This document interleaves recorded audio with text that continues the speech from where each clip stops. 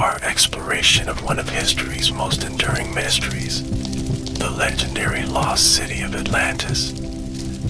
For thousands of years, this enigmatic civilization has captured the human imagination, inspiring countless books, films, and theories about its existence and fate. In the next few hours, we'll embark on a fascinating journey through time, examining the origins of the Atlantis myth, its evolution throughout history, and the ongoing search for evidence of this purported advanced civilization. Our exploration will be thorough and multifaceted, covering the original account by Plato, the historical context of his writings, and how the story of Atlantis has evolved over millennia. We'll examine various theories about its location, from the Mediterranean Sea to Antarctica, and everywhere in between.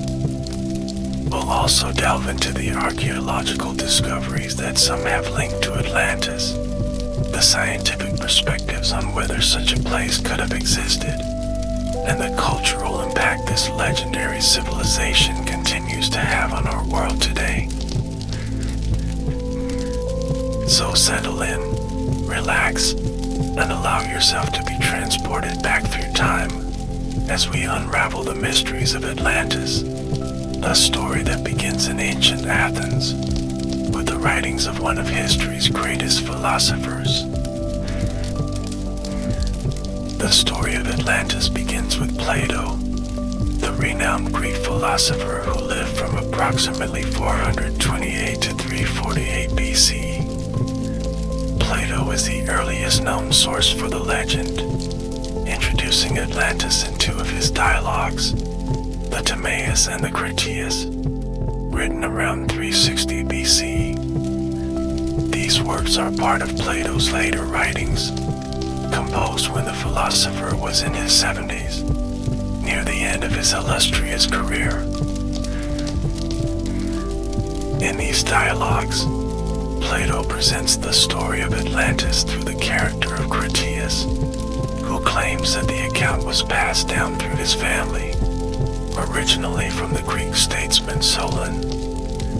According to the narrative, Solon had learned of Atlantis from Egyptian priests during his travels to Egypt, sometime around 590 BC. The priests, keepers of ancient knowledge, supposedly told Solon about a mighty civilization that had existed 9,000 years before their time. In the Timaeus, Plato offers just a brief mention of Atlantis, a tantalizing introduction to this lost civilization.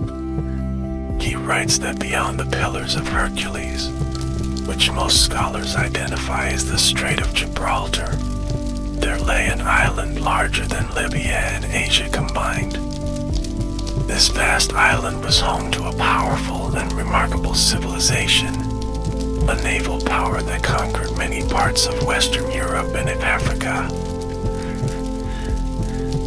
The Critias dialogue was intended to provide a more detailed account of Atlantis, though interestingly, the manuscript remains unfinished. Whether Plato deliberately left it incomplete or simply never finished it remains unknown, adding another layer of mystery to the Atlantis legend.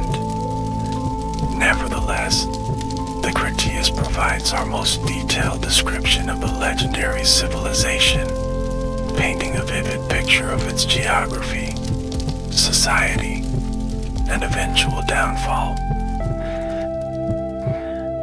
According to Plato's account, Atlantis was a naval power located in the Atlantic Ocean, ruling over several islands and parts of the continent.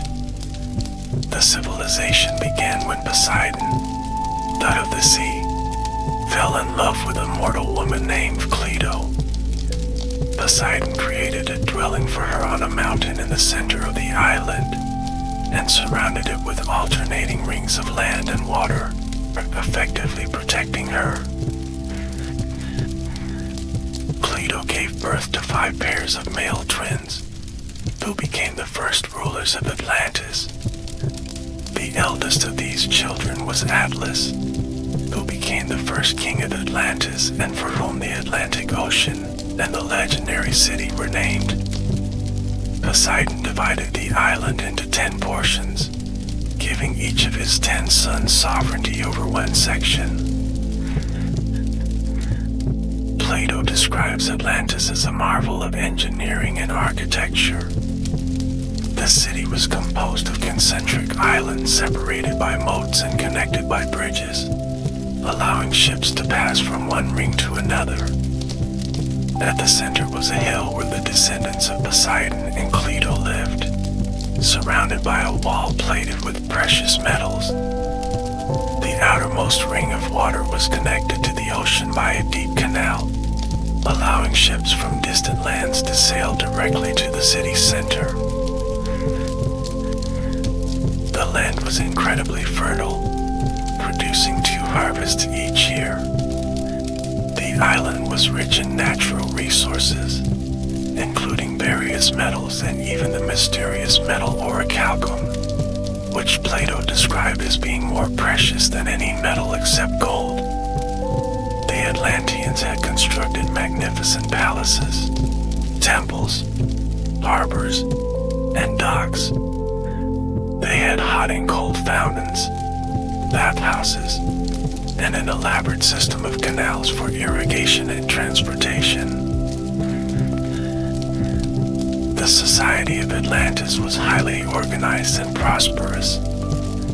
Its people were skilled engineers, architects, and sailors. For many generations, the Atlanteans lived virtuously, following the laws set down by Poseidon. They were governed by the descendants of the original 10 kings, who would meet regularly to discuss matters of state and administer justice. However, according to Plato, as time passed, the divine nature of the Atlanteans began to fade as their blood mingled with that of mortals. Their noble nature became diluted by human ambition and greed. They began to conquer other lands and enslave peoples, expanding their empire across the region. Eventually, the Atlanteans set their sights on Athens and Egypt. It was the Athenians who led the resistance against the Atlantean invasion, standing alone after other nations fell or surrendered.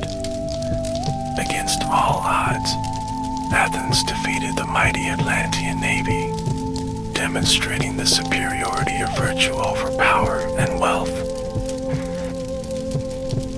The defeat of Atlantis was soon followed by an even greater catastrophe. Plato writes that there occurred violent earthquakes and floods, and in a single day and night of misfortune, the island of Atlantis disappeared into the depths of the sea. This cataclysm not only destroyed Atlantis but also decimated the victorious Athenian forces. Thus, a great civilization vanished, leaving no trace behind except the shallow, impassable sea marked by modded chills. This, in essence, is the account of Atlantis as presented by Plato. It is the foundation of all subsequent Atlantis theories and speculations, the original source from which all other versions derive. But to truly understand the significance and the mystery of Atlantis, we must consider the context in which Plato wrote this account and the purpose it may have served in his philosophical teachings. Plato was not primarily a historian or a chronicler of events.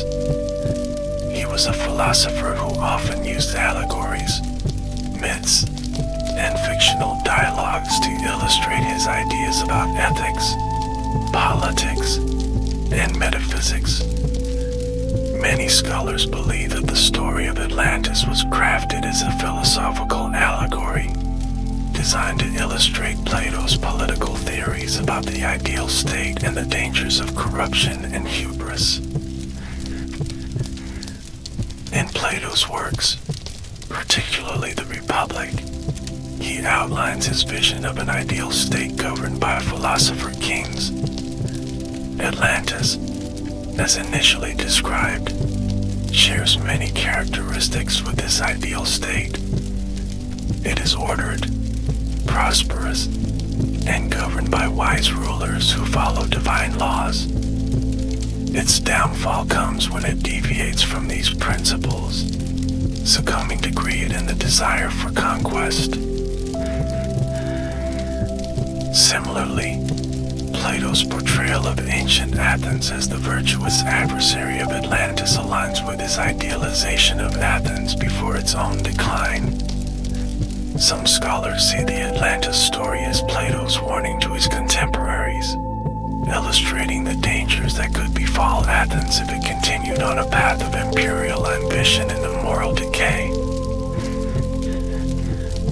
Moreover, the catastrophic end of Atlantis echoes other flood myths found in many cultures around the world, from the biblical story of Noah to the Mesopotamian epic of Gilgamesh.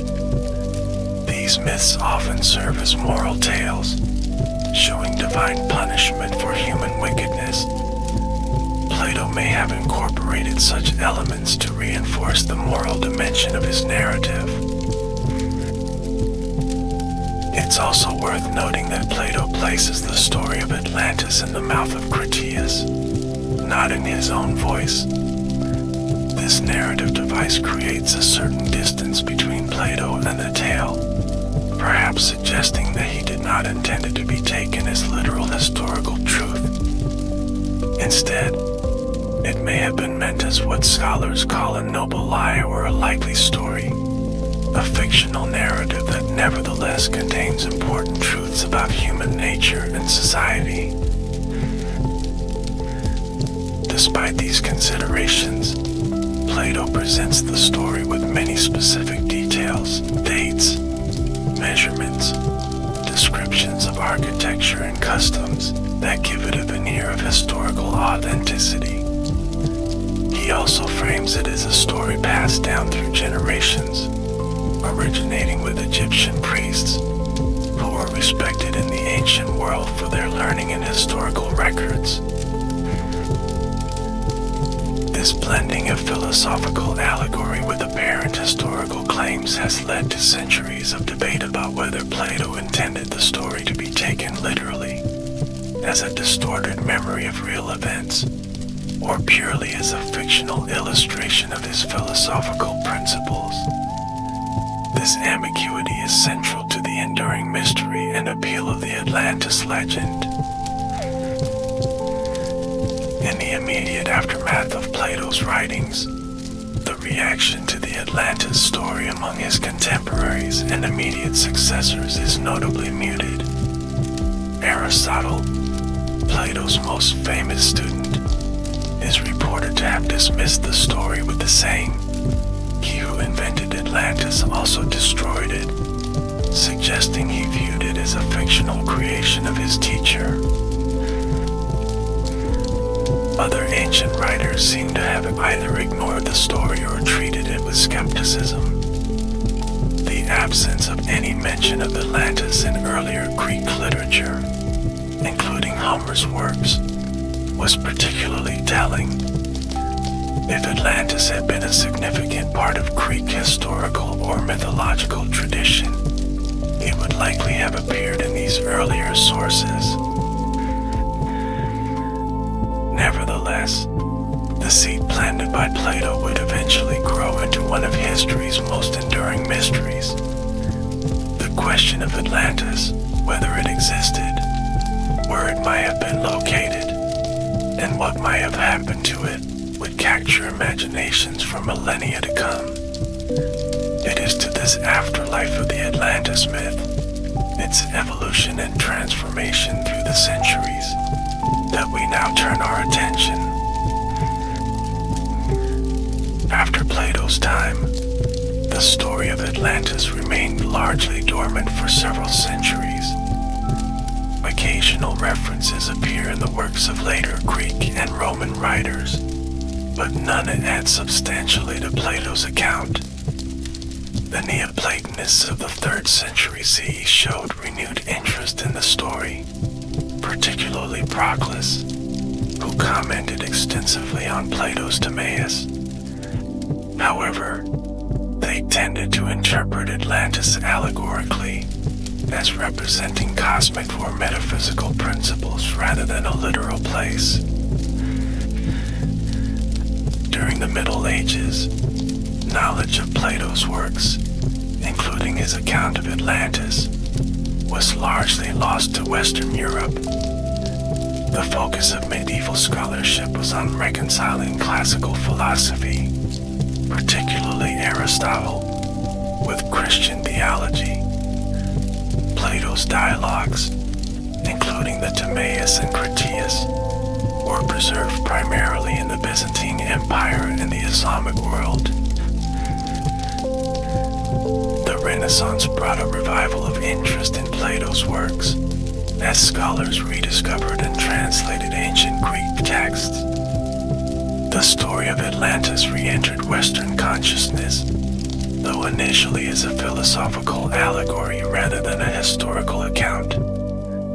However, the age of exploration would soon transform how people thought about Atlantis and its possible reality. The voyages of Christopher Columbus and other explorers in the late 15th and early 16th centuries opened up new worlds to European eyes. The discovery of the Americas, landmasses unknown to ancient Europeans, raised intriguing possibilities. Could these new lands be connected to the lost civilization described by Plato, located beyond the Pillars of Hercules in the Great Ocean? European explorers encountered sophisticated civilizations in the Americas, including the Aztec and Inca empires, with impressive cities, advanced engineering, and complex social structures. Some began to speculate that these civilizations might be descendants of Atlantean survivors, or that Atlantis itself might have been located in the New World. Francisco López de Gómara, a Spanish historian, suggested in 1552 that the Americas were the legendary Atlantis. Similarly, Francis Bacon's 1627 novel New Atlantis imagined an advanced civilization on a Pacific island, inspired partly by Plato's account and partly by reports of newly discovered lands. The 17th and 18th centuries saw further speculation about Atlantis, often tied to attempts to explain the origins of indigenous American peoples. Athanasius Kircher, a German Jesuit scholar, published a map in 1665 showing Atlantis as an island in the middle of the Atlantic Ocean. This was one of the first attempts to visually represent Plato's lost civilization, placing it in a specific geographical context. During the Enlightenment, as rationalism and scientific thinking gained prominence, skepticism about Atlantis increased. Many scholars came to view it as purely mythological, a product of Plato's imagination rather than a historical reality. Yet the story continued to fascinate, and new theories about Atlantis continued to emerge. The 19th century marked a significant shift in Atlantis theories, with the rise of pseudo-archaeological and occult interpretations. Perhaps the most influential figure in this transformation was Ignatius Donnelly, an American congressman and amateur scientist. In 1882, Donnelly published Atlantis, the Antediluvian World, a book that would reshape popular conceptions of Atlantis for generations to come. Donnelly argued passionately for the historical reality of Atlantis, presenting it as an advanced civilization that had served as the cradle of all known ancient cultures. He pointed to similarities in myths, languages, and architectural styles across widely separated regions as evidence of a common Atlantean origin. He also suggested that many technological and agricultural innovations had originated in Atlantis and spread from there to other parts of the world. Donnelly's book was enormously popular, selling tens of thousands of copies and inspiring numerous other works on Atlantis. He effectively transformed Atlantis from a philosophical allegory into a lost civilization, a concept that would become increasingly popular in the late 19th and early 20th centuries.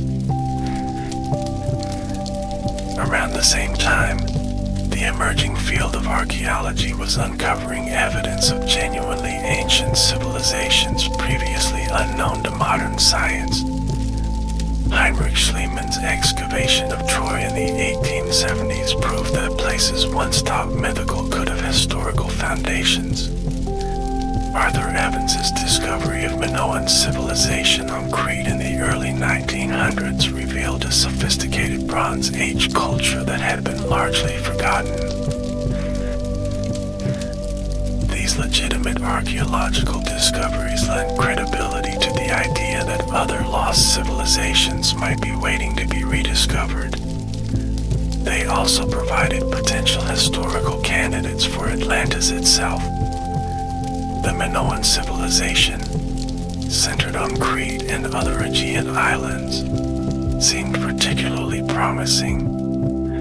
Its sophisticated art, architecture, and apparent naval prowess resonated with Plato's description, as did its sudden decline around 1500 BC. The late 19th and early 20th centuries also saw the rise of Theosophy and other esoteric movements that incorporated Atlantis into their spiritual cosmologies. Helena Blavatsky, co-founder of the Theosophical Society, described Atlantis as one of several root races in human spiritual evolution. She claimed to have accessed ancient wisdom about Atlantis through mystical means, adding layers of occult significance to the legend. Edgar Cayce, the famous American psychic known as the Sleeping Prophet, produced numerous readings about Atlantis between the 1920s and 1940s. Cayce described Atlantis as an advanced civilization with technologies even beyond those of the 20th century, including flying machines and crystal-based energy systems. He predicted that evidence of Atlantis would eventually be found near Bimini in the Bahamas, a claim that continues to inspire searches in that area today. By the mid-20th century, scientific consensus had firmly rejected the historical existence of Atlantis as described by Plato. Advances in geology, particularly the development of plate tectonic theory, made it clear that continents do not sink into the ocean as described in the Atlantis story. Archaeological discoveries had mapped the development of human civilizations without finding evidence of an advanced global culture predating known ancient societies. Nevertheless, popular fascination with Atlantis continued unabated. The legend found new life in fiction, film, and television, where it could be reimagined without the constraints of historical or scientific accuracy. From Jules Verne's 20,000 Leagues Under the Sea to pulp comics, Disney animations, and modern blockbusters, Atlantis became a staple of popular culture. The late 20th century also saw the emergence of alternative archaeology or pseudo-archaeology, which continued to promote the idea that Atlantis is historical reality.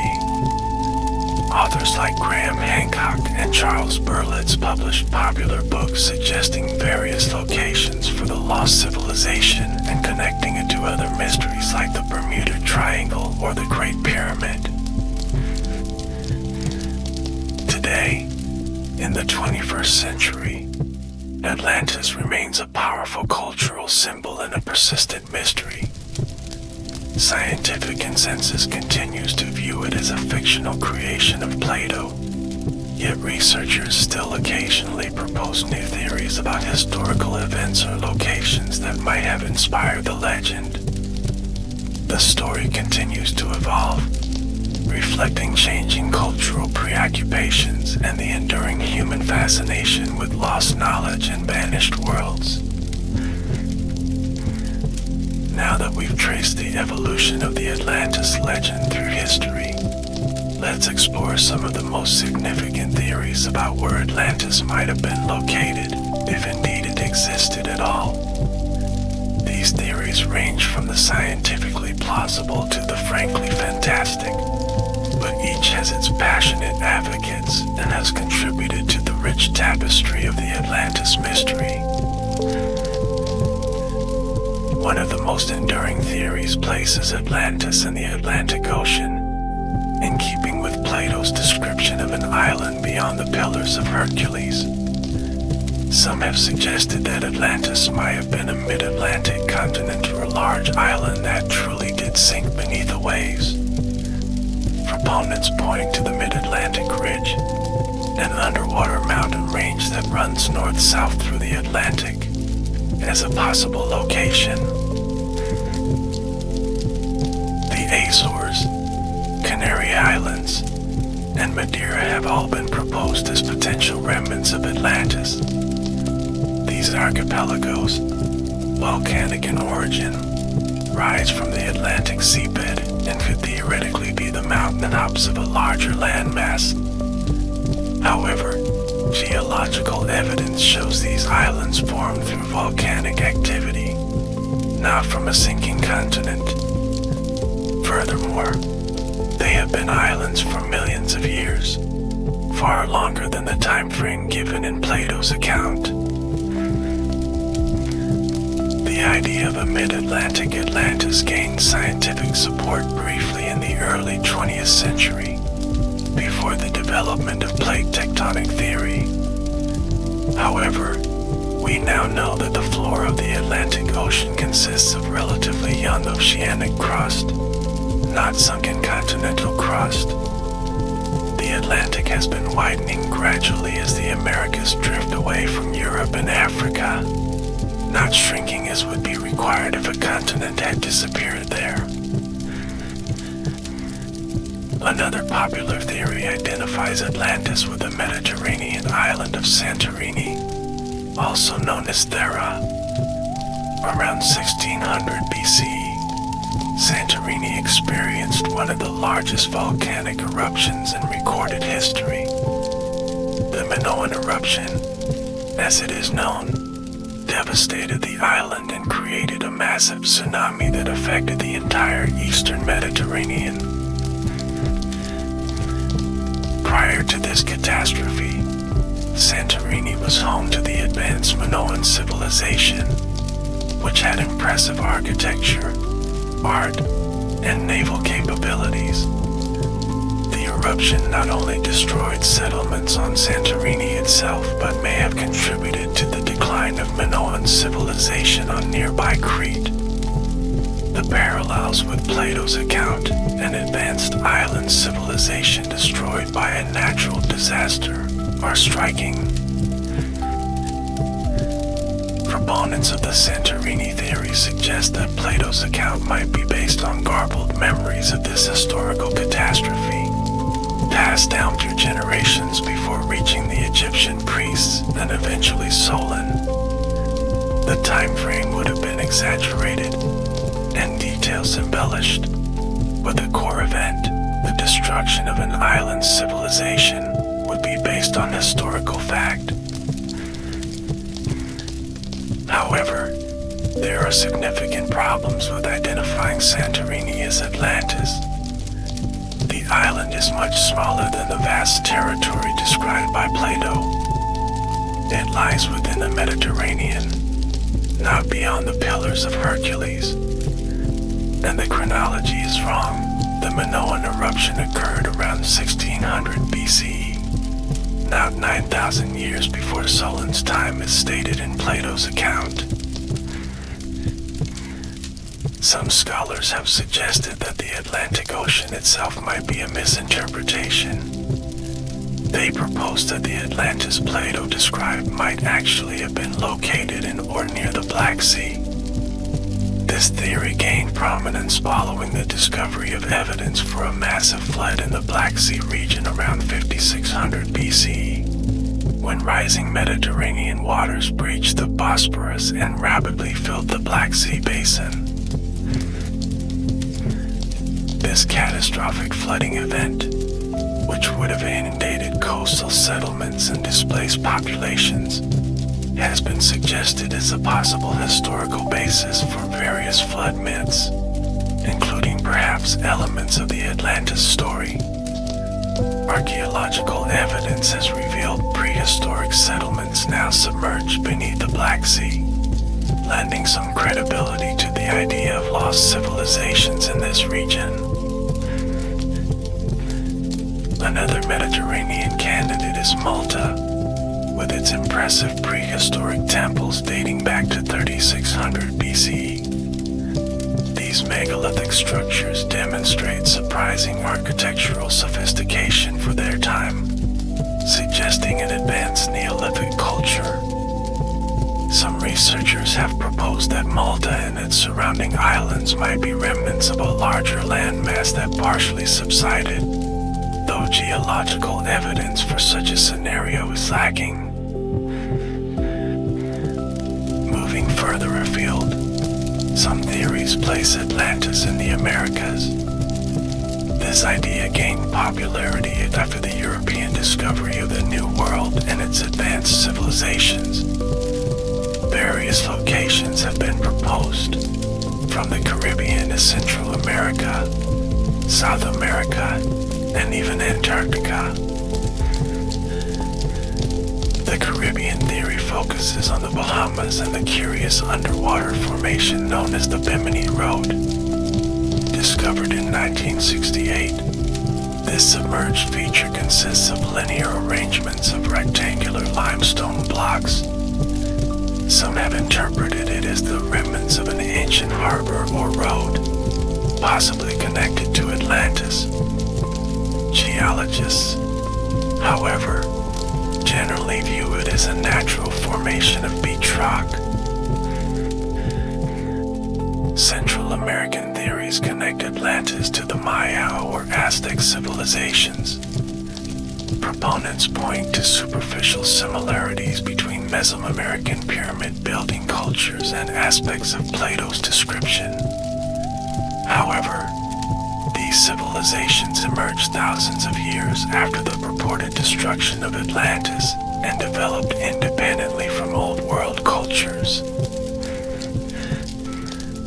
South American theories often focus on Bolivia's Lake Titicaca region, where the ruins of Tiwanaku display impressive stonework and engineering. The fact that these ruins lie at a high altitude, far from the ocean, is explained by proposing massive geological uplifting, a scenario not supported by mainstream geology. Perhaps the most extreme location theory places Atlantis in Antarctica. This idea, popularized by Charles Hapgood and others, suggests that Antarctica was ice-free in the distant past and home to an advanced civilization.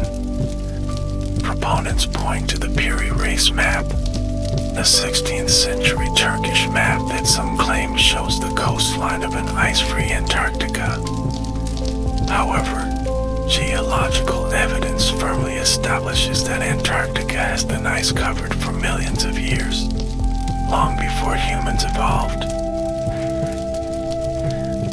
A theory that gained attention in the early 21st century identifies Atlantis with the Donana National Park in southwestern Spain.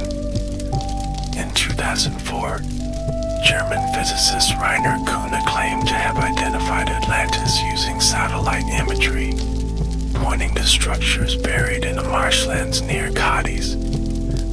The location is intriguing because it lies just beyond the Strait of Gibraltar, the traditional identification of the Pillars of Hercules. Archaeological investigations in the area have uncovered evidence of various ancient settlements, including the Tartessian culture, which was known to the Greeks and might have influenced Plato's account. However, none of these findings match the scale or time frame of Plato's Atlantis. They represent more modest settlements from the first millennium BC, not a vast island and empire from 9,000 years earlier. In 2011, a documentary presented a theory placing Atlantis in the Mauritania region of North Africa. Using satellite imagery, researchers identified what they interpreted as a circular pattern of concentric rings in the Sahara Desert, similar to Plato's description of Atlantis. They suggested that the area was once a lush landscape with an inland sea, before climate change transformed it into desert.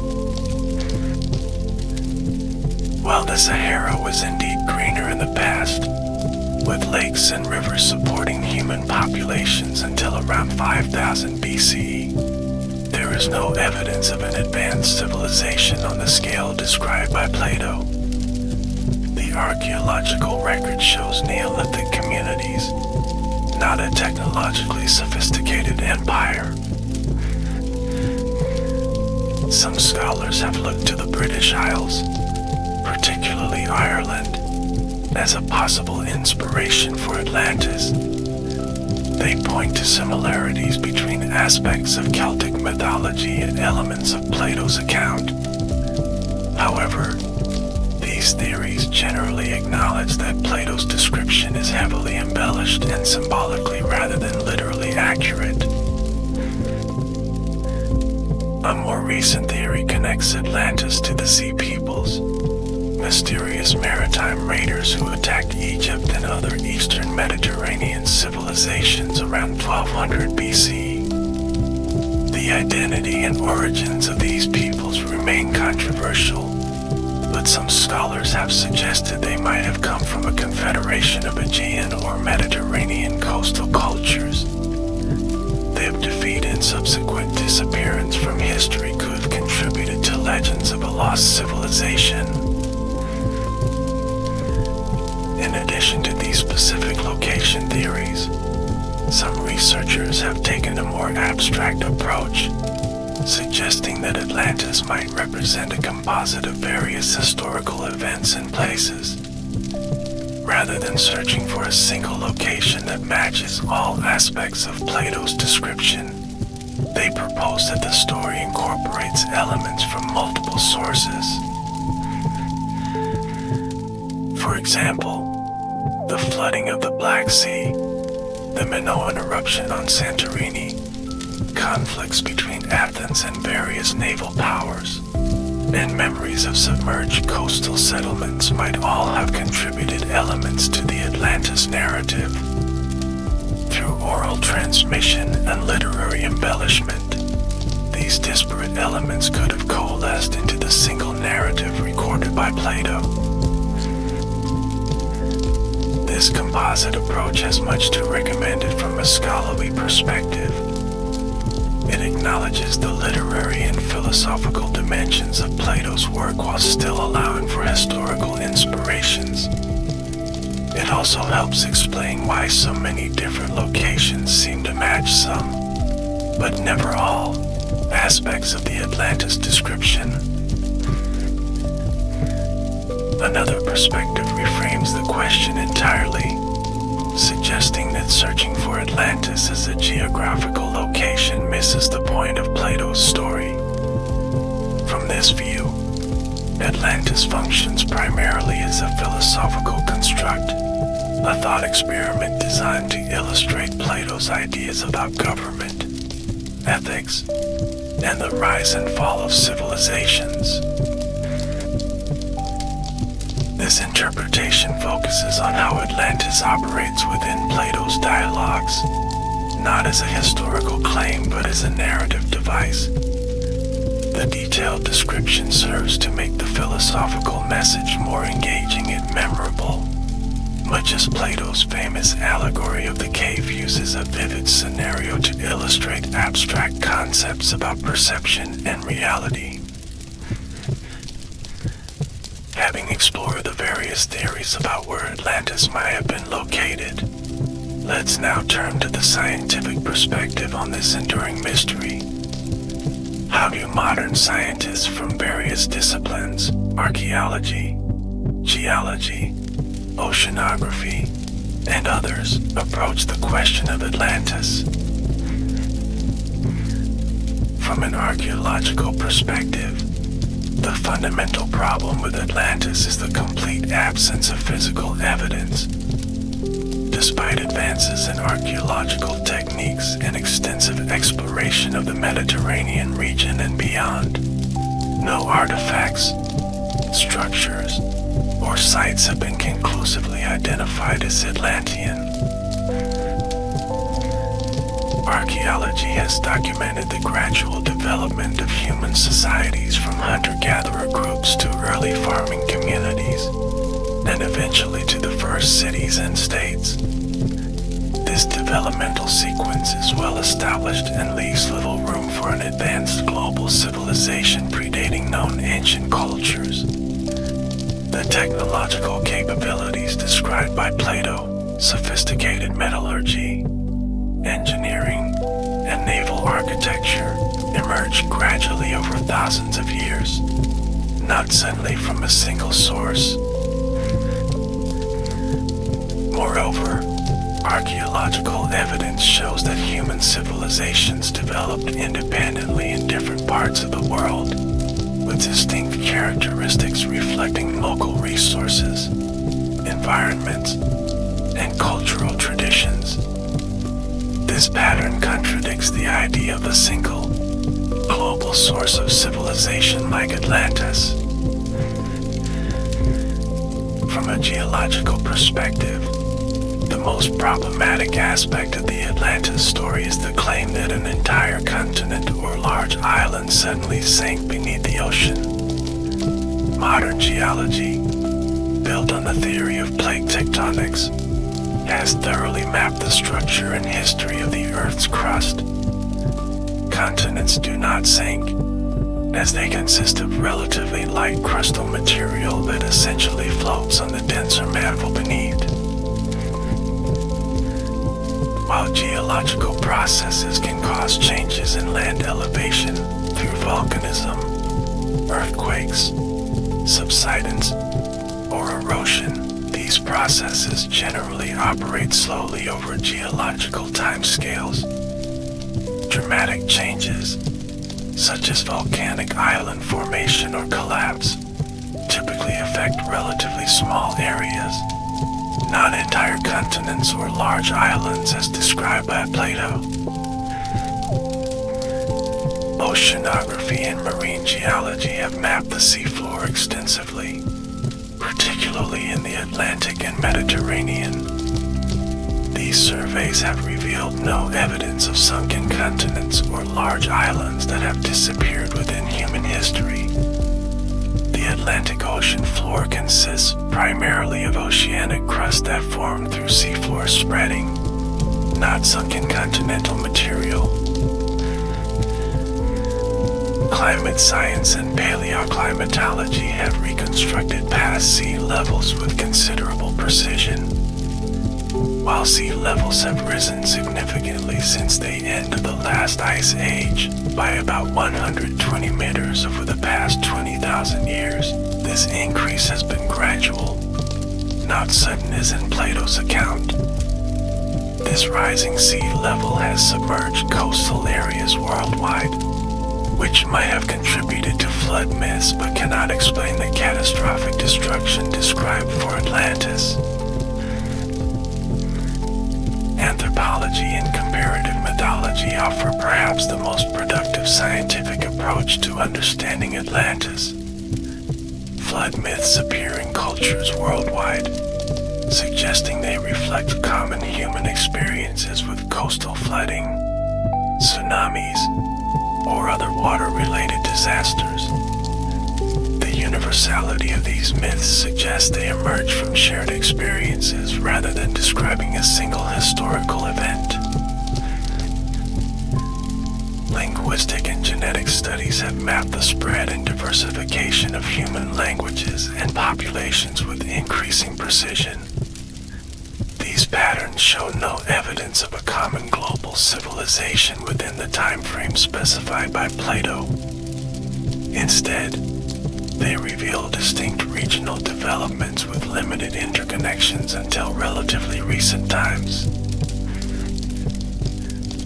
Given these scientific considerations, most researchers conclude that Atlantis as described by Plato cannot have existed literally.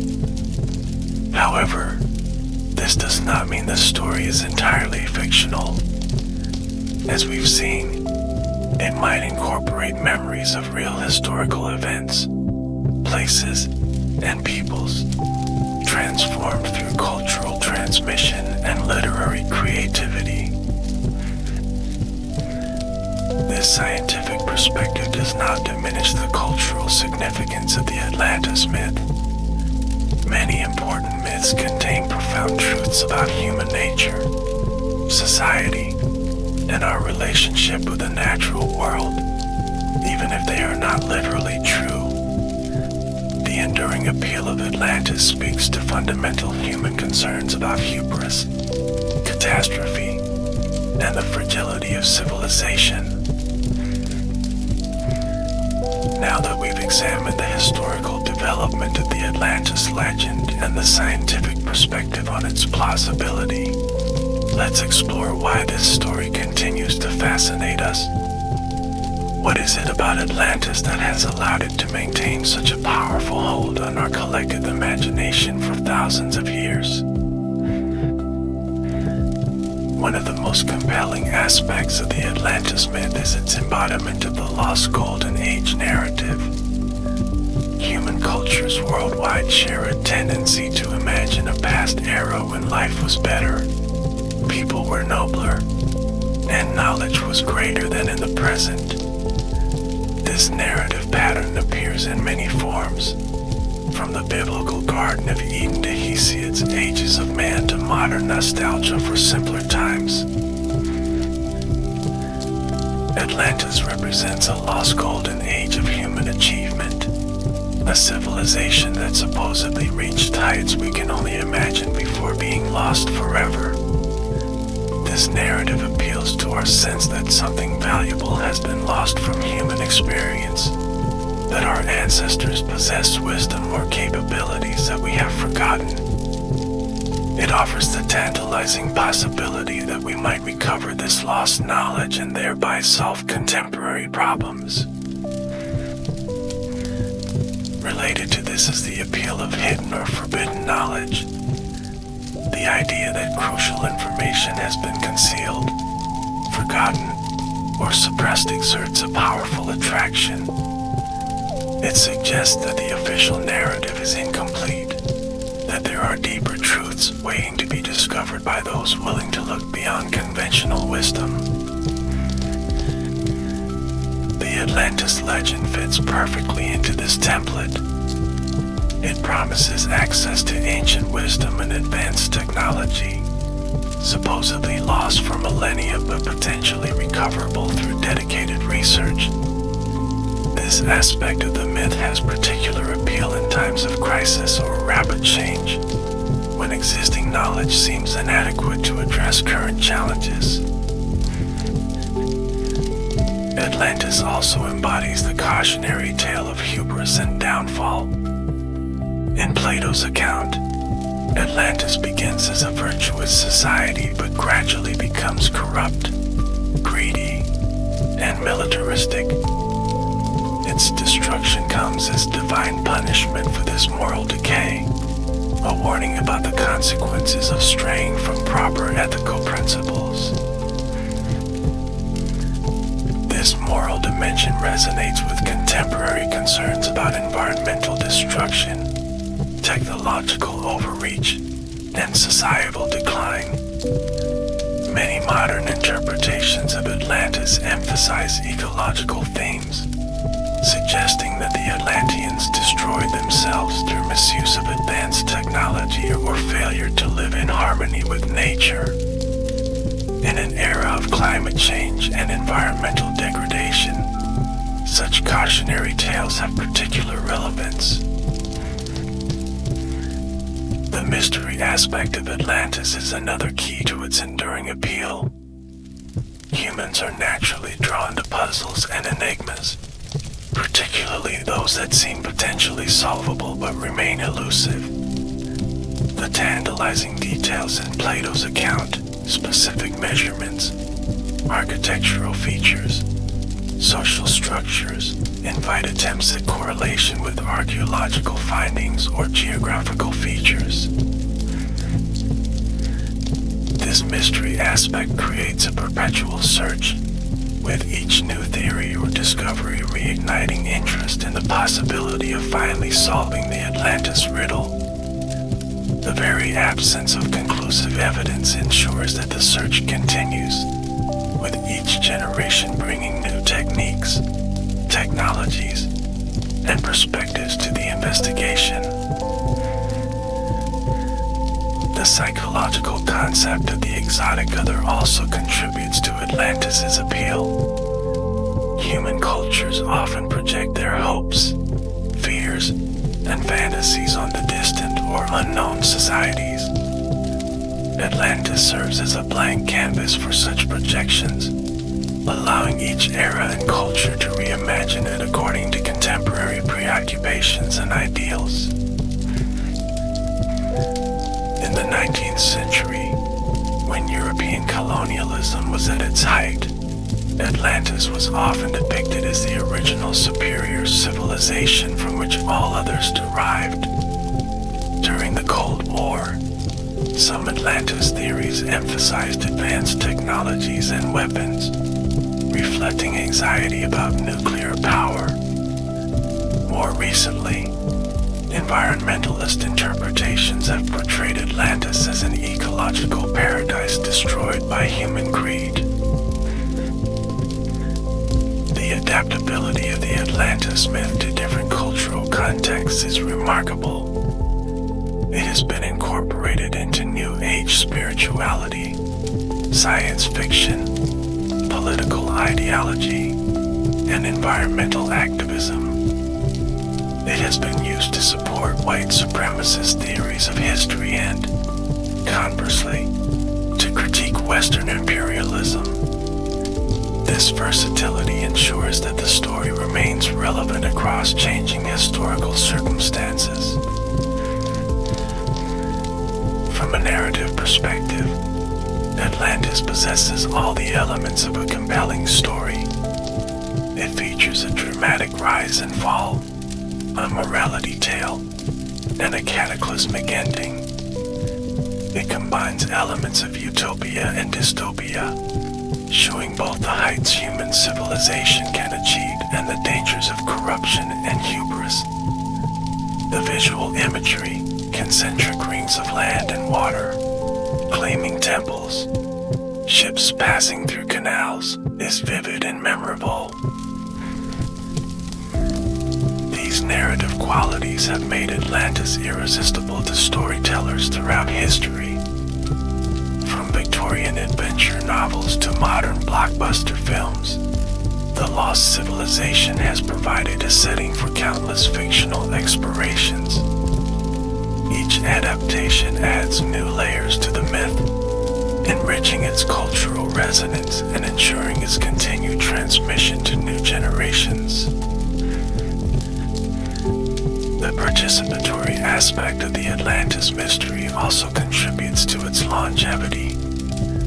Unlike many ancient myths, which are treated as purely symbolic or religious narratives, Atlantis invites active engagement and investigation.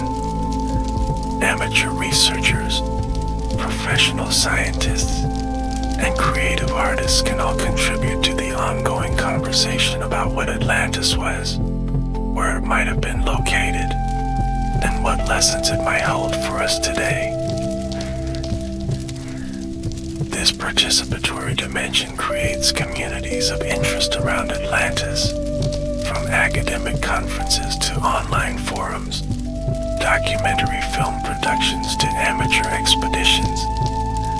These communities keep the legend alive through continuous reinterpretation and debate, ensuring that each generation encounters Atlantis anew.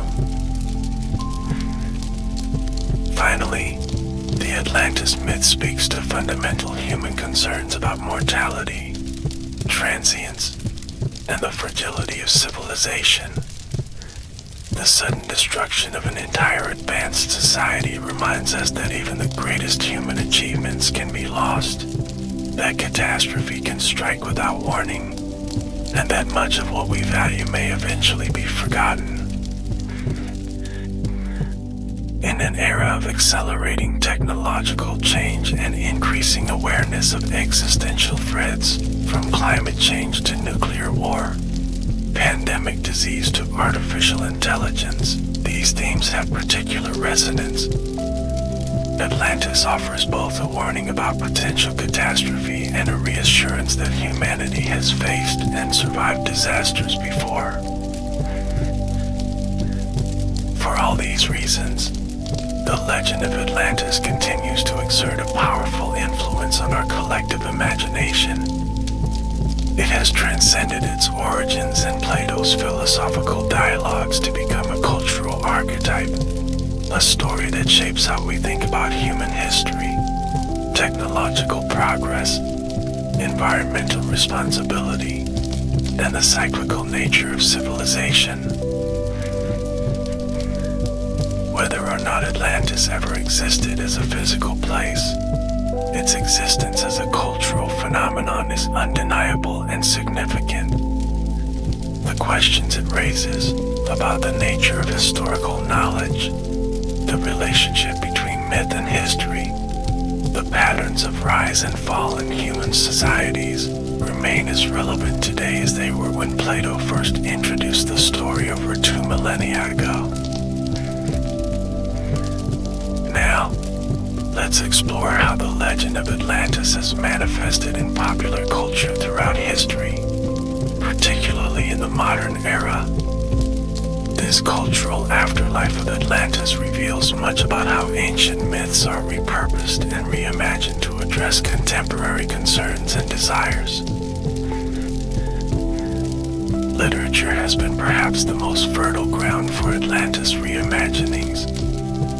Beginning in the Renaissance, when Plato's works were rediscovered in Western Europe, writers began incorporating Atlantis into both fictional and speculative works.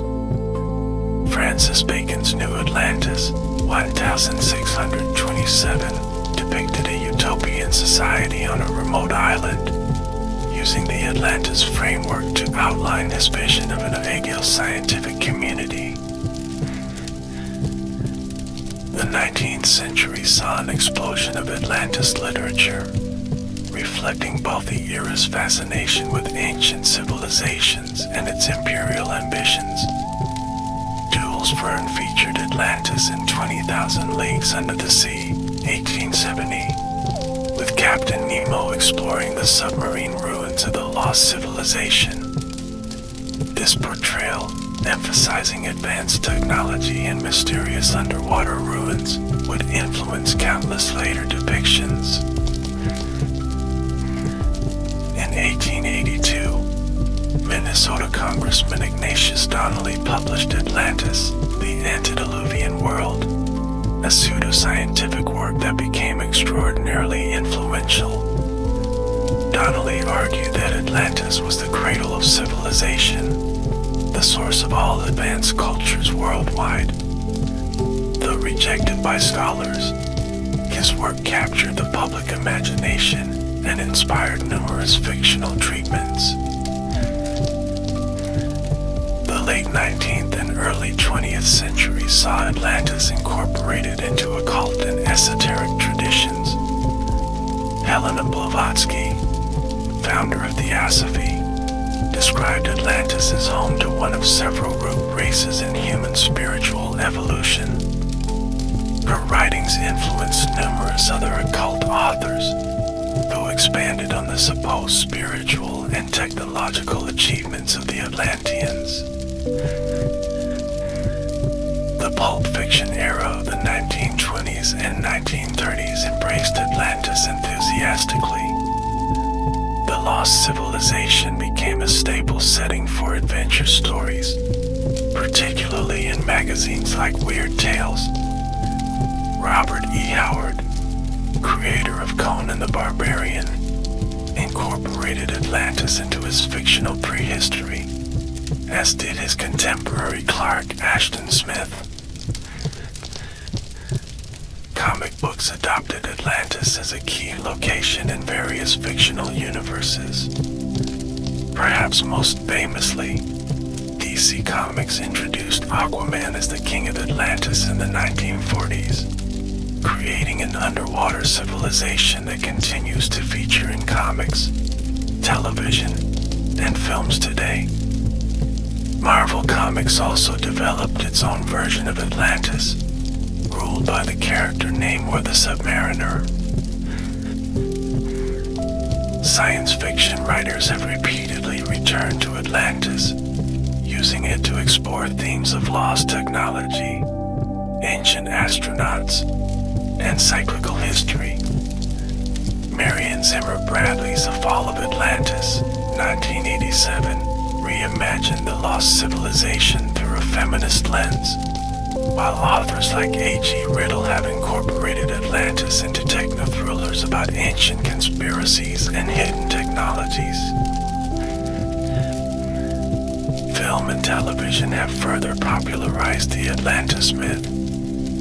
Disney's 2001 animated feature Atlantis, The Lost Empire introduced a generation of children to the legend, depicting Atlantis as a technologically advanced civilization powered by a mysterious crystal energy source. The film combined elements from various Atlantis theories, particularly those of Edgar Cayce, with original fantasy elements.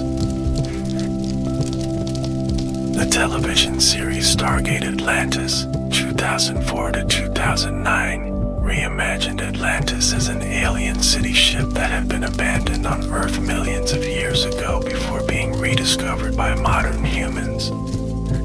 This science fiction adaptation preserved the core elements of advanced technology and catastrophic submersion while completely transforming the historical context. Documentaries about Atlantis have become a staple of channels focusing on history, archaeology, and the paranormal. These programs typically present various theories about Atlantis' location and fate, often giving equal weight to mainstream scholarly perspectives and fringe hypotheses. They reflect the public's continued fascination with the possibility of discovering concrete evidence of the lost civilization. Video games have embraced Atlantis as a setting for adventure and exploration. Titles like Indiana Jones and the Fate of Atlantis, Tomb Raider, and Assassin's Creed Odyssey have featured Atlantis-themed content, allowing players to virtually explore imagined versions of a legendary city. These interactive experiences often combine archaeological elements with fantasy and science fiction tropes. Music has also drawn inspiration from the Atlantis legend.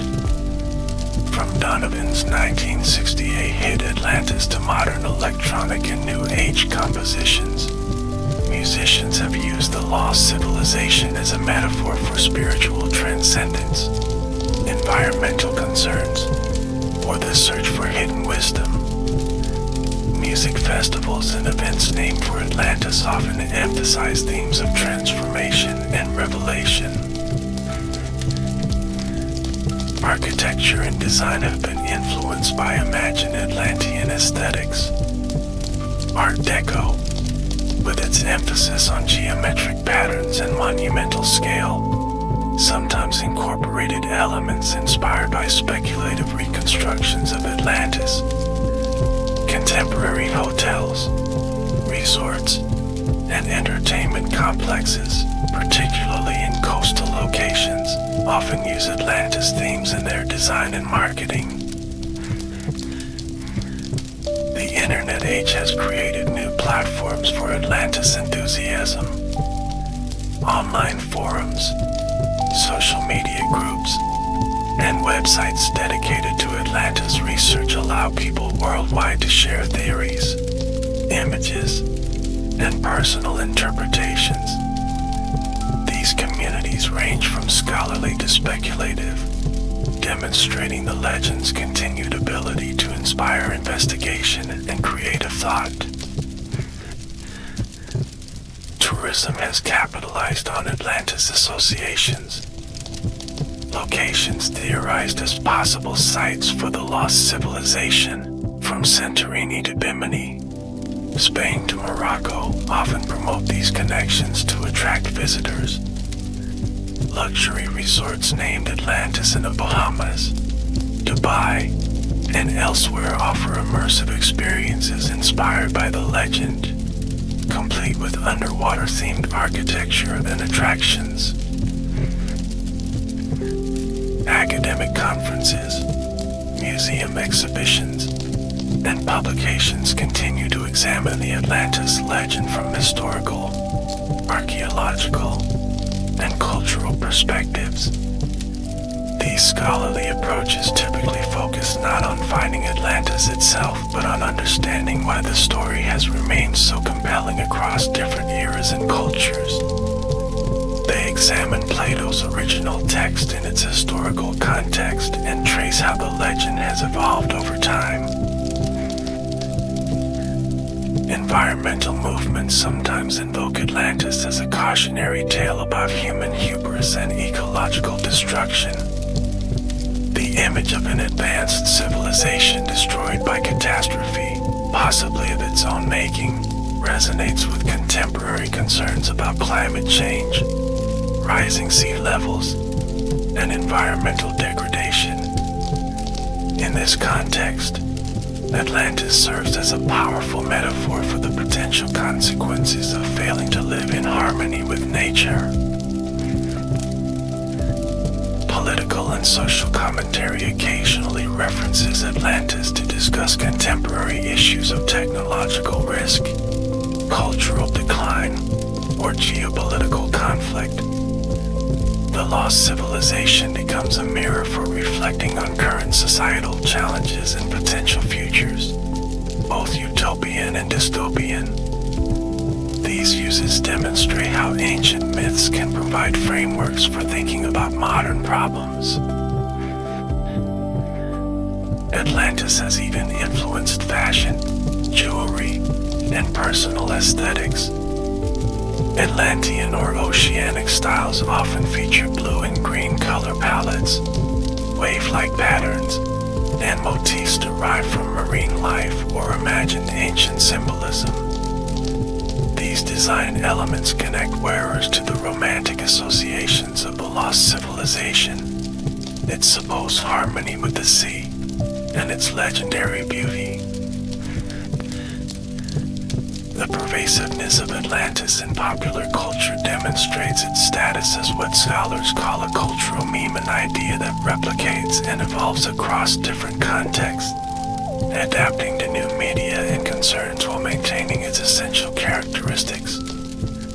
Few ancient legends have shown such versatility and staying power in the modern imagination.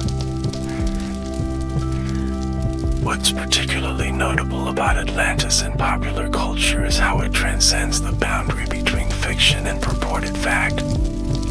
Unlike purely mythological locations such as Mount Olympus or Asgard, Atlantis occupies an ambiguous territory between legend and potential history. This ambiguity allows it to function simultaneously as an entertaining fantasy setting and as a serious subject for historical speculation. The Atlantis that appears in popular culture often bears little resemblance to Plato's original description. Modern versions frequently incorporate elements from various theories and traditions, creating hybrid representations that combine classical, Victorian, Art Deco, and futuristic elements. These creative reimaginings demonstrate how myths evolve through cultural transmission, incorporating new elements that reflect changing social values and aesthetic preferences. Despite these transformations, certain core elements persist across most Atlantis depictions: advanced technology, architectural grandeur, connection to the sea, and catastrophic destruction. These constants reveal the essential appeal of the Atlantis narrative, a story about human achievement, hubris, and the fragility of civilization in the face of natural forces. The cultural impact of Atlantis extends beyond explicit references to influence how we think about lost civilizations, ancient mysteries, and archaeological discoveries more generally. When ruins are uncovered or ancient technologies rediscovered, comparisons to Atlantis often follow, reflecting how thoroughly this particular legend has shaped our conceptual framework for understanding the ancient past. As we've explored the extensive cultural footprint of Atlantis, it's worth considering how the legend might continue to evolve in the future. New technologies, scientific discoveries, and cultural trends will inevitably influence how subsequent generations interpret and reimagine this enduring story. Advances in underwater archaeology and ocean exploration technology may allow for more thorough investigation of potential Atlantis sites. Areas of the seafloor that have remained inaccessible could reveal new information about submerged landscapes and structures, potentially providing fresh material for Atlantis theories. Techniques like side-scan sonar, underwater lidar, and autonomous underwater vehicles are rapidly expanding our ability to map and explore the ocean depths. Climate science and paleoclimatology continue to refine our understanding of past sea level changes and their impacts on coastal settlements.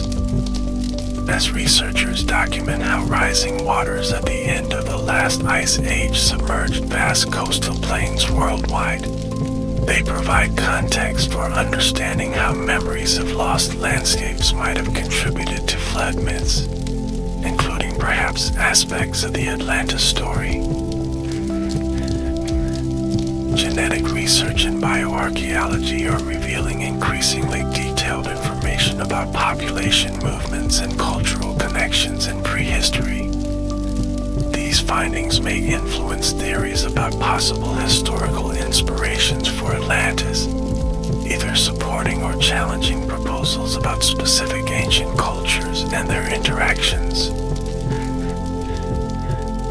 Virtual reality and augmented reality technologies offer new possibilities for experiencing imagined reconstructions of Atlantis. These immersive media allow people to visit speculated versions of the lost city, potentially deepening emotional connection to the legend and inspiring new creative interpretations. Educational applications might use these technologies to explore the historical context of Plato's writings and the evolution of the Atlantis myth. Environmental concerns, particularly regarding climate change and rising sea levels, may increase the resonance of Atlantis as a cautionary tale. The image of a civilization lost beneath the waves takes on new significance in an era when coastal cities faced threats from ocean inundation. In this context, Atlantis may increasingly function as an environmental parable rather than a historical mystery. Space exploration and the search for extraterrestrial life may influence future interpretations of Atlantis. Some French theories already connect Atlantis to supposed alien visitations or interventions. As humanity's cosmic horizon expands, the lost civilization might be increasingly incorporated into speculative narratives about our species' origins and cosmic connections. Digital humanities approaches are enabling new analyses of ancient texts, including Plato's dialogues, computational linguistics, semantic analysis, and other techniques may yield new insights into the composition and reception of the original Atlantis story, potentially influencing scholarly understanding of Plato's intentions and sources. Globalization and cross-cultural exchange continue to bring diverse mythological traditions into conversation. Future interpretations of Atlantis may increasingly incorporate elements from non-Western flood myths and lost civilization legends, creating hybrid narratives that reflect our increasingly interconnected world. This process has already begun with comparisons between Atlantis and legends like the Hindu Kumari Kandam or various indigenous American myths. Whatever form future engagement with the Atlantis legend takes, it seems certain that this remarkably adaptable story will continue to evolve and inspire.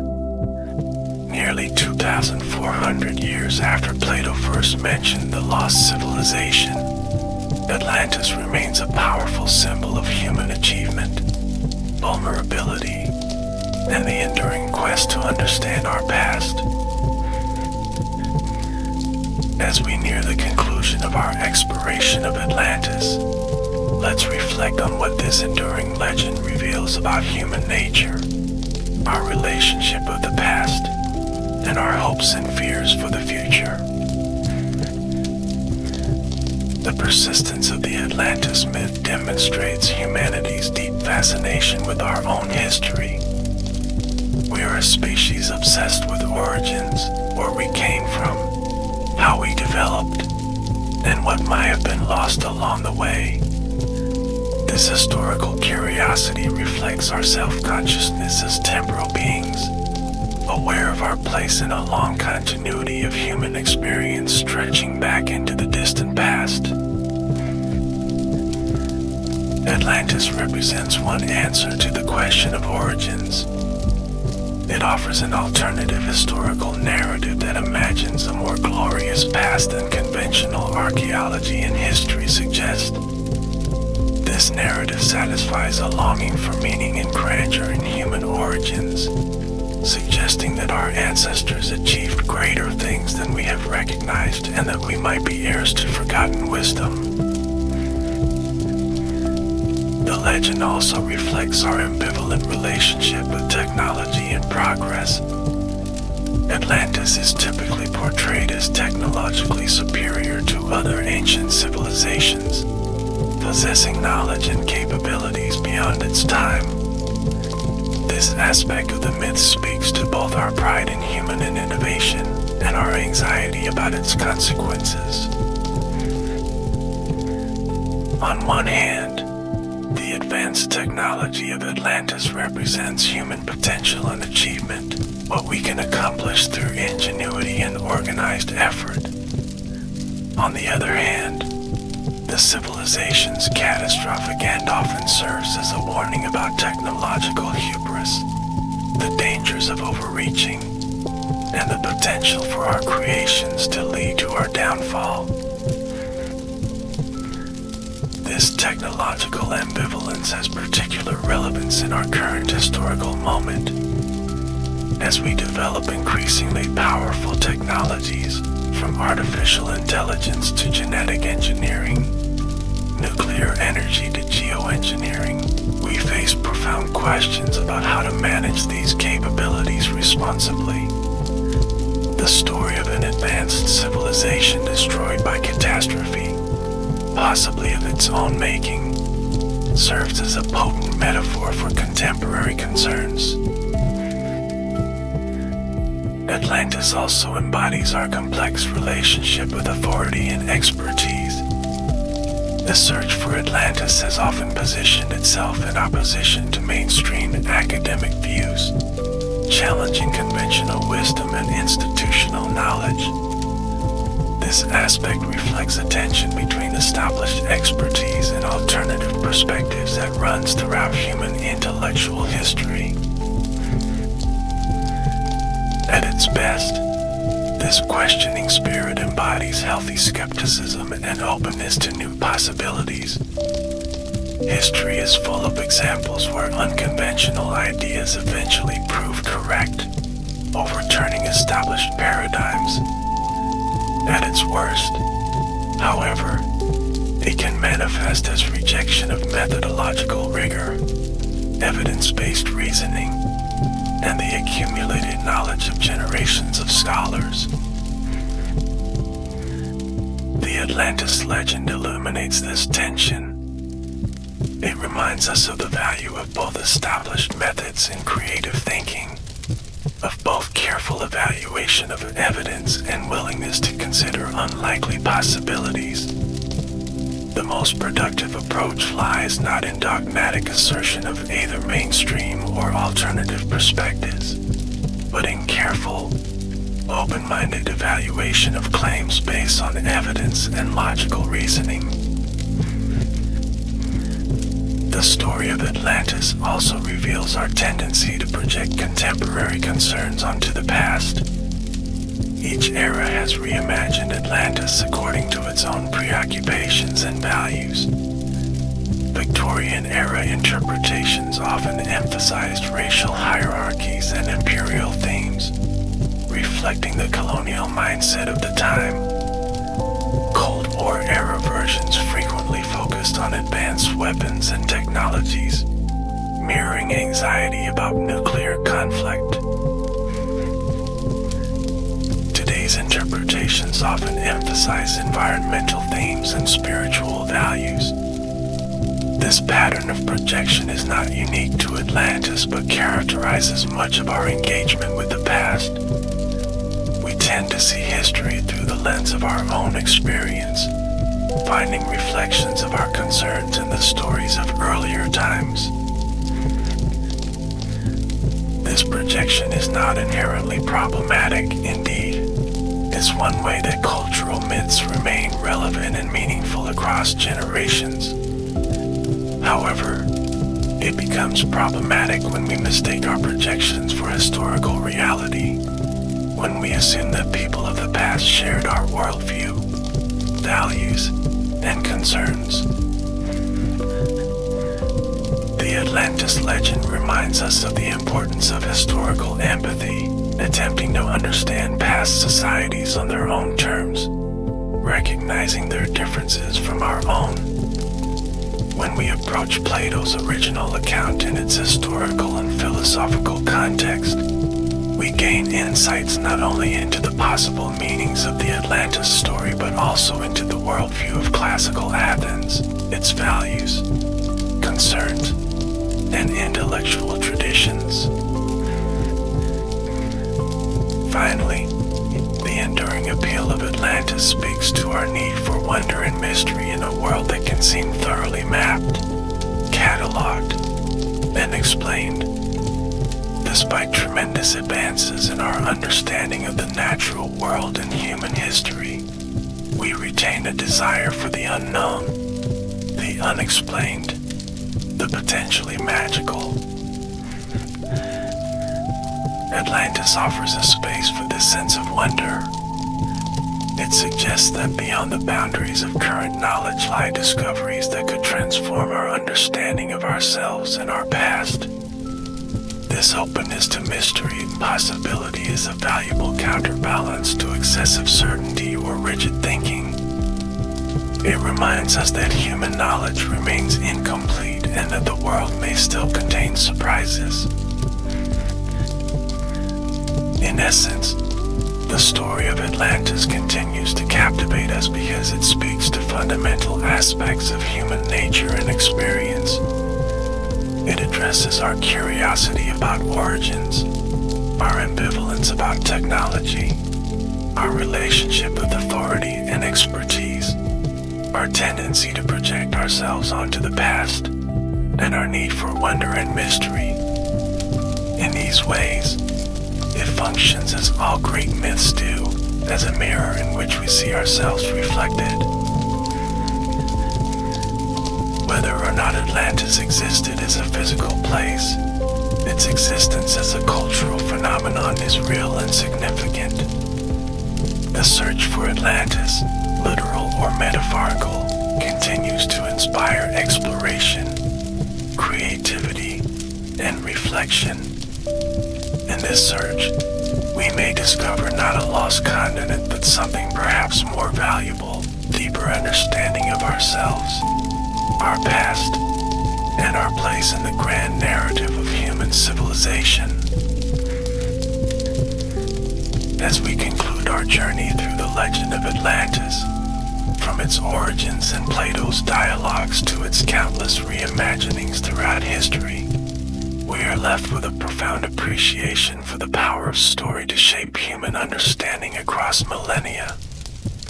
The tale of a magnificent civilization lost beneath the waves continues to resonate because it touches something fundamental in our collective psyche, our awareness of both the remarkable achievements and inherent fragility of human civilization.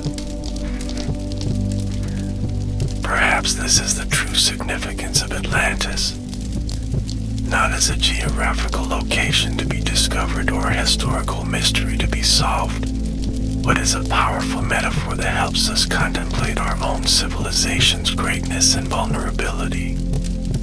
As we face contemporary challenges that threaten our way of life, from climate change to political instability, technological risks to environmental degradation, the story of a once great society that faltered reminds us that no civilization is immortal, that wisdom, virtue, and prudence are necessary for long-term survival. At the same time, the persistent hope of rediscovering Atlantis, of finding traces of lost wisdom or forgotten achievements, speaks to our optimism and resilience as a species. It suggests that even after catastrophe, something remains, that knowledge may be preserved and rediscovered, that civilization can be rebuilt. This hope has inspired exploration, scholarship, and creative expression for thousands of years, and will likely continue to do so for millennia to come. The search for Atlantis, in all its forms, invites us to look both backward and forward, to consider what might have been lost from the past and what might yet be created in the future, to reflect on the grandeur of human achievement and the importance of harmony with natural forces, to balance skepticism and wonder, critical thinking and openness to possibility. In this spirit of balanced inquiry, we can appreciate the Atlantis legend for what it is, a remarkable cultural artifact that has stimulated thought, imagination, and exploration for thousands of years. Whether approached as philosophy, history, literature, or myth, it continues to offer insights into both the ancient world that created it and the successive societies that have reimagined it. And so, the conversation about Atlantis continues. Each generation adds its voice, its interpretations, its questions and theories. The dialogue that Plato began remains unfinished, appropriately so, for the Critias dialogue itself breaks off mid-narrative, leaving the fate of Atlantis forever suspended between telling and silence. In this unfinished quality lies perhaps the ultimate power of the Atlantis legend. It remains eternally open, inviting us to continue the story, to participate in its ongoing creation and interpretation.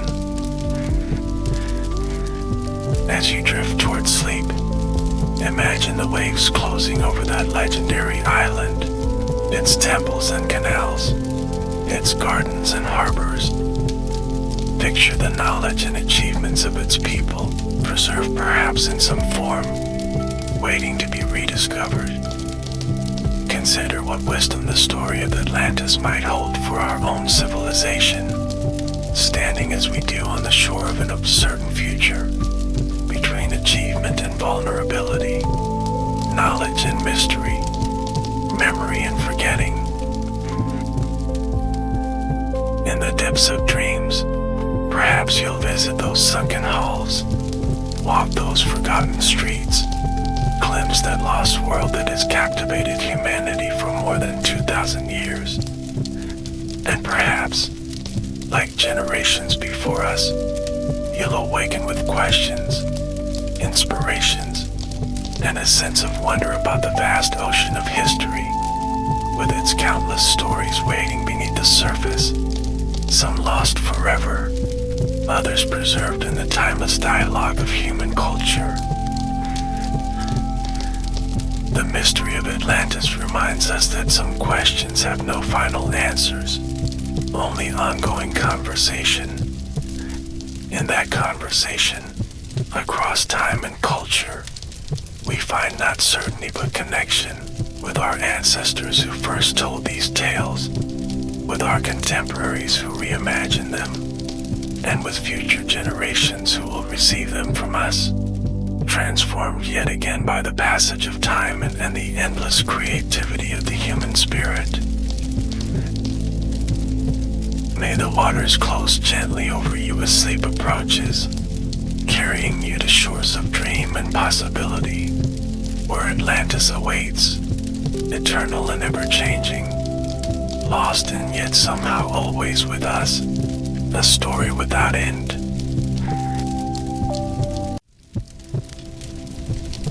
Welcome to this immersive exploration of ancient Greek architecture marvels, where we'll journey through time to discover the magnificent structures, innovative techniques, and lasting legacy of Greek architectural achievements. Settle in as we embark on a soothing yet educational voyage, uncovering the brilliance of ancient Greek architects and builders, whose work continues to inspire our modern world. The story of Greek architecture begins thousands of years ago, in a landscape of rugged mountains, scattered islands, and brilliant Mediterranean light. This distinctive geography shaped not only the Greek civilization, but also influenced how they designed and constructed their buildings. The harsh yet beautiful terrain of Greece, with its abundant limestone and marble, provided both challenges and materials for ancient builders. Greek architecture evolved over many centuries, beginning in the Bronze Age with Minoan and Mycenaean civilizations, flourishing during the Classical period, and continuing through the Hellenistic Age. Each era contributed distinct elements, refined techniques, and innovative concepts to the architectural tradition. This evolution reflects the changing political, social, and philosophical landscape of ancient Greece. Before we delve into specific structures and styles, let's understand the fundamental principles that guided Greek architecture. At its core, Greek architecture celebrated harmony, proportion, and mathematical precision. Buildings were designed not merely as functional spaces, but as expressions of ideal beauty and divine order. The Greeks believed in the concept of symmetria, with a harmonious relationship between all parts of a structure. They developed sophisticated systems of proportion, ensuring that each element related perfectly to the whole. This mathematical approach to design created buildings that feel naturally balanced, visually pleasing, and somehow inherently right to the human eye. Another fundamental principle was the relationship between architecture and its surroundings. Greek buildings were thoughtfully positioned within the landscape, often taking advantage of dramatic settings, strategic vantage points, or sacred locations. The architects considered how structures would appear from various approaches, how light would interact with the building, and how the edifice would harmonize with its environment. Now let's explore the three classical orders of Greek architecture, which represent one of the most significant contributions to architectural history. These orders, Doric, Ionic, and Corinthian, provided systematic approaches to design, with specific proportions, decorative elements, and structural features. The oldest and simplest order is the Doric, characterized by sturdy columns with plain, unadorned capitals. Doric columns have no base, rising directly from the stylobate or platform. They taper slightly as they rise, creating an impression of strength supporting the weight above. The Doric frieze features alternating metalpiece and triglyphs, creating a distinctive rhythmic pattern below the roofline. The Doric order conveys a sense of solidity, austerity, and masculine power. It was particularly favored in mainland Greece, especially in the Peloponnese and regions influenced by Sparta. The Parthenon, perhaps the most famous Greek temple, employs the Doric order with subtle refinements that elevate it to perfection. The Ionic order developed slightly later, primarily in Greek settlements in Ionia, along the coast of modern-day Turkey. Ionic columns are taller and more slender than Doric ones, with elegant spiral scrolls, called volutes, adorning their capitals. Unlike the Doric, Ionic columns rest upon a base, further emphasizing their graceful, vertical character. The Ionic order conveys elegance, sophistication, and a sense of lightness. Its proportions are more refined, and its decorative elements more elaborate than the Doric. The Erechtheion on the Athenian Acropolis exemplifies the Ionic order's delicate beauty, with its carefully carved details and harmonious proportions. The third and most ornate classical order is the Corinthian, which developed during the late classical period. Corinthian capitals feature elaborate acanthus leaves, curling tendrils, and sometimes floral elements. The columns themselves share proportions similar to the Ionic order, but their decorated capitals make them instantly recognizable. According to the Roman architect Vitruvius, the Corinthian capital was invented by the sculptor Callimachus, who was inspired by acanthus leaves growing around a votive basket. Whether this origin story is true or not, the Corinthian order represents the most decorative of the Greek orders, conveying luxury, sophistication, and artistic refinement. The Corinthian order became increasingly popular during the Hellenistic period, when Greek architecture spread throughout the Mediterranean and Middle East. Later, it would be enthusiastically adopted by the Romans, who appreciated its ornate, impressive character. The Temple of Olympian Zeus in Athens features colossal Corinthian columns, demonstrating the dramatic potential of this architectural order. Beyond the three main orders, Greek architects occasionally employed variations or combinations. The caryatid porch of the Erechtheion, for example, substitutes sculpted female figures for columns, creating a unique and memorable architectural feature. Such innovations show that while Greek architecture followed established principles, it also allowed for creative expression and adaptation. Now that we understand the basic vocabulary of Greek architecture, let's explore the primary types of buildings the ancient Greeks constructed. We'll begin with temples, the most iconic and well-preserved examples of Greek architecture, then move to theaters, stoves, and other civic structures. Greek temples represent the pinnacle of classical architectural achievement. These sacred buildings were not designed as gathering places for worshippers, but rather as houses for the deities called statue. Religious ceremonies typically took place outside, around altars placed in front of the temple, while the temple itself housed the god or goddess in magnificent splendor. The basic form of a Greek temple evolved from earlier wooden structures, preserving elements of timber construction even after stone became the primary building material.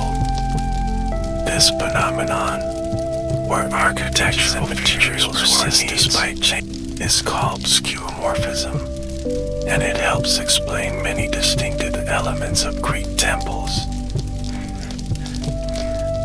A typical Greek temple stands on a raised platform called the Krakodoma, usually consisting of 3 steps. The top step, where the columns rest, is called the Style of 8. This elevation separates the sacred structure from the ordinary ground, emphasizing its spiritual significance and improving its visibility. Columns surround the temple in various arrangements, classified by specific architectural terms. A temple with columns only at the front is called prostyle, while one with columns at both front and back is amphiprostyle. The most common arrangement, peripteral, features columns surrounding the entire structure.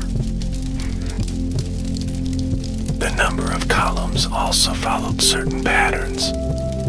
Typically, temples had an even number of columns across the front, and a number equal to that front dimension plus 1 on each side. For example, a temple might have 6 columns across the front and 13 along each side. Above the columns rests the entablature, consisting of 3 horizontal bands. The architrave is the lowest band, sitting directly on the column capitals. Above that lies the frieze, which may be decorated with sculptural reliefs.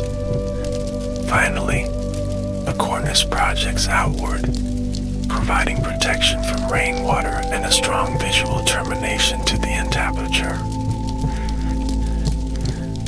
The triangular space formed at the ends of the building by the sloping roof is called the pediment.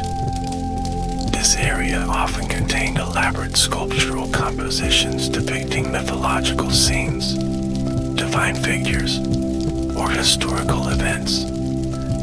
These sculptures, along with those on the frieze and meadow-piece, were typically painted in vibrant colors, contrary to our modern image of pristine white marble structures. The interior of a Greek temple was relatively simple compared to its elaborate exterior. The main room, or naos, housed the cult statue of the deity. Some larger temples had an additional room behind the naos called an episodomos, which often served as a treasury for valuable offerings. The proportions of Greek temples were not arbitrary, but followed sophisticated mathematical relationships. These mathematical ratios created harmonious buildings that seemed perfectly balanced to the human eye. Yet Yet Greek architects also understood that strict mathematical precision could sometimes create optical illusions. To counteract these visual distortions, they employed subtle adjustments called optical refinements. For example, columns were not perfectly straight but incorporated a slight swelling, or entasis, in their middle sections. Horizontal lines were subtly curved upward at their centers, and columns at the corners of buildings were positioned slightly closer together than the others. These refinements, which required extraordinary precision in construction, compensate for the way human vision perceives large structures. Without such adjustments, straight lines might appear to sag, and perfectly vertical columns might seem to lean outward. The subtle curves and adjustments create buildings that appear perfectly straight and harmonious.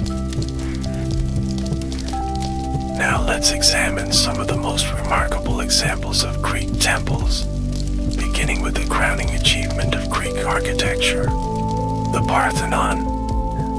Built between 447 and 438 BC during the Golden Age of Athens, the Parthenon was dedicated to the city's patron goddess, Athena Parthenos.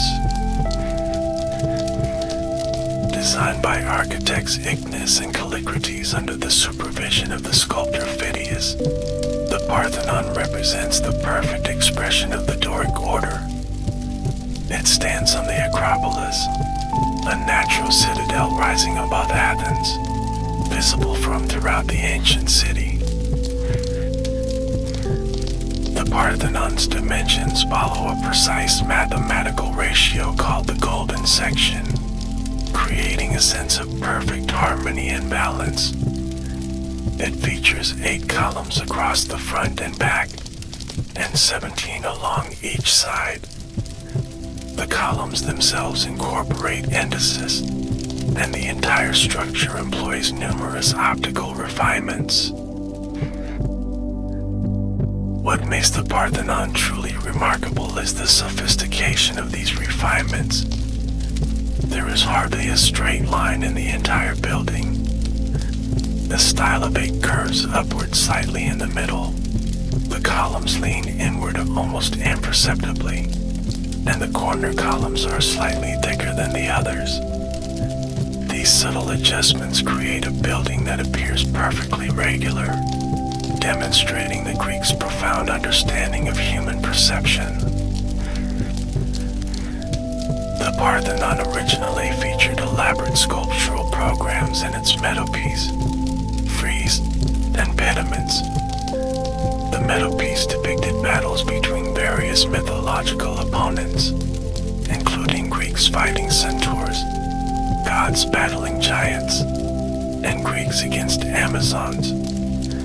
The continuous frieze, running around the exterior wall of the naos, showed the Panathenaic procession, the great festival honoring Athena. Inside the Parthenon stood a colossal statue of Athena Parthenos, created by Phidias. This magnificent sculpture, nearly 40 feet tall, was made of gold and ivory over a wooden frame. Although the original statue has been lost, ancient descriptions and smaller copies give us some idea of its appearance. The Parthenon served not only as a religious structure but also as a symbol of Athenian power, democracy, and cultural achievement. It represented the city's gratitude to Athena for their victory over the Persians, and it housed part of the treasury of the Delian League, which Athens controlled. Throughout its long history, the Parthenon has served many functions. It was converted to a Christian church in the 6th century CE, and later became a mosque under Ottoman rule. In 1687, a Venetian bombardment caused an explosion in the building, which was being used to store gun gunpowder, causing significant damage. In the early 19th century, many of the surviving sculptures were removed by Lord Elgin, the British ambassador to the Ottoman Empire, and eventually sold to the British Museum. These Elgin marbles remain a subject of ongoing controversy regarding cultural heritage and repatriation. Despite its damaged state, the Parthenon remains the most influential building in the history of Western architecture.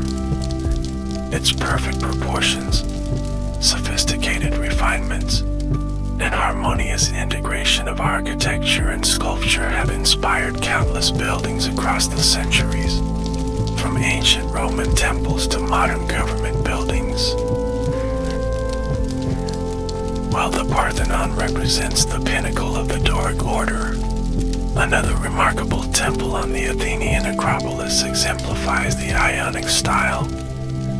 The Erechtheion, built between 421 and 406 BCE, is an unusual temple dedicated to both Athena and Poseidon Erechtheus. Unlike the symmetrical Parthenon, the Erechtheion has an irregular plan designed to accommodate several sacred sites on the Acropolis. These included the spot where Poseidon struck the ground with his trident, creating a salt spring, and the place where Athena produced the first olive tree. Both events were part of the mythological contest between the two deities for patronage of Athens. The most distinctive feature of the Erechtheion is its southern portico, known as the Porch of the Caryatids. Instead of columns, this porch employs 6 sculpted female figures as supports.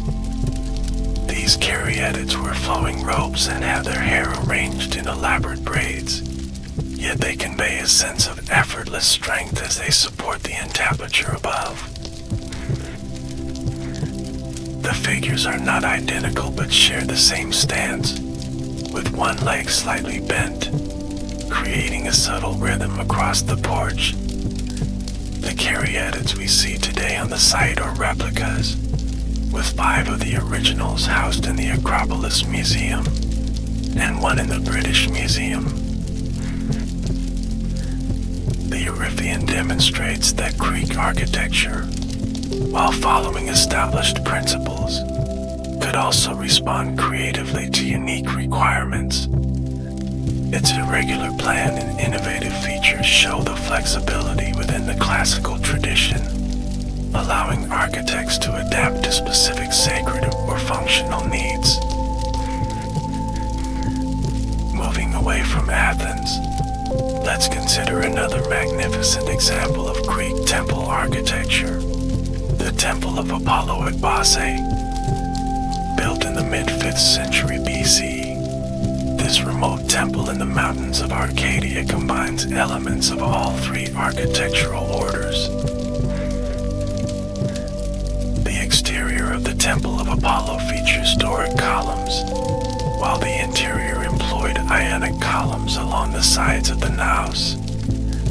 Most remarkably, it contains the earliest known Corinthian column, placed in a prominent position at the end of the naos. The temple is also unusual in its north-south orientation, contrary to the typical east-west alignment of Greek temples. This orientation allowed for a side door that let morning light illuminate the cult statue, demonstrating how Greek architects could modify traditional forms to address specific site conditions. The Temple of Apollo at Base also featured an exceptional sculptural frieze depicting battles between Greeks and Amazons, and between Lapiths and Centaurs. These marble panels, now in the British Museum, show the high quality of sculptural decoration even in relatively remote temples. Another remarkable temple is the Temple of Olympian Zeus in Athens, also known as the Olympian. This colossal temple was begun in the 6th century BC, but not completed until the reign of the Roman Emperor Hadrian in the 2nd century CE, some 638 years after it was begun.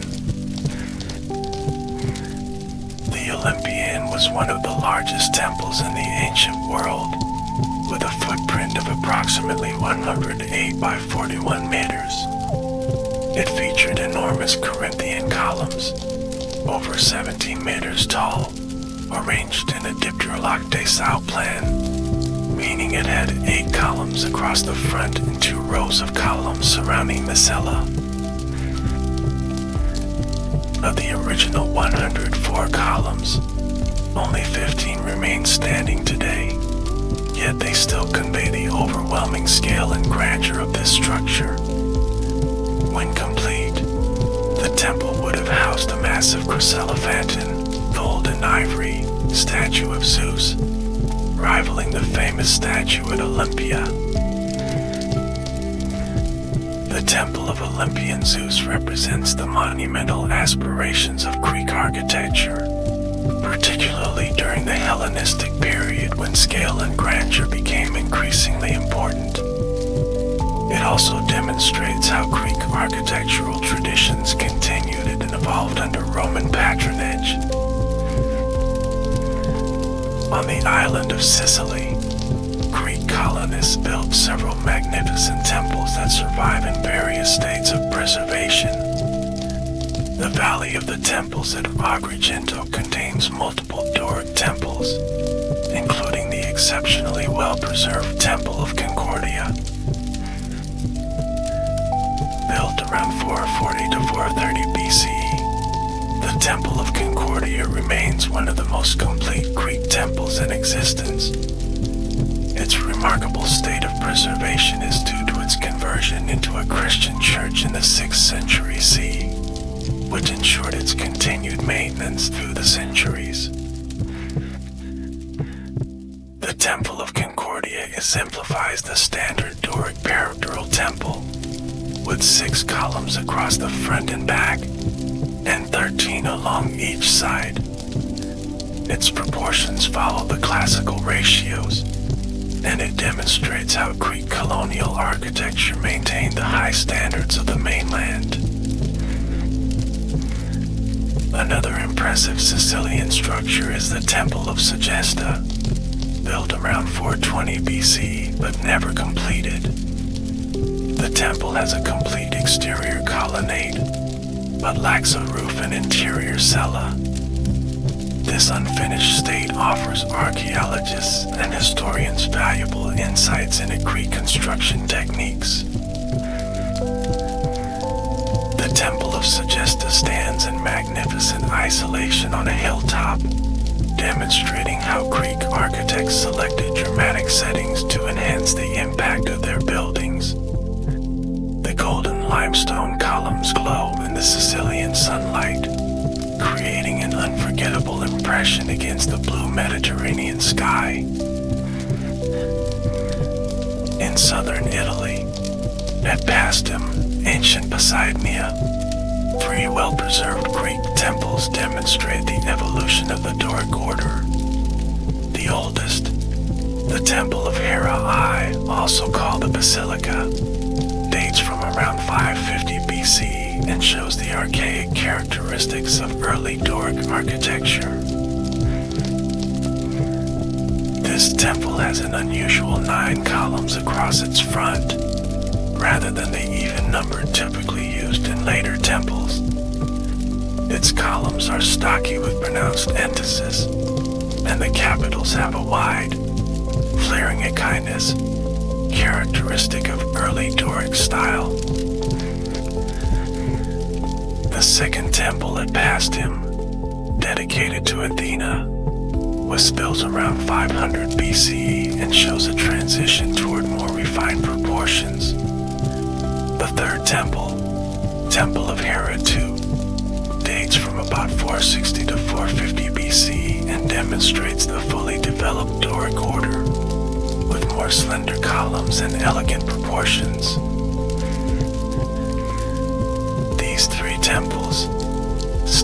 together in the ancient city provide a remarkable opportunity to see the stylistic development of Greek architecture over nearly a century.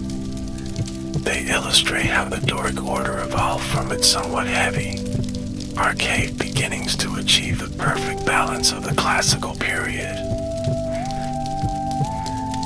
While temples represent the highest achievement of Greek architecture, they were just one type of structure built by ancient Greeks.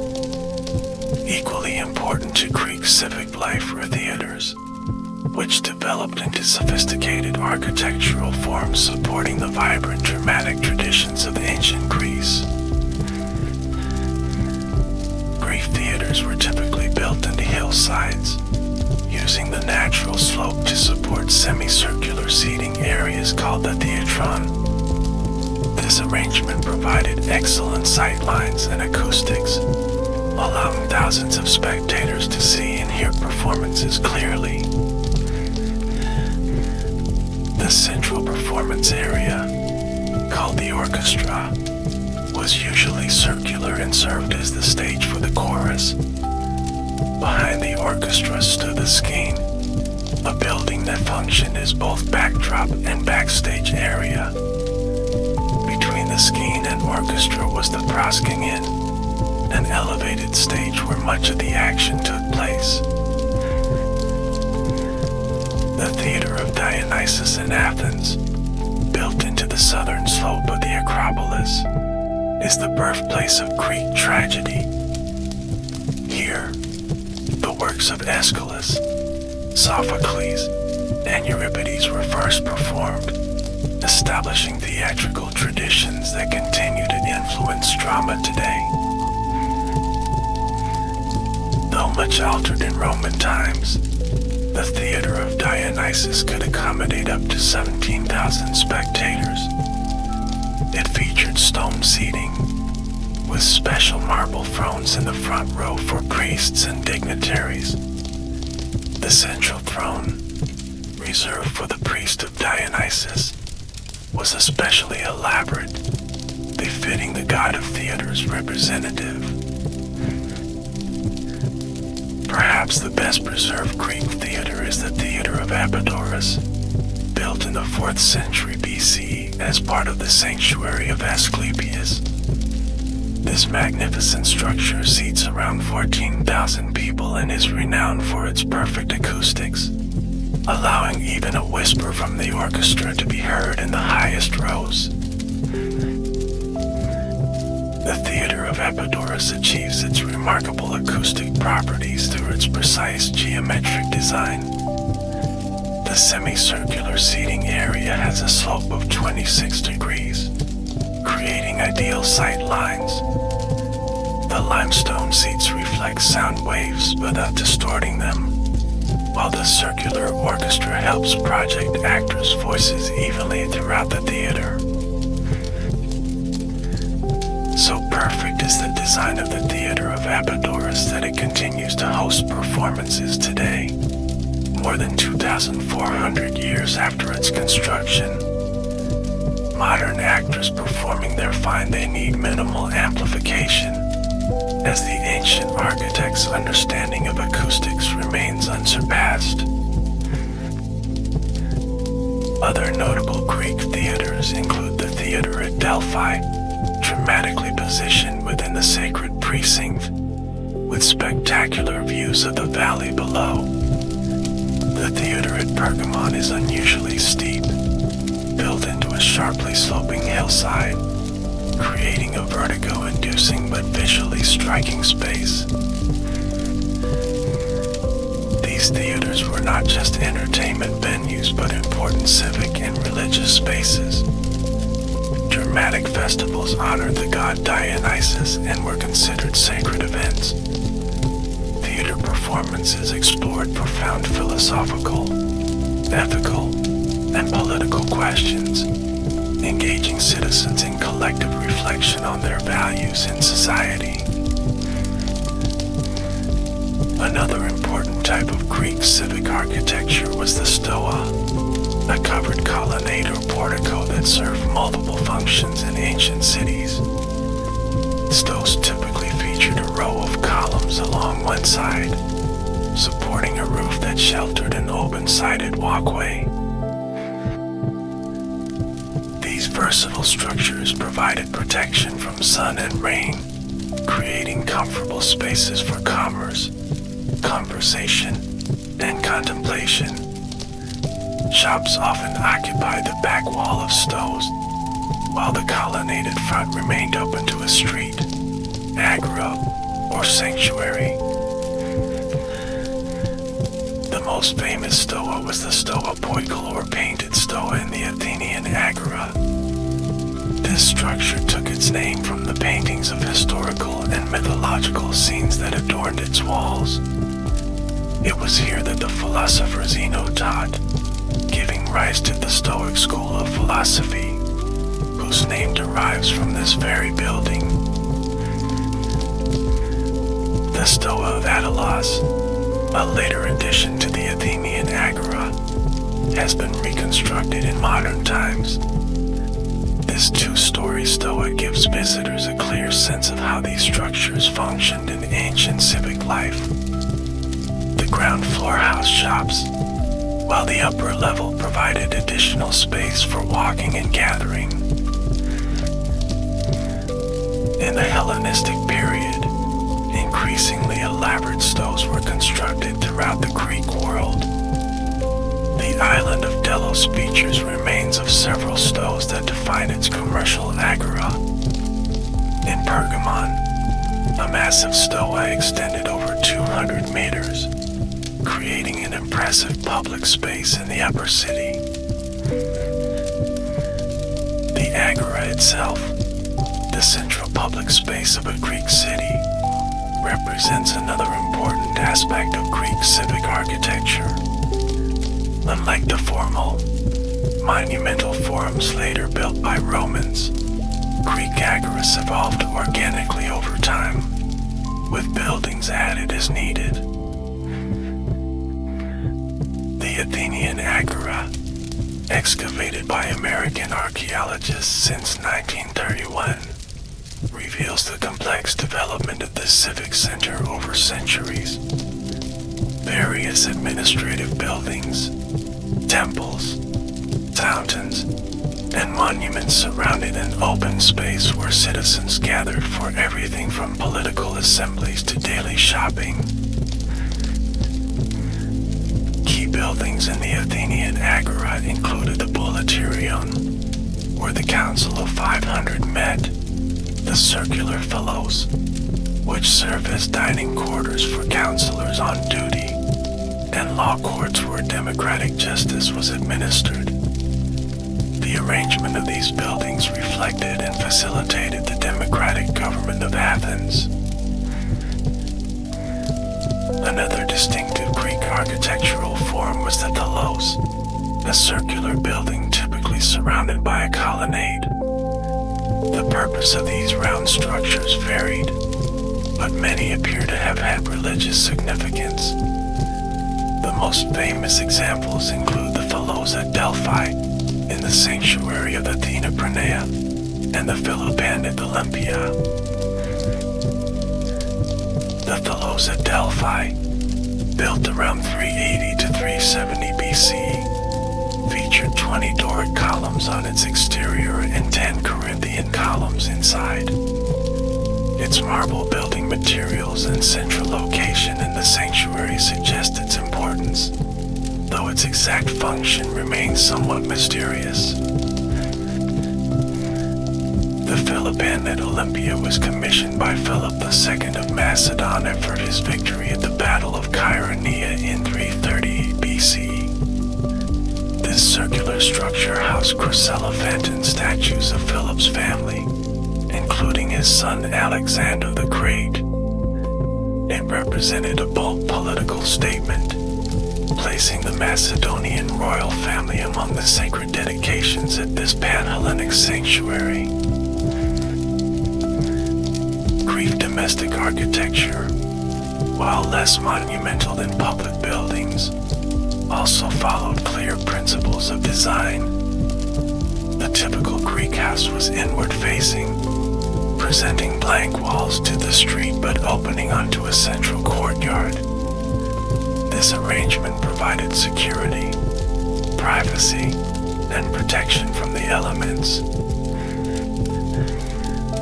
The courtyard, or peristyle, was the heart of the Greek house, providing light and air to the surrounding rooms. Household activities centered around this space, with specialized rooms for dining, sleeping, cooking, and receiving guests arranged around the perimeter. The antron, or men's dining room, was often the most elaborate space in the house. Here, the male homeowner would entertain guests at symposia, drinking parties that combined wine, intellectual conversation, and entertainment. Women typically occupied separate quarters, reflecting the gender segregation common in Greek society. Our knowledge of Greek houses comes primarily from archaeological remains at sites like Olympus in northern Greece, Priene in Asia Minor, and Delos in the Cyclades. These sites reveal how domestic architecture adapted to different climates, urban contexts, and periods of Greek history. Houses at Olympus, dating from the 5th to 4th centuries BCE, show a remarkable degree of standardization. Many follow a similar plan, with rooms arranged around a courtyard with a colonnade along its northern side. This arrangement maximized sun exposure during winter months, demonstrating the Greeks' attention to climate-responsive design. Houses on Delos, from the Hellenistic period, show greater luxury and architectural sophistication. Some featured multiple courtyards, elaborate mosaic floors, and second stories. The House of the Dolphins and House of the Masts are particularly well-preserved examples, showing how wealthy merchants created comfortable, visually pleasing domestic environments. Greek architects also designed impressive public infrastructure, including fountains, aqueducts, and fortifications. The Eupalinos Tunnel on Samos, built in the 6th century BCE, is an engineering marvel that brought water to the ancient city through a kilometer-long tunnel cut through a mountain. This tunnel was excavated simultaneously from both ends, meeting almost perfectly in the middle, an extraordinary achievement in an age without advanced surveying equipment. The Greek engineer Eupalinos, who designed it, clearly possessed sophisticated mathematical knowledge and technical skill. Greek city walls often combine practical defensive functions with aesthetic considerations. The fortifications of Messene, built in the 4th century BC, feature impressive gates, towers, and carefully fitted stonework. These walls not only protected the city but also expressed its power and prestige to visitors. The Lion Gate at Mycenae, though from the earlier Mycenaean civilization, shows how even defensive structures could incorporate monumental sculpture. The massive lintel, weighing approximately 20 tons, supports a triangular relief depicting two lions flanking a column. This imposing entrance conveyed the might of the Mycenaean kingdom to all who approached. As Greek civilization spread throughout the Mediterranean during the Hellenistic period, following Alexander the Great's conquests, Greek architecture evolved to meet new challenges and opportunities. Cities like Alexandria in Egypt, Antioch in Syria, and Pergamon in Asia Minor became centers of architectural innovation. one especially showcases Hellenistic architectural ambition. Built on a steep acropolis, the city required extensive terracing to create level building sites. The Great Altar of Pergamon, now reconstructed in Berlin's Pergamon Museum, exemplifies the monumental, theatrical quality of Hellenistic architecture.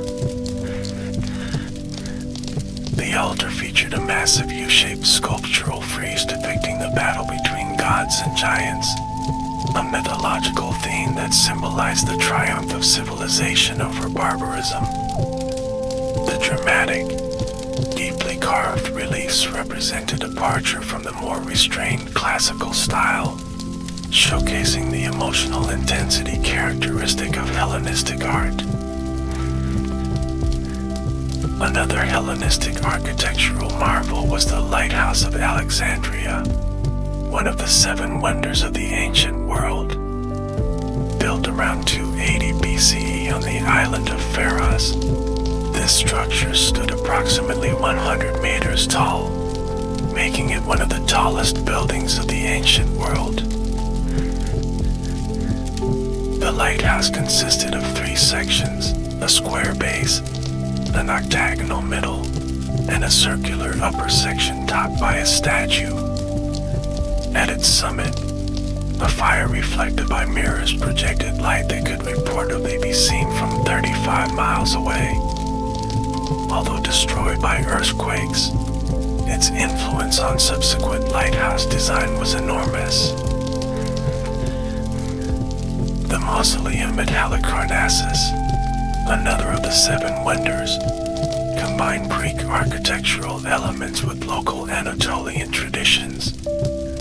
Built as the tomb of Mausolus, a local ruler, this structure gave us the word mausoleum for any grand tomb. The mausoleum featured a massive square base, a colonnade of 36 Ionic columns, a stepped pyramid roof, and a quadriga, 4-horse chariot, sculpture at its peak. 4 of the greatest sculptors of the age worked on its elaborate decorations, creating a synthesis of architecture and sculpture that epitomized Hellenistic grandeur. As Roman power grew in the Mediterranean, Greek architecture influenced and was adapted by Roman builders. The Romans embraced Greek forms and principles, but modified them to suit their own practical needs and aesthetic preferences. This cultural exchange created a Greco-Roman architectural tradition that would influence Western building for millennia. Romans adopted the Greek orders, often using them as decorative elements rather than structural components. They frequently combined multiple orders in a single building, placing Doric on the ground floor, Ionic on the second, and Corinthian above. They also developed their own composite order, combining elements of Ionic and Corinthian capitals. Unlike the Greeks, who primarily built in marble or limestone, Romans made extensive use of concrete. This versatile material allowed them to create curved structures like domes and arches, expanding architectural possibilities beyond the post and lintel system favored by Greek builders. The Pantheon in Rome exemplifies this synthesis of Greek and Roman architectural ideas. Its portico features Corinthian columns and a triangular pediment, reminiscent of a Greek temple front. Behind this traditional facade, however, lies an innovative circular space covered by a concrete dome, a distinctly Roman contribution to architectural history. After the fall of the Roman Empire, Greek architectural principles continued to influence Byzantine, Islamic, and medieval European building traditions. During the Renaissance, renewed interest in classical antiquity led architects to study Greek and Roman ruins, resulting in a revival of classical forms. Renaissance architects like Filippo Brunelleschi and Leon Battista Alberti studied ancient buildings, attempting to rediscover the mathematical principles of classical design. Their work established a classical tradition that would dominate Western architecture for centuries, with Greek elements becoming particularly prominent during the neoclassical period of the 18th and 19th centuries. The Greek Revival style brought Doric, Ionic, and Corinthian columns to government buildings, banks, churches, and private homes across Europe and America. The British Museum in London, with its imposing Greek temple front, and the United States Capitol in Washington, with its massive dome and colonnaded porticos, exemplify this enduring influence. Even in the modern era, architects continue to draw inspiration from Greek principles of proportion, harmony, and mathematical order. Le Corbusier, one of the pioneers of modernist architecture, developed a proportional system called the modular, based partly on classical Greek concepts. Now that we've explored the broad development and influence of Greek architecture, let's delve deeper into some of the technical aspects that made these buildings so remarkable. The sophisticated construction techniques, material choices, and engineering solutions developed by Greek builders reveal their practical genius.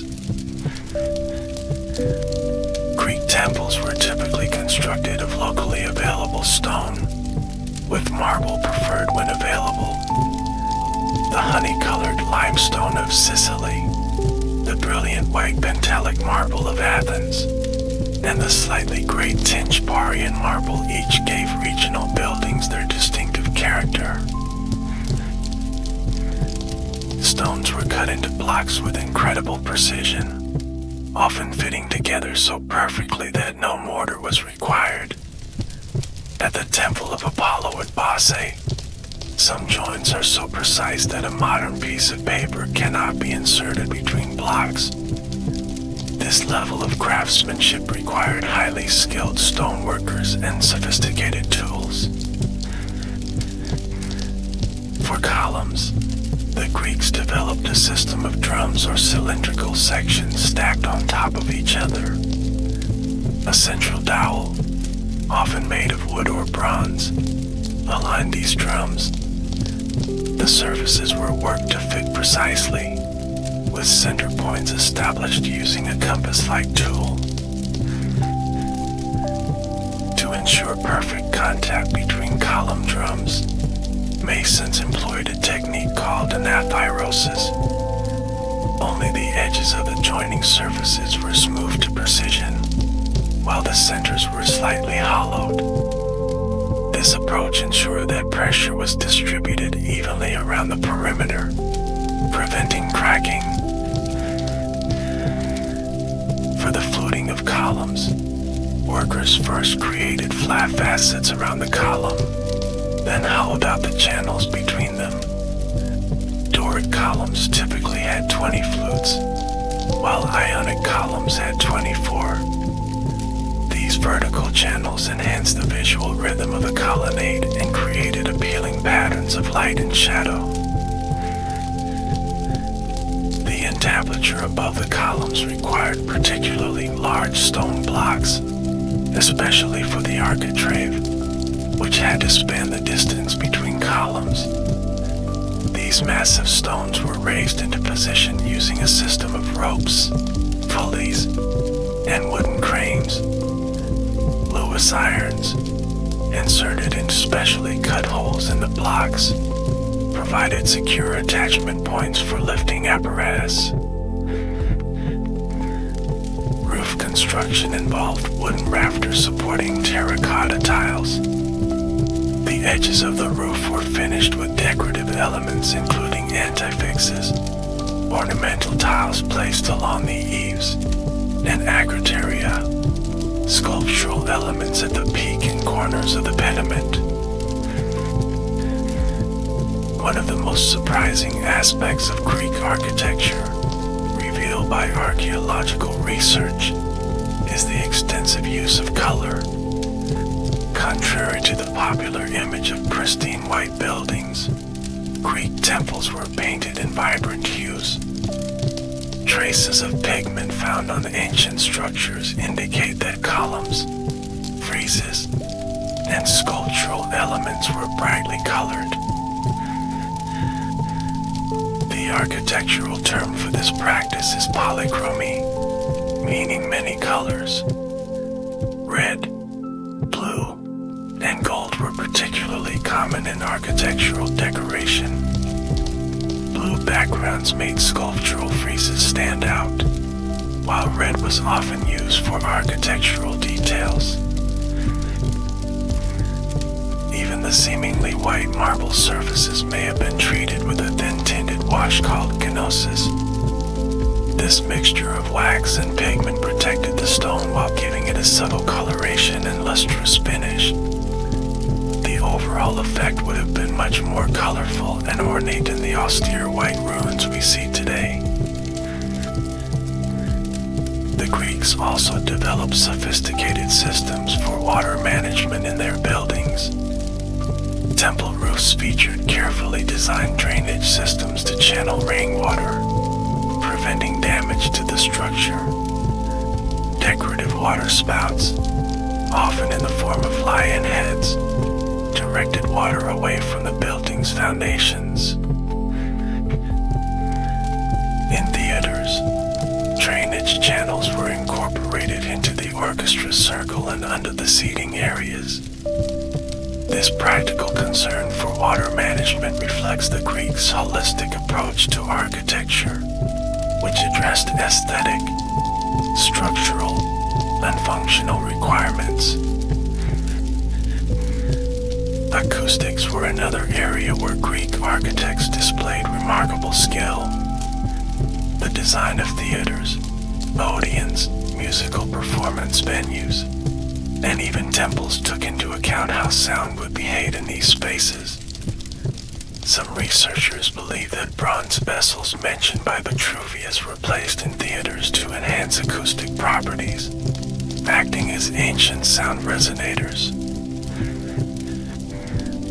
The organization of Greek architectural projects reveals much about their society.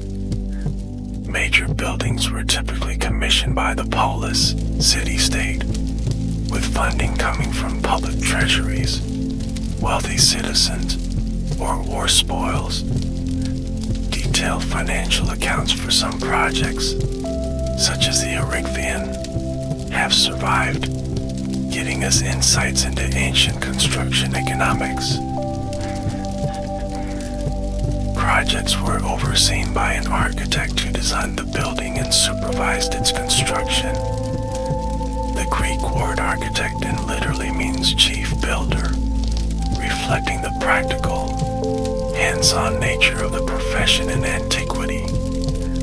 Famous architects like Ignis, Callicrates, and Nesicles achieved considerable fame and recognition for their work. Specialized workers carried out various aspects of construction. Quarrymen extracted stone blocks, stone cutters shaped them, sculptors created decorative elements, and various other craftsmen contributed their skills. Both free citizens and slaves participated in the building process, though skilled work was typically performed by free craftsmen. Construction sometimes continued for decades, particularly for major temples. The Parthenon, built relatively quickly by ancient standards, still took about 9 years to complete. The Temple of Olympian Zeus in Athens, as mentioned earlier, took over 6 centuries, with work stopping and starting as political and economic circumstances changed. One fascinating aspect of Greek architecture is how buildings were designed to interact with the landscape and celestial events. Many temples were oriented to face east, allowing the morning sun to illuminate the cult statue through the open doors. Some researchers have identified alignments with significant astronomical events, such as solstices or the rising of particular stars. The siting of buildings often took advantage of natural features to enhance their visual impact. The Temple of Poseidon at Sunio stands dramatically at the edge of a cliff overlooking the Aegean Sea, perfectly suited to a shrine for the god of the sea. The Temple of Apollo at Delphi is built against the mountainside, with the sacred spring of Castalia nearby, integrating natural and built elements. The Greeks also demonstrated sensitivity to how buildings would be approached and viewed.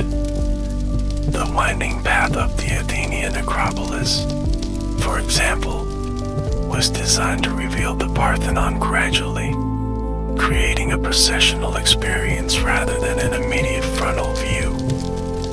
This attention to the kinesthetic experience of architecture shows the Greeks' sophisticated understanding of human perception.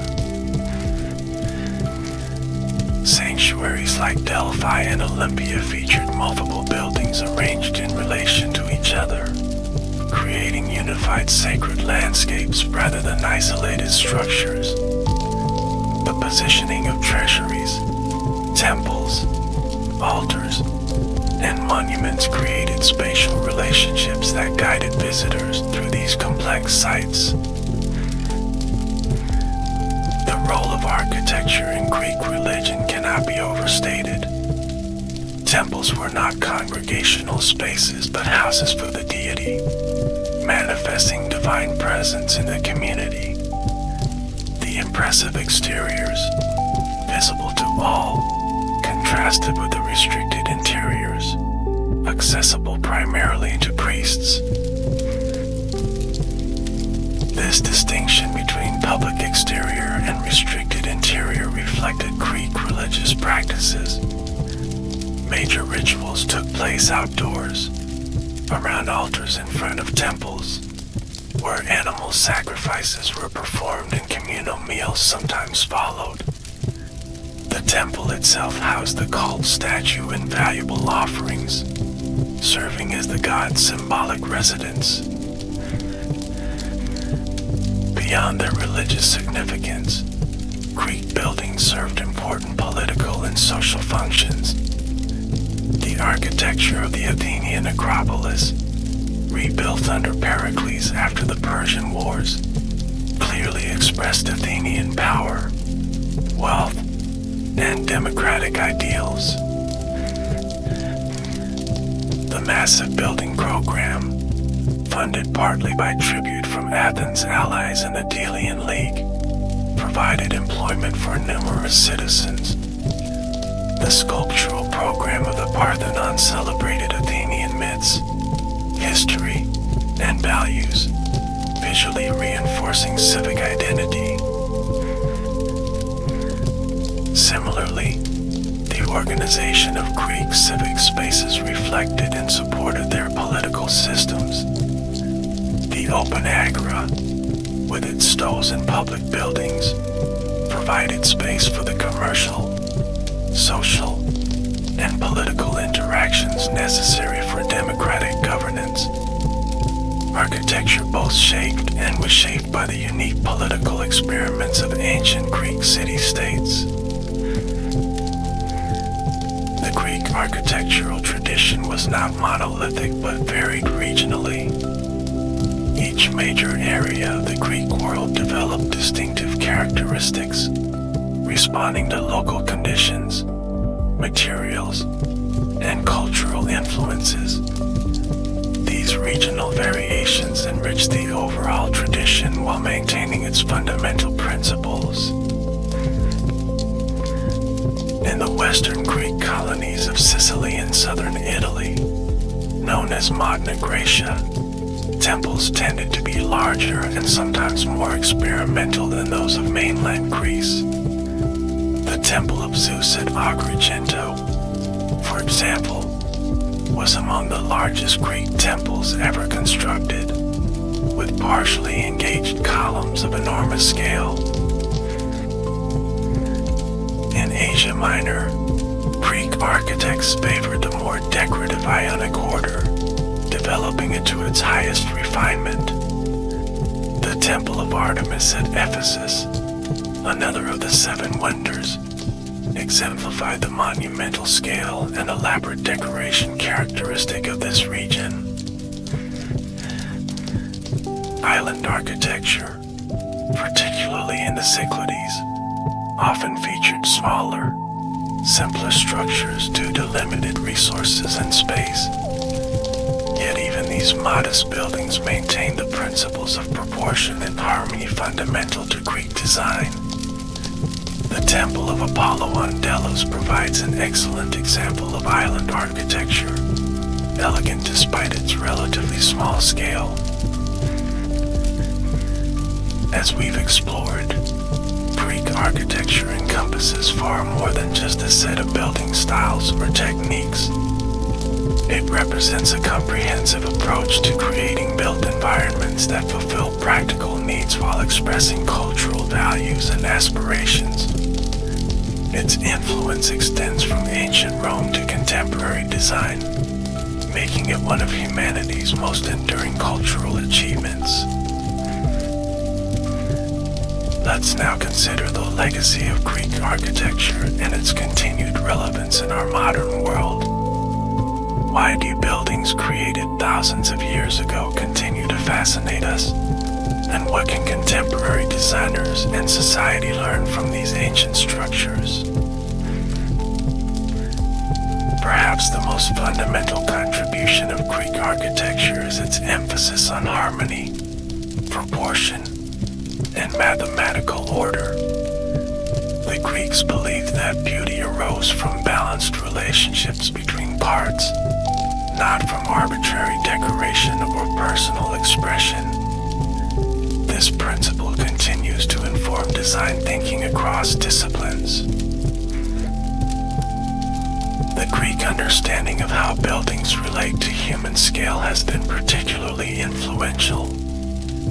Their architecture neither overwhelmed the individual like some ancient Egyptian structures, nor ignored human proportions in favor of abstract concepts. Instead, Greek buildings maintained a harmonious relationship with the human form, creating spaces that feel naturally comfortable and appropriate. The Greek integration of architecture with landscape offers valuable lessons for sustainable design today.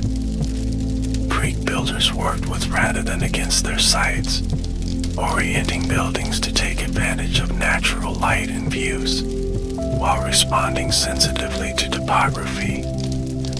This approach stands in contrast to much modern development, which often imposes standardized forms regardless of local conditions. Greek attention to sensory experience, how buildings look, feel, sound, and even smell, reminds us that architecture engages all human senses. The acoustic perfection of Greek theaters, the tactile quality of finely worked stone, and the visual rhythms of colonnades all contributed to holistic architectural experiences. The social dimension of Greek architecture also remains relevant. Greek builders created public spaces that fostered community interaction, political engagement, and collective cultural experiences. In our increasingly privatized and digital world, the Greek agora offers a compelling model for inclusive civic space. Greek architectural principles have been periodically rediscovered and reinterpreted throughout Western history. Renaissance humanists found in Greek ruins a rational alternative to Gothic complexity. Enlightenment thinkers saw in Greek temples the embodiment of reason and democratic values. Even modernist architects, while rejecting classical ornament, often embraced Greek concepts of proportion and clarity. Today, as architecture faces challenges from climate change, urbanization, and technological transformation, Greek principles of harmony with nature, human-scale design, and civic engagement offer valuable perspectives, not as models to be copied, but as enduring principles to be reinterpreted for our time. The ongoing archaeological study of Greek architecture continues to yield new insights. Advanced technologies like 3D scanning, computer modeling, and materials analysis allow researchers to understand these ancient structures with unprecedented precision. Each new discovery enhances our appreciation of the sophistication and ingenuity of Greek builders. Digital reconstruction has been particularly valuable in helping us visualize Greek buildings as they originally appeared. Virtual models can restore missing elements, reapply colors, and place structures in their original context. These reconstructions often challenge long-held assumptions about ancient architecture based on the ruins we see today. Conservation efforts at major Greek sites face significant challenges from pollution, tourism, climate change, and aging. Projects like the Acropolis Restoration Program in Athens use sophisticated techniques to preserve these architectural treasures, balancing archaeological integrity with structural stability. The Acropolis Restoration, ongoing since 1975, exemplifies the complexities of preserving ancient architecture. Conservators have replaced rusting iron clamps added in earlier restorations with titanium, reassembled fragmented elements using minimal intervention, and carefully cleaned pollution from marble surfaces. Each decision requires balancing competing values of authenticity, education, and preservation. The question of repatriation of architectural elements, like the Parthenon sculptures in the British Museum, raises complex ethical and cultural issues. Should dispersed fragments of buildings be reunited, or do they now have legitimate histories in their current locations? These debates reflect the continuing significance of Greek architecture as cultural heritage that transcends national boundaries. As we near the conclusion of our exploration of Greek architectural marvels, let's reflect on a few of the most extraordinary achievements of this tradition. Each represents the combination of Greek architectural thinking in different areas and periods. The Parthenon remains the definitive expression of classical Doric perfection. Its subtle refinements, perfect proportions, and integration of sculpture and architecture create a building that appears simple yet reveals endless complexity upon closer examination. Every element serves both practical and aesthetic purposes, achieving a unity rarely equaled in architectural history. The Theater of Epidaurus demonstrates the Greeks' mastery of acoustic design and landscape integration. Its perfect semicircle, precise geometry, and harmonious setting create an unparalleled performance space that functions as effectively today as it did 2,400 years ago. It stands as testament to Greek understanding of both scientific principles and artistic experience.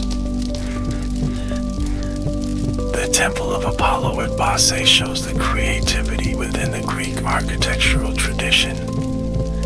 Its unusual north-south orientation, innovative use of all three orders, and the earliest known Corinthian capital demonstrate that Greek architecture was not rigidly formulaic but allowed for adaptation and invention. Its remote mountain setting also highlights the Greek sensitivity to landscape. The Erechtheion, with its irregular plan and famous caryatid porch, reveals the flexibility of Greek architecture when confronted with complex religious requirements.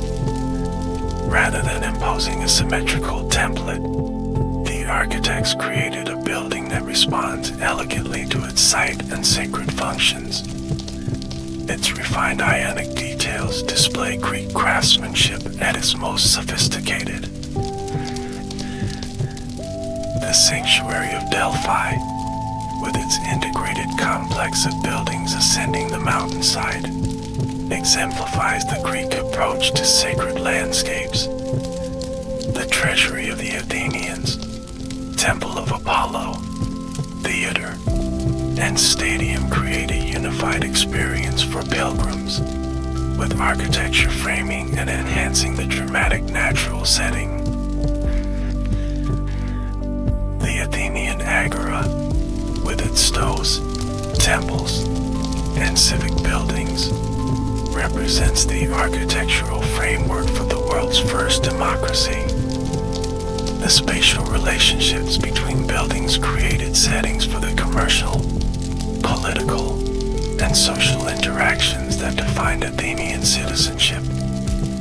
Its openness and accessibility embodied democratic values in three-dimensional form. As we've seen throughout this exploration, Greek architecture represents far more than just a historical style. It embodies a comprehensive approach to creating meaningful human environments, one that balances practical needs with aesthetic harmony, technical precision with sensory experience, and individual buildings with their broader context. The Greeks believed that architecture, at its best, could manifest cosmic order in human-made form.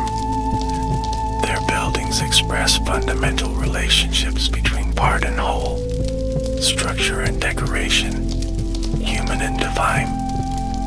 These philosophical dimensions give Greek architecture a depth that transcends its historical moment, speaking to universal human concerns about our place in the world. When we stand before the Parthenon today, or sit in the theater of Epidaurus, we connect with its ancient wisdom. We experience directly the harmonious proportions, the thoughtful relationship to landscape, and the perfect balance between technical brilliance and artistic expression that characterize Greek architectural achievements. These buildings, even in their ruined state, continue to move and inspire us.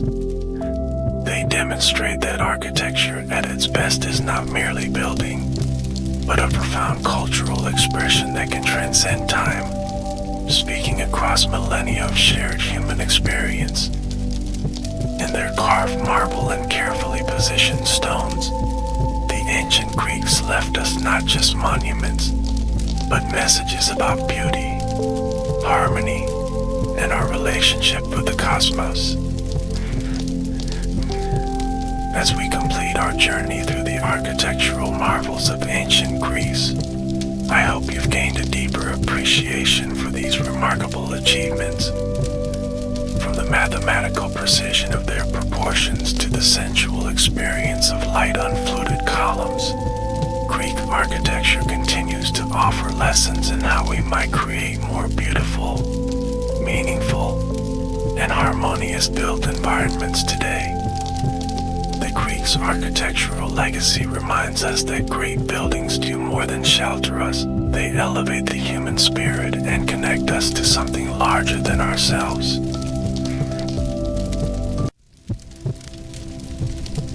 Welcome to this immersive journey through the mystical world of Scottish Highland folklore, where ancient tales echo across misty mountains, and stories passed down through countless generations still resonate today. Prepare to be transported to a realm of kelpies and selkies, fairies and giants, as we explore the rich tapestry of myths and legends that have shaped Highland culture for centuries. The Scottish Highlands, with their dramatic landscapes of rugged mountains, mysterious lochs, and sweeping moorlands, have long been a perfect backdrop for supernatural tales and folklore. These stories weren't merely entertainment but served as important cultural touchstones, explaining natural phenomena, teaching moral lessons, and preserving history through oral tradition.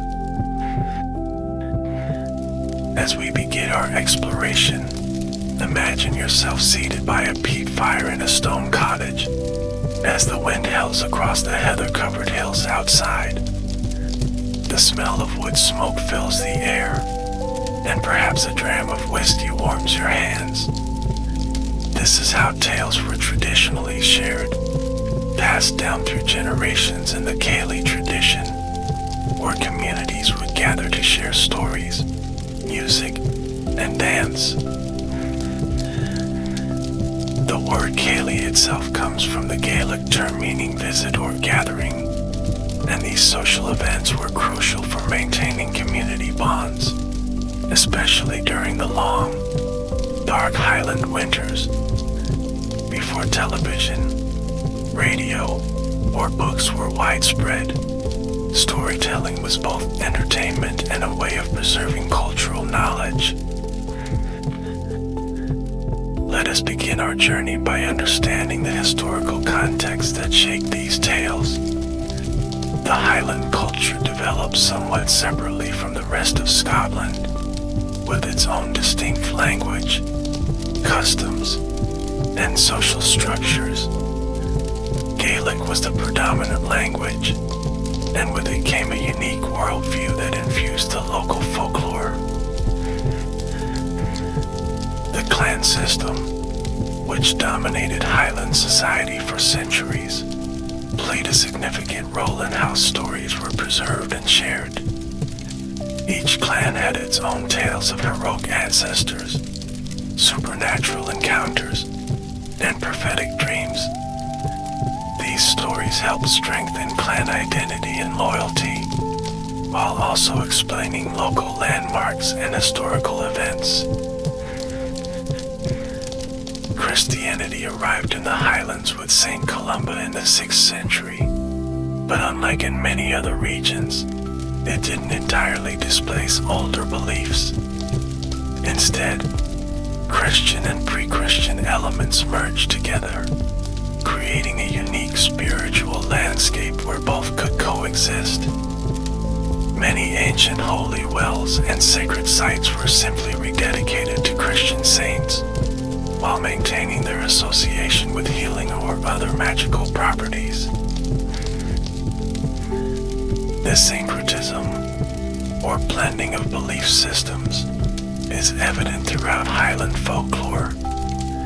Festivals marking the ancient Celtic calendar, such as Beltane and Samhain, continue to be observed alongside Christian holidays.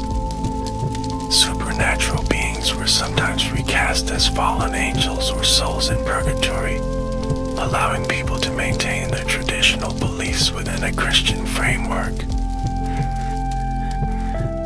The geography of the Highlands itself, with its isolated glens, mysterious mists, and wild weather, naturally lent itself to supernatural interpretations.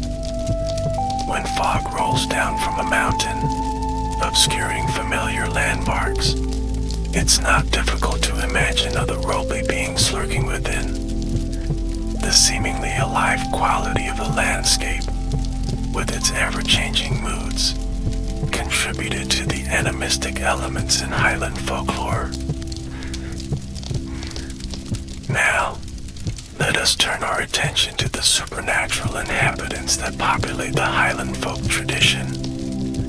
Perhaps the most well-known are the Sith, or fairies, though these are far from the delicate, winged creatures often depicted in Victorian art. The Highland fairies, or the good folk as they were euphemistically called, were believed to be powerful, capricious beings who lived in a parallel world alongside humans. They were often described as being human-sized, beautiful, and dressed in green, though they could change their appearance at will. These fairies dwelled in hollow hills called Scythians, which dotted the highland landscape.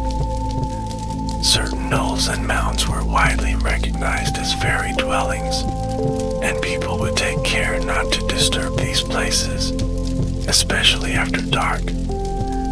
It was believed that time flowed differently in the fairy realm, and a single night spent dancing with the fairies might translate to years or even centuries in the human world. One of the most persistent fairy-related beliefs concerned changelings. It was thought that fairies might steal away human babies, leaving one of their own kind in its place. These changeling children were said to be sickly, ill-tempered, or simply not right in some indefinable way. Various rituals and protections were employed to prevent such kidnappings, including placing iron items near a baby's cradle, as fairies were believed to fear iron. Similarly, new mothers were considered particularly vulnerable to fairy abduction. A woman who died in childbirth might be taken to serve as a wet nurse for fairy children, while a fairy woman took her place in the human world. These beliefs likely helped communities process the trauma of unexpected deaths or developmental disabilities in an era before modern medicine could provide explanations. The Highland fairies were also known for their love of music, and many talented musicians were said to have received their gift through supernatural means. Tales abound of pipers or fiddlers who learned their craft from the fairy folk, often gaining extraordinary skill but at some personal cost. The McCrimmon family of Skye, famous for their piping prowess, were said to have received their talent from a fairy woman who gifted them with a silver chanter. Another category of supernatural beings prevalent in Highland folklore is water spirits. Chief among these is the Kelpie, a malevolent shapeshifter that haunts rivers and streams, most commonly appearing as a beautiful horse. The Kelpie would entice weary travelers to mount it, only to carry them into deep water and devour them.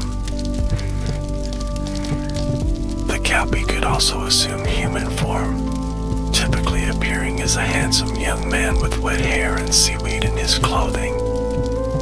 In this guise, it might attempt to lure young women to their doom. Tales of Kelpies serve both as cautionary stories about the dangers of unknown bodies of water and as moral fables about the perils of trusting appearances. Related to the Kelpie is the Ichvushka, or water horse, which dwells specifically in lochs in the sea rather than rivers. Even more dangerous than its freshwater cousin, the Ichvushka would carry its victim into the deepest part of the loch before tearing them apart, leaving only the liver to float to shore. These water spirit tales reflect the very real dangers that water presented in Highland life. Drownings were common, and these stories helped instill a healthy respect for lochs, rivers, and the sea in children and newcomers. They also provided supernatural explanations for sudden disappearances or deaths, giving communities a framework for understanding tragedy. Another water-dwelling creature in Highland folklore is the Selkie. Unlike the malevolent Kelpie, Selkies are more morally ambiguous beings. They are seals that can shed their skins to assume human form, walking on land as beautiful men or women. Many Selkie stories revolve around romantic relationships between humans and these seal people. Typically, a human man discovers a female Selkie who has removed her seal skin to bathe in human form. By stealing and hiding her skin, he prevents her from returning to the sea, thereby forcing her to become his wife. These captive Selkie wives were said to make dutiful spouses and loving mothers to their human children, but they never lost their longing for the sea. Invariably, in these tales, the Selkie eventually discovers her hidden skin and immediately abandons her human family to return to her true home in the ocean. While on the surface these may seem like simple supernatural romances, Selkie stories often reflect the complex relationship between Highland communities and the sea.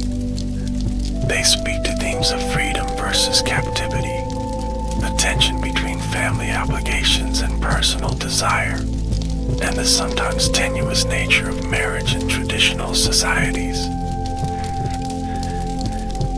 Male Selkies also appear in folklore, typically as seducers of lonely women, especially those unsatisfied in their marriages or those whose husbands were away at sea for long periods. Children born with webbed fingers or a particular texture to their hair might be whispered about as having Selkie blood. This provided a mythological explanation for infidelity or children born outside of marriage. Moving away from water spirits, the Highlands are also home to tales of giants, but were said to have shaped the landscape in ancient times. Many distinctive geographical features were attributed to the actions of giants, including mountain formations, unusual rock structures, and even the creation of islands. One famous example is Fingal, or Fionn MacCool, a figure who appears in both Scottish and Irish mythology. Fingal's cave on the island of Staffa is named after this legendary giant, and its unusual hexagonal basalt columns were said to be part of a causeway he built to reach Ireland. Giants in Highland folklore are often portrayed as not particularly intelligent, but possessing immense strength and sometimes supernatural powers. Many tales involve clever humans outwitting these enormous beings, using trickery to escape their clutches or steal their treasures. These stories celebrate human ingenuity over brute force, a theme that resonated with Highland communities that often had to rely on wit and adaptability to survive in harsh conditions. Another significant category of supernatural beings in Highland folklore is ghosts, or spirits of the dead. The Gaelic term for these entities is Tibh, and they were thought to appear for various reasons. Some sought justice for wrongs committed against them in life, while others returned to fulfill unfinished business or to warn family members of impending danger. Certain locations became associated with haunting activity, particularly sites of tragic deaths, battles, or executions. Crossroads, bridges, and boundaries between properties were also considered liminal spaces where the veil between worlds was thinner, making spectral encounters more likely. Highland ghost stories often involve specific visual or auditory signs. The sound of phantom bagpipes might herald an approaching death in a clan, while the appearance of a particular animal could signal misfortune. Some noble Highland families were said to have their own specific death omens, such as the Airlie family's reported drummer boy who appears before a family death. The most famous Highland ghost is arguably the Bean-Nye, or washing woman. This spectral figure appears as a small woman washing blood-stained clothing by a stream or river, and seeing her is considered an omen of death. The clothes she washes are said to be the burial shrouds of those about to die, sometimes even the witness's own. If approached carefully, the Bean-Nye might answer questions about who will die, or even grant wishes. However, encountering this ominous figure was generally considered terrifying and best avoided. The image of a solitary woman washing clothes at night by a remote stream taps into deep psychological fears, particularly in a pre-industrial society where darkness brought real dangers. Another frightening supernatural figure is the Bodach, a malevolent entity often described as a dark, shadowy old man who could enter homes through the smallest openings. The Bodach was particularly feared as a kidnapper of children and was often invoked by parents to encourage good behavior, much like the bogeyman in other cultures. The concept of second sight, or in BHS in Gaelic, is another significant element in Highland folklore. This psychic ability was thought to be either inherited or bestowed as a gift or curse, allowing certain individuals to foresee future events, particularly deaths or disasters. Those with second sight were said to be able to see the spirits of the dead, predict who would die in the community, or foresee visitors before they arrived. Often, these visions would come unbidden and could be distressing to those who experienced them. Being born with a caul, or amniotic membrane covering the face, was sometimes considered a sign that a child would develop second sight. The belief in second sight was so widespread in the Highlands that it attracted attention from early researchers of the supernatural. In 1697, the minister Robert Kurt published The Secret Commonwealth of Elves, Fauns and Fairies, documenting these beliefs. Kirk himself was later said to have been taken by the fairies after his supposed death, with his body being merely an empty shell or stock left behind. Second sight was not merely about predicting individual deaths, but could extend to foreseeing larger calamities.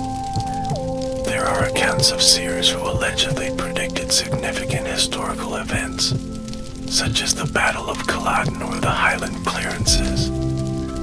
These prophecies, often recorded after the fact, helped communities make sense of traumatic historical changes that affected their way of life.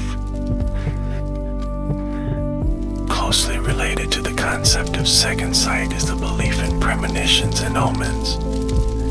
Certain signs were widely interpreted as portents of coming events, particularly deaths. For instance, if a bird flew into a house, it might signify an approaching death in the family. Similarly, hearing a cock crow at an unusual hour or seeing a hare cross one's path could be interpreted as bad omens. Dreams held special significance in Highland folklore, with certain dream images having standardized meanings. To dream of teeth falling out, for example, was thought to predict the death of a relative, while dreaming of fish could indicate a pregnancy, or dreaming of horses might foretell the arrival of strangers. The Highlands also had a rich tradition of healing folklore, blending herbal knowledge with magical practices and Christian prayers. Folk healers, known variously as wise women, charmers, or in Gaelic as old wives, Caeliacan, played an an important role in communities where trained physicians were rare or non-existent. These healers employed a combination of practical herbal remedies, handed down through generations, along with spoken charms or incantations to treat various ailments. For example, burns might be treated with a salve of sheep fat and herbs, accompanied by a specific verbal charm that had to be recited exactly. Certain healing practices required specific ritual components. Water from a self-running stream was considered particularly potent for healing purposes, while dew collected on May morning was believed to have special cosmetic properties. Some cures involve passing the patient through a natural opening, such as a hole in a stone or tree, symbolically representing rebirth or transformation. One common folk medical belief involved the transfer of disease. This could be to an inanimate object, such as burying a piece of cloth rubbed on a wart, or to an animal. The practice of measuring was also widespread, where a string was used to measure the affected body part, and then disposed of in a special way to rid the patient of their illness. Many Highland healing traditions incorporated both pagan and Christian elements. The charm might invoke both ancient deities and Christian saints, or combine references to the sun and moon with prayers to the Trinity. This syncretism reflected the complex religious history of the region, where Christianity had been adopted but older practices continued to influence daily life. Another significant aspect of Highland folklore concerns the supernatural properties attributed to certain plants and herbs. Rowan trees, or mountain ash, were considered particularly powerful protection against evil influences. Branches of rowan were often placed above doorways or fashioned into crosses to protect homes and barns from malevolent spirits or the evil eye. St. John's wort, gathered on Midsummer's Eve, was believed to ward off fairy enchantment and protect travelers. Similarly, four-leaf clovers were thought to allow one to see through fairy glamour or illusion. Many herbs had both practical medicinal uses and magical associations, creating a holistic approach to healing that addressed both physical and spiritual aspects of illness. The Highland calendar was punctuated by seasonal festivals, each with its own associated folklore and customs. These seasonal celebrations marked the agricultural year and were occasions for both community gathering and ritual observances, often designed to ensure good fortune or protection. Beltane, celebrated on May 1st, marked the beginning of summer and was associated with purification and protection. Bonfires were lit, and cattle were driven between them to protect the animals from disease and ensure fertility. Young people would leap over the flames for good luck, and special oat cakes called bannocks were prepared and eaten as part of the festivities. Midsummer, around June 21st, was another important time in the Highland calendar. Bonfires were again a central feature, and certain herbs gathered at midsummer were believed to have enhanced magical properties. This was considered a time when the barrier between the human and fairy worlds was particularly thin, making it both dangerous and potentially beneficial for those seeking supernatural encounters. Lunasa, celebrated in early August, marked the beginning of the harvest season. This festival included agricultural competitions, feasting, and ritual thanksgiving for the crops. It was named for the Celtic god Lu, and while its pagan origins were largely forgotten, forgotten after Christianization. Many of its customs persisted in Highland communities well into modern times. Samhain, observed on November 1st, was perhaps the most supernaturally charged festival in the Highland year. This marking of the beginning of winter was considered a liminal time when the boundaries between the worlds of the living and the dead were at their weakest. Spirits of the deceased were believed to return to visit their homes, and divination practices were performed to predict future events. Samhain customs included leading offerings of food for visiting ancestors, lighting candles to guide their way, and various forms of fortune-telling. Young women might peel an apple in one continuous strip and throw it over their shoulder, believing the shape it formed on the ground would reveal the initial of their future husband. This ancient Celtic festival later evolved into the modern Halloween, retaining many of its supernatural associations. Yule, or winter solstice, celebrations incorporated both pre-Christian and Christian elements. The burning of the Yule log, bringing evergreen plants indoors, and special feast foods all had roots in ancient solstice observances.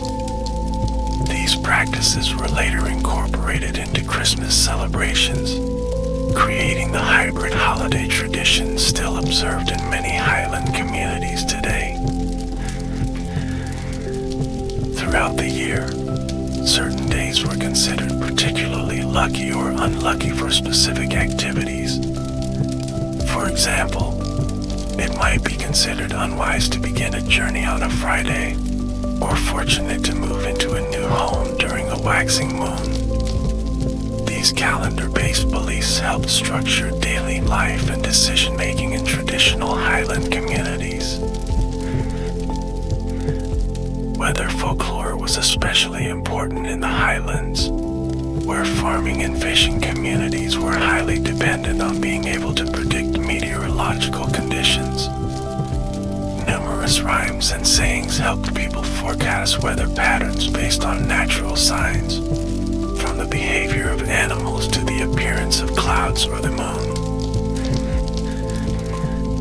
For instance, a red sky at night was said to indicate fair weather the following day, while a ring around the moon foretold rain or snow.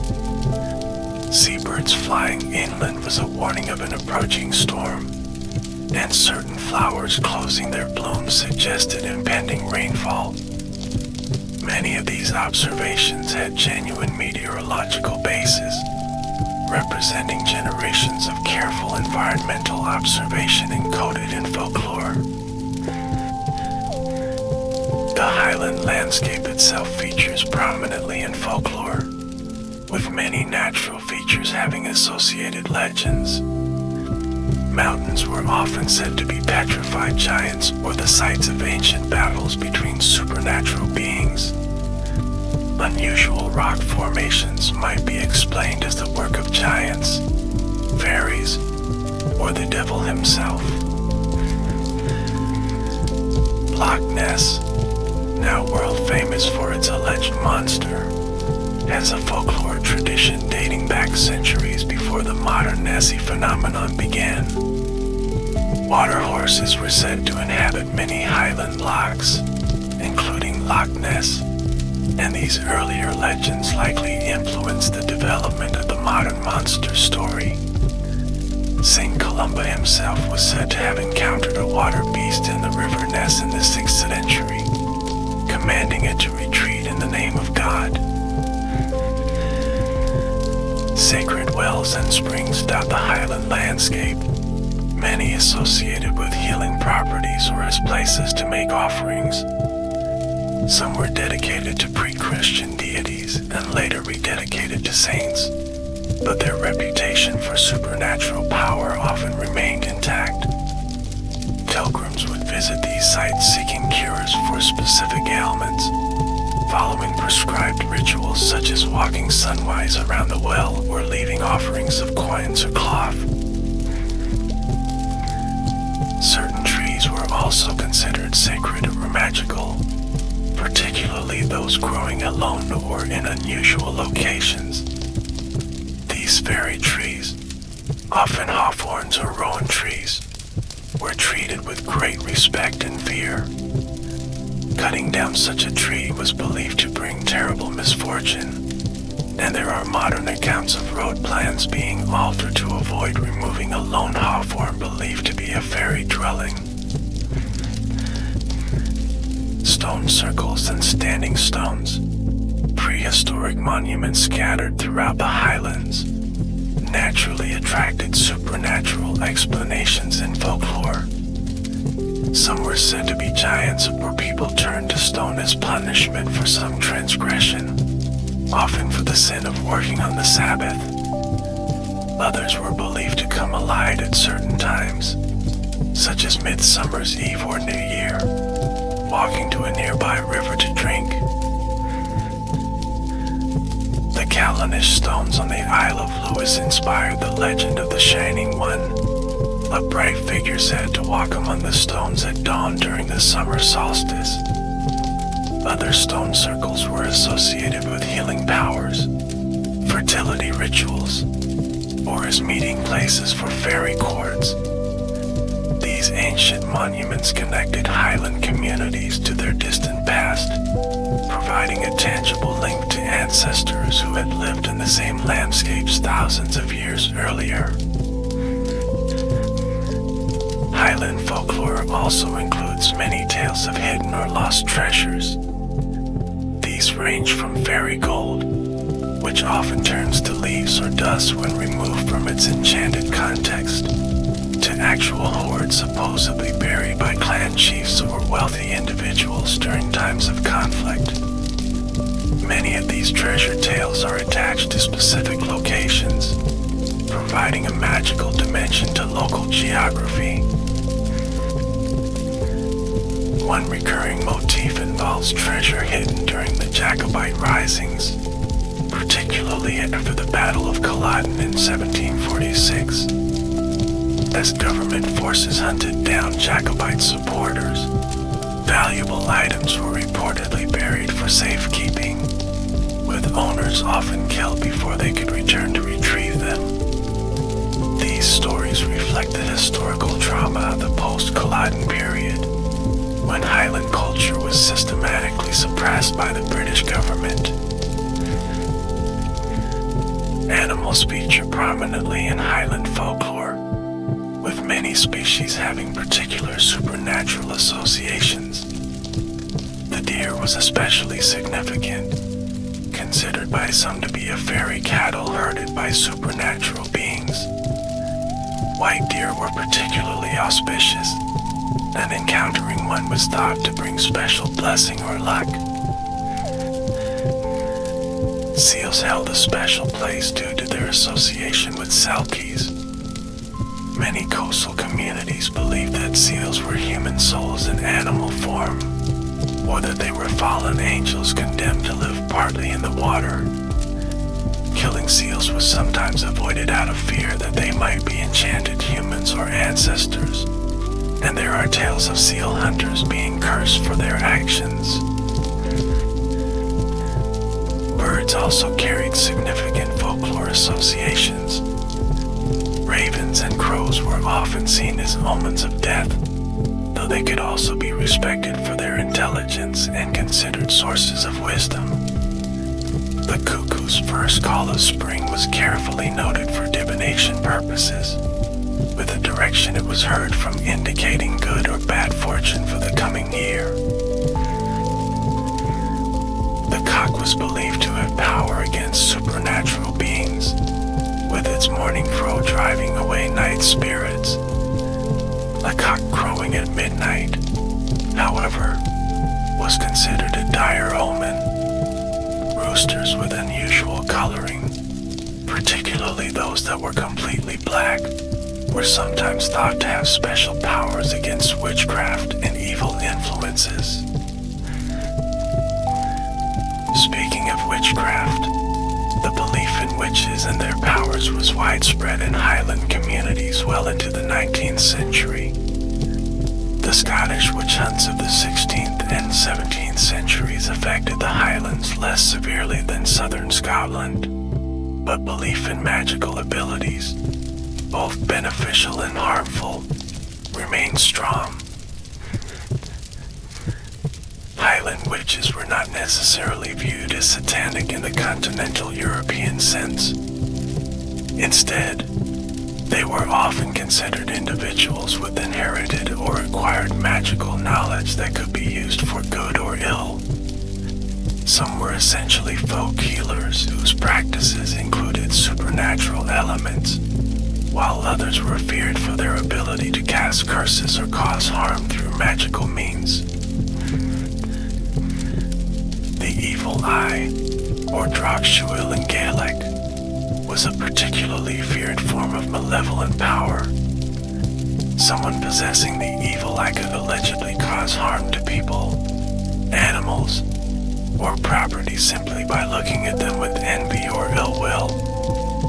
This belief was common throughout Mediterranean and Middle Eastern cultures as well, but took on distinctive forms in the Highland context. Protection against the evil eye often involved specific preventive actions or amulets. A red thread tied around the child's wrist, a silver coin sewn into clothing, or a small bag of rowan berries might all serve as protective measures. When praising someone, especially a child, it was customary to add a blessing to prevent any unintentional harm through the evil eye. Various forms of divination were practiced in Highland communities, often at significant calendar points such as Samhain or Hogmanay, New Year. These ranged from simple fortune-telling games to more complex rituals intended to reveal future spouses, coming births or deaths, or other significant events. One divination practice involved placing items representing different futures in a bannocks or buns. A ring might signify marriage, a coin prosperity, or a thimble spinsterhood. Whoever received which item in their portion would have that fate in the coming year. Similar customs survive today in some areas in the form of Christmas pudding tokens. Highlands mythology includes many stories of remarkable individuals with supernatural abilities or experiences. One such figure is Thomas the Rhymer, a 13th century laird from the Borders who was said to have been taken by the Queen of Elfland to her realm for 7 years. Upon his return, he possessed the gift of prophecy and could speak only the truth. His prophecies became legendary throughout Scotland, including the Highlands. Another significant figure is the Brehon Seer, or Quinagodur, a 17th century prophet from the Isle of Lewis who allegedly received his gift of second sight through a small stone with a hole in the center. Looking through this stone, he could foresee future events, many of which were said to have come true. His predictions reportedly included the Highland clearances, the building of the Caledonian Canal, and various clan disasters. The Brehon Seer himself met a tragic end, according to legend. After predicting that the wife of the Earl of Seaforth was unfaithful, he was condemned to death by burning in a tar barrel. His story exemplifies the dangerous position that those with supernatural knowledge could occupy in Highland society, both respected and feared for their abilities. One fascinating aspect of Highland folklore is the concept of the clay stick, a female supernatural being with attributes of both woman and goat, typically described as having the upper body of a beautiful woman and the lower half of a goat. The clay stick would conceal her animal half beneath a long green dress. Her nature varied in different tales, sometimes benevolent and sometimes malicious. sticks were associated with particular families or locations, acting as guardian spirits. They might help with household or farm tasks, or protect children and animals. Others were more dangerous, luring male travelers to dance with them before drinking their blood. This ambiguity reflects the complex relationship between humans and the supernatural in Highland belief. Another supernatural being with connections to specific places is the Gruagig. This fairy-like creature was particularly associated with cattle, and offerings of milk were left out to secure its goodwill. The Gruagig could either help tend the cattle, ensuring their health and productivity, or cause mischief if offended. The practice of pouring milk into Gruagig stones, usually not boulders with natural depressions, continued in some remote areas into the early 20th century. Highland folklore also includes tales of spectral hounds, the most famous being the Chuseth. This supernatural dog, said to be the size of a young bull with a dark green coat, was believed to roam the Highlands silently. Its bark, heard 3 times, was an omen of death. The Chuseth was sometimes associated with the fairy host, helping to herd the souls of the dead to the other world. Similar to the Chuseth is the concept of the black dog, a spectral canine apparition found in folklore throughout the British Isles. In Highland tradition, these supernatural dogs often appeared at places associated with death, such as ancient battlefields, execution sites, or scenes of tragic accidents. Encountering such a creature was considered an ill omen, though not always specifically a death portent. The fairy host, or Slua, represents one of the darker aspects of Highland fairy lore. Unlike the more ambiguous individual fairies, the Slua were universally feared as malevolent spirits. They were believed to be the restless souls of the dead, flying through the night sky in groups, seeking to capture the souls of the dying. The Slua were said to travel on the west wind, and households with dying members would close all western-facing windows and doors to prevent them from entering. They were particularly active between midnight and dawn, and being caught outdoors during their passing was considered extremely dangerous. The concept of the fairy host may have roots in ancient beliefs about the wild hunt found throughout European folklore. Highland funeral customs incorporated many folkloric elements designed to ensure the deceased's safe passage to the afterlife and prevent their return as restless spirits. Watches over the dead body, called the walking or lyquake, involve the community gathering to keep vigil. This served both practical and spiritual purposes, ensuring the deceased was never left alone and providing communal support for the bereaved family. Various taboos and practices surrounded Highland funerals. All clocks in the house would be stopped at the moment of death, and mirrors covered. The deceased was removed from the house feet first, ensuring their spirit wouldn't know the way back.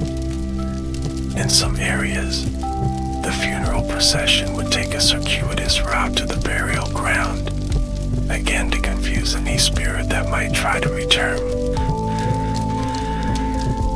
The coronet, a traditional keening or lamentation for the dead, was an important element of Highland funerals until relatively recent times. Usually performed by women, this ritual wailing expressed collective grief while also serving to cry the spirit home to the other world. The practice was discouraged by Protestant ministers after the Reformation, who considered it pagan and overly emotional. but it persisted in some areas into the 19th century. Birth, like death, was surrounded by protective folklore in Highland communities. A newborn child was considered particularly vulnerable to supernatural harm, especially fairy kidnapping. To prevent this, various protective measures might be taken, such as placing iron items near the cradle, since fairies were believed to fear iron. An unbaptized child was thought to be especially at risk, and many families would hasten to have the baptism performed as quickly as possible. Until this Christian ritual occurred, other protective practices might include keeping a light burning constantly near the child, or having someone stay awake watching over the infant at all times. Marriage customs also incorporated folklore elements, with many superstitions surrounding the wedding day itself. The weather on a wedding day was thought to predict the couple's future happiness, with rain paradoxically considered lucky in many Highland communities. Certain days were considered more auspicious than others for weddings, with May generally avoided as unlucky. Various traditions were observed to ensure fertility and prosperity in the marriage. The wedding party might include a person carrying a kazianuch, a strip of sheepskin with the wool still attached, which would be waved around the bride's head for luck. Breaking oat cakes over the bride's head as she entered her new home was another common custom, symbolizing future plenty.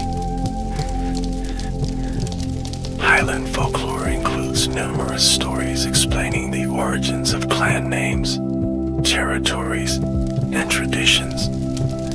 These origin legends often include supernatural elements or remarkable feats, helping to establish clan identity and pride.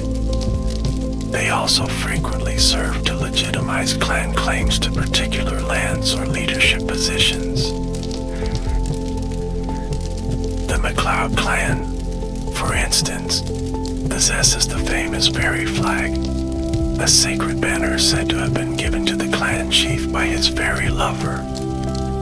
When unfurled in battle, the flag was said to ensure victory, but could only be used 3 times before its power was exhausted.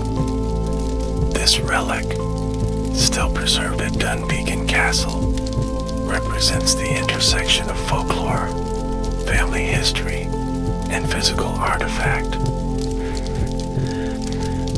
The Cameron clan's name was said to derive from a legendary ancestor with a crooked nose, Kemshron in Gaelic.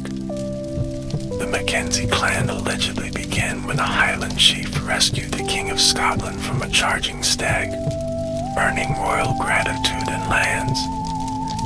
These stories, whether historically accurate or not, helped strengthen clan identity and cohesion in Highland society. Highland folklore underwent significant challenges and changes during the period following the 1746 Battle of Culloden.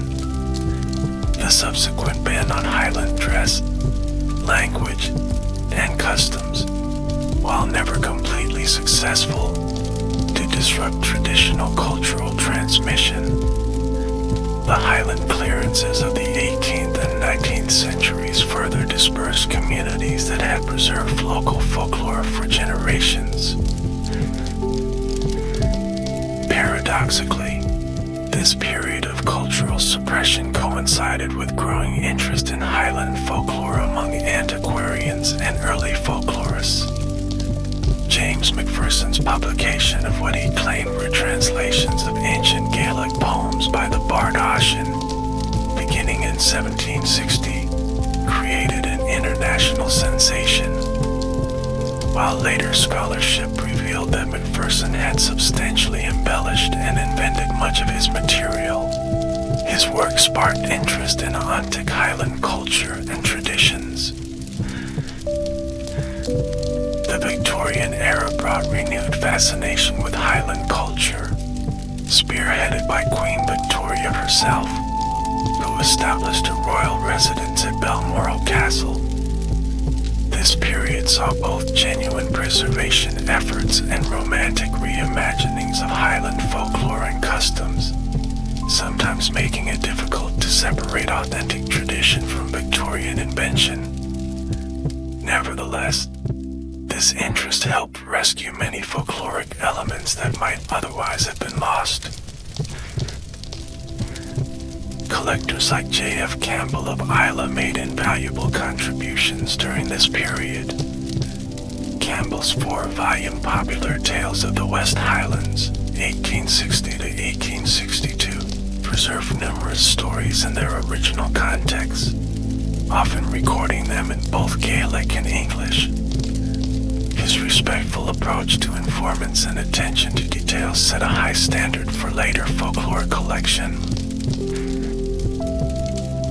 Alexander Carmichael's monumental Carmina Gadalicia, published between 1900 and 1971, preserved hundreds of Gaelic prayers, charms, and incantations from the Highland and Island tradition.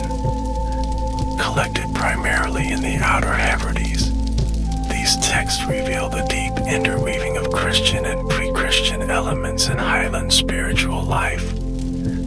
Though Carmichael sometimes idealized or improved his material, his work remains a crucial resource for understanding Highland folklore. The School of Scottish Studies, founded at the University of Edinburgh in 1951, marked an important step in the academic study and preservation of Highland folklore. Its extensive sound archives contain thousands of recordings of traditional stories, songs, and customs, many in Gaelic from native speakers born in the 19th century. These recordings preserve not just the content but the performance styles and context of traditional folklore. Today, Highland folklore continues to evolve and adapt. Modern storytellers, musicians, and artists draw on traditional material while creating new interpretations relevant to contemporary audiences. Tourism has created new contexts for folklore performance, while social media and the internet allow dispersed Highland diaspora communities to maintain connections to their cultural heritage. Highland folklore has also significantly influenced global popular culture. From Sir Walter Scott's novels to modern fantasy literature, film, and television, elements of Highland supernatural belief have been adapted and repurposed. Shows like Outlander and films like Disney's Brave incorporate Highland folkloric elements, exposing new audiences to these traditions, albeit in highly adapted forms. Contemporary Highlanders often have complex relationships with folklore and supernatural belief. While few would claim literal belief in fairies or kelpies, many maintain respect for traditional practices and stories. Environmental concerns have sometimes been expressed through appeals to folklore, such as opposition to development projects that would disturb sites traditionally associated with supernatural beings.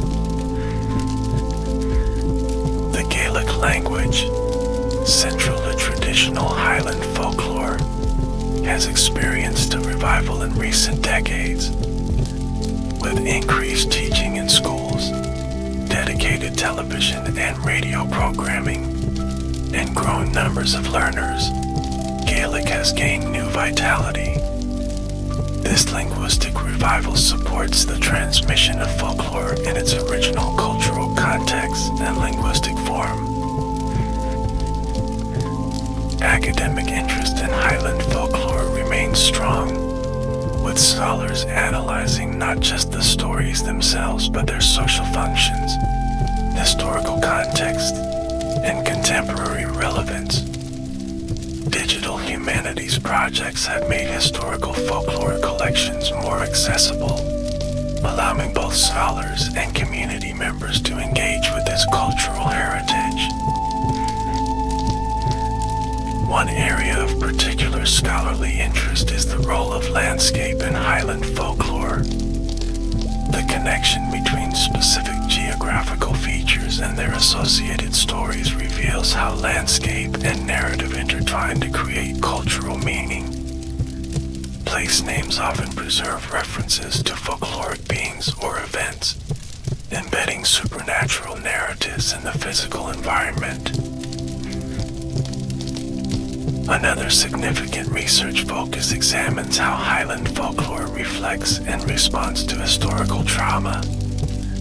Stories emerging after periods of significant disruption, such as the Highland clearances, often encode community memories and reactions to these events. Supernatural narratives provided frameworks for understanding and processing collective hardships when direct expression might be too painful or politically dangerous. Gender roles and relationships are also revealed through Highland folklore. Female supernatural figures, from the bean knight to the glaistick, often reflect cultural attitudes toward women's social positions and power. Similarly, tales about male heroes or villains provide insight into masculine ideals and anxieties in traditional Highland society. The intersection of medicine and folklore represents another fascinating area of Highland cultural history. Traditional healing practices incorporated both practical herbal knowledge and supernatural beliefs, creating holistic approaches to wellness that addressed physical, psychological, and spiritual aspects of illness. Some of these traditional remedies have been investigated by modern medical researchers seeking new pharmaceutical compounds. Highland folklore around pregnancy and childbirth reveals much about historical attitudes toward reproduction and infant survival in challenging environments. The vulnerability of both mother and child during this dangerous time was acknowledged through numerous protective practices and taboos. These include specific foods to be eaten or avoided, restrictions on certain activities, and various charms and prayers to ensure safe delivery. The rich tradition of Highland music connects intimately with its folklore. Many ballads and songs preserve narrative elements from oral tradition, while instrumental music was often associated with supernatural influence. Particularly talented musicians were sometimes suspected of having received their gifts through fairy intervention, usually at some personal cost or risk. Type music holds special significance in Highland culture, with specific tunes composed for particular purposes. Laments commemorated dead chieftains, while other pieces were associated with battles, supernatural encounters, or significant clan events. Some tunes were believed to have magical properties, such as the fairy flag tune of the MacLeods, said to be taught to a piper by the fairy folk. The folklore surrounding Highland dress and clan tartans contains a complex mixture of ancient tradition and more recent invention. While distinctive regional clothing styles certainly existed in the historical Highlands, the systematic association of specific tartan patterns with particular clans largely developed in the 19th century. Nevertheless, folklore about the symbolic meanings of tartan colors and patterns has become an important part of modern Highland identity.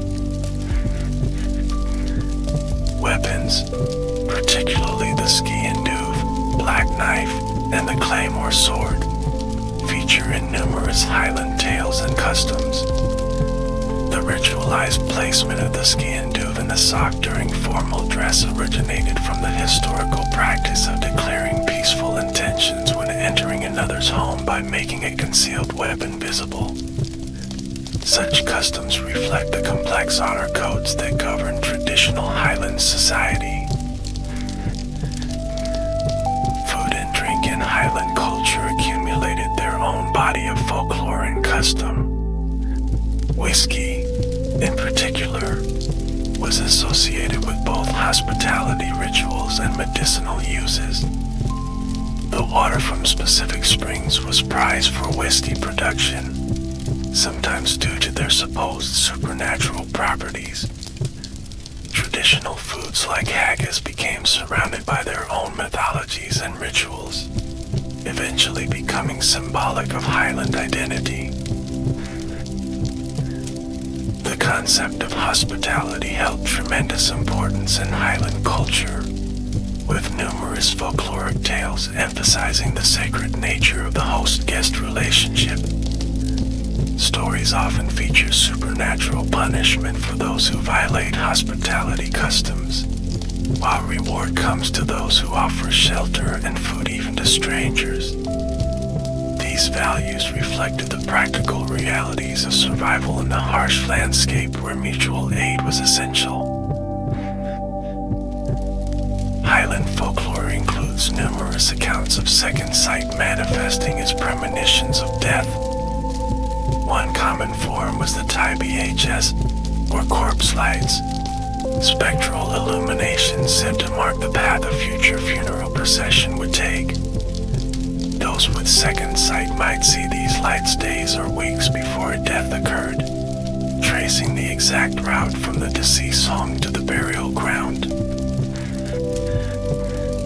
Another form of death premonition was the TBHS here, or phantom funeral procession.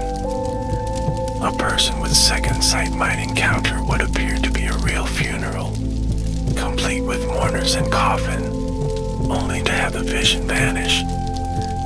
Later, an identical procession would occur in reality, with the same participants and circumstances. Some Highland families were said to have specific death warnings associated with their lineage. The Airlie family reportedly heard phantom drumming before a family death, while the MacLeans of Lochbuie were warned by the appearance of a spectral horseman. These hereditary omens were taken very seriously, even by otherwise skeptical family members. Turning to more cheerful aspects of Highland folklore, traditional games and sports often had mythological origins or supernatural associations. The Highland Games, with events like caber tossing and hammer throwing, were said by some traditions to have originated with warrior training or even contests between giants. Their revival in the 19th century helped preserve not just the physical activities but the stories associated with them. Children's games in Highland communities often incorporated folklore elements. Some mimicked adult rituals or activities, while others included rhymes and songs with much older origins than the children playing them realized. Games of chase might cast one child as a supernatural creature like the Bodog, helping children process fears while developing social skills. Weather lore was particularly important in Highland communities dependent on agriculture and fishing. Numerous rhymes and sayings helped predict weather patterns based on natural signs, from animal behavior to cloud formations.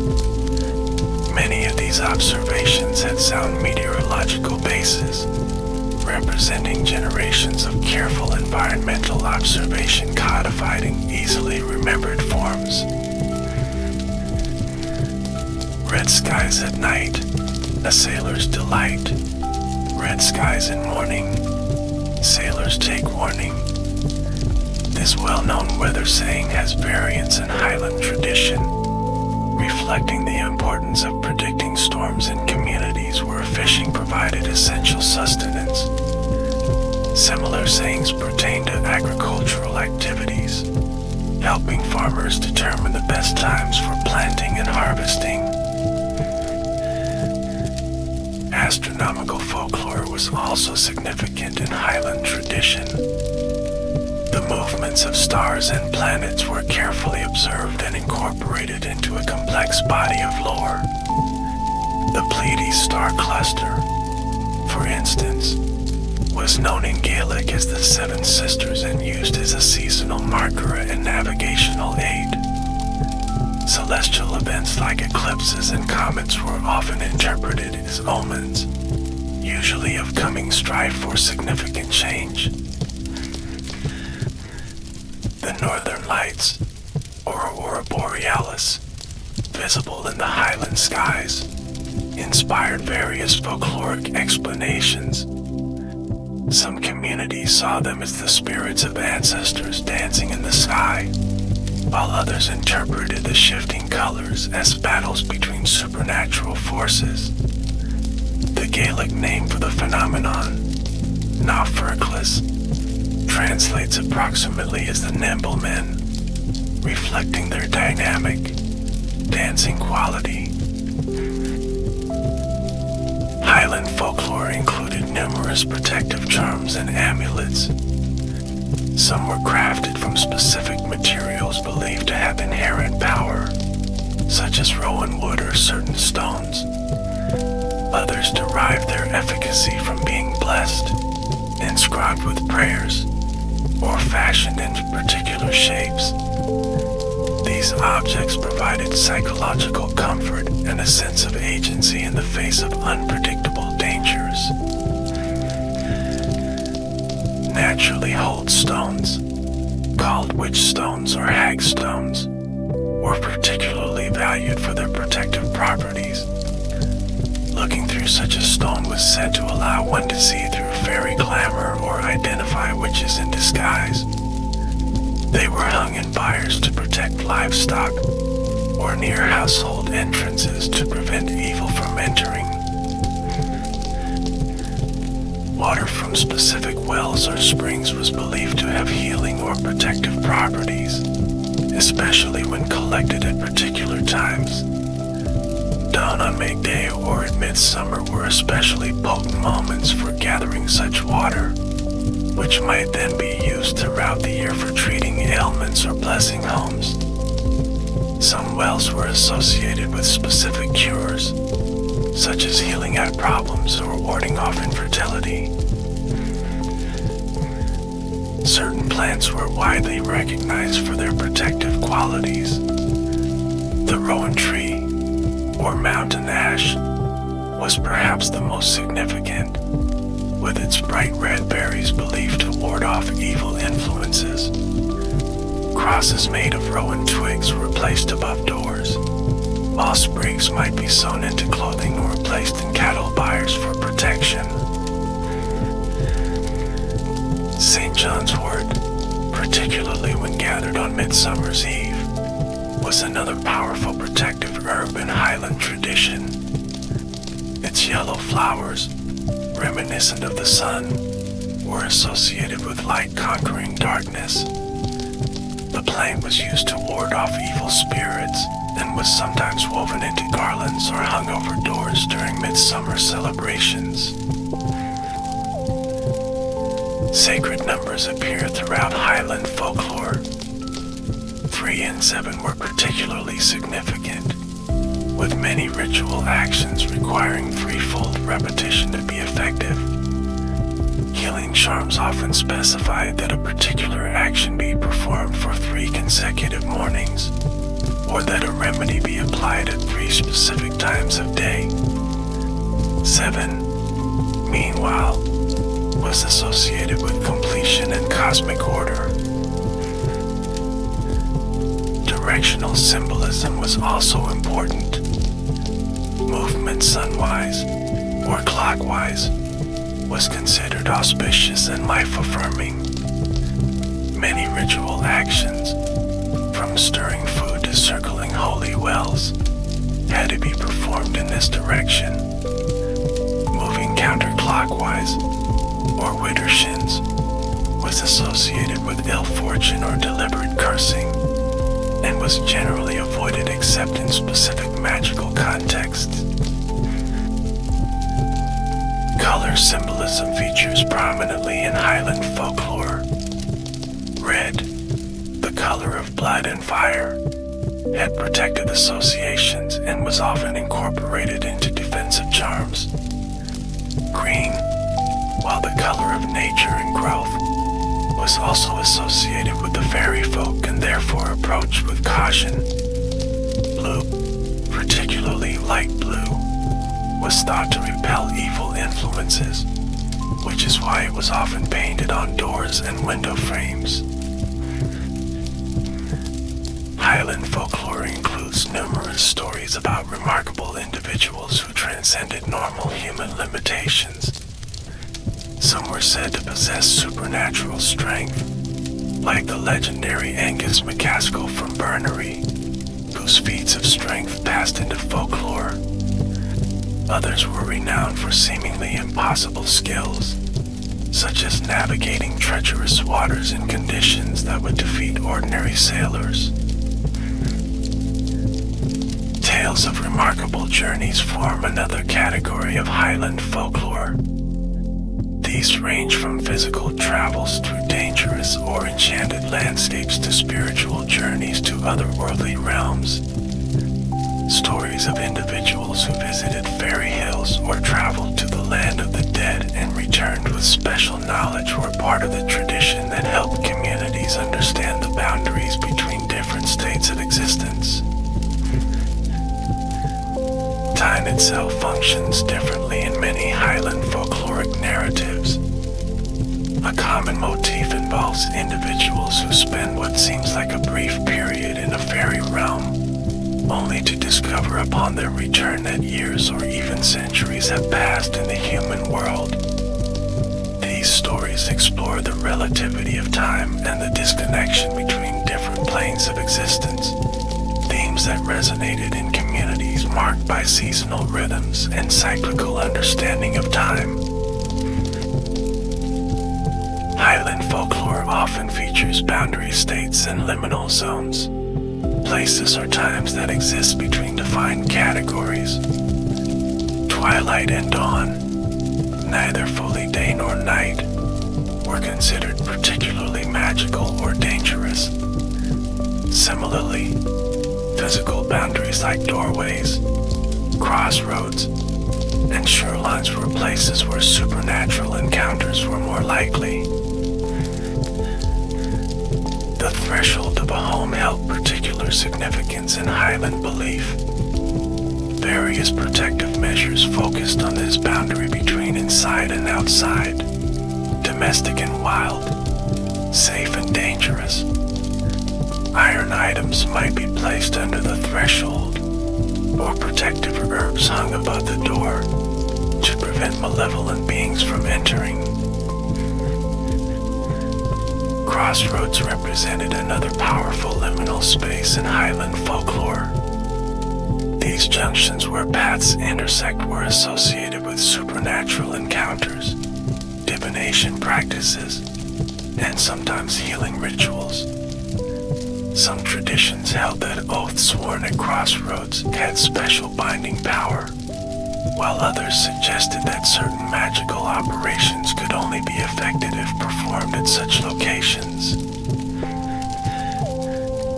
Boundaries between land and water were especially significant in coastal and lochside communities. These shorelines represented the meeting place between the human world and the domain of water spirits like kelpies, selkies, and the blue men of the Minch. Fishermen developed elaborate customs and taboos related to these boundaries, intended to ensure safe passage between the domains. Highland folklore features numerous stories about transformations, both voluntary and involuntary.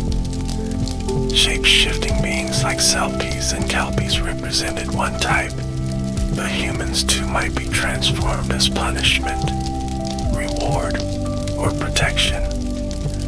And these standing stones were explained as humans petrified for some transgression, often for working on the Sabbath or showing disrespect to sacred things.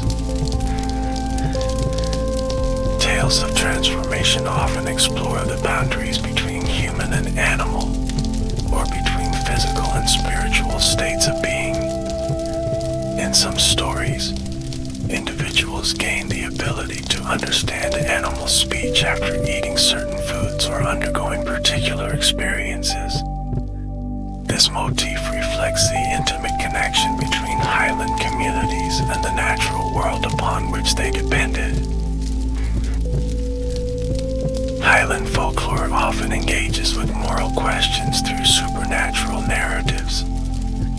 Stories about fairy gold that turns to leaves or dust teach lessons about greed and the ephemeral nature of wealth. Tales of supernatural punishment for breaking oaths or violating hospitality reinforce social norms essential to community survival. Conversely, many stories celebrate virtues like generosity, courage, and compassion. Characters who share their last morsel with a disguised supernatural being are rewarded, while those who show kindness to animals often receive magical assistance in return. These moral frameworks help socialize community members into values that supported collective well-being in challenging environments. Justice is a recurring theme in Highland supernatural narratives. When human systems of justice failed, supernatural forces might intervene to punish wrongdoers or vindicate the innocent.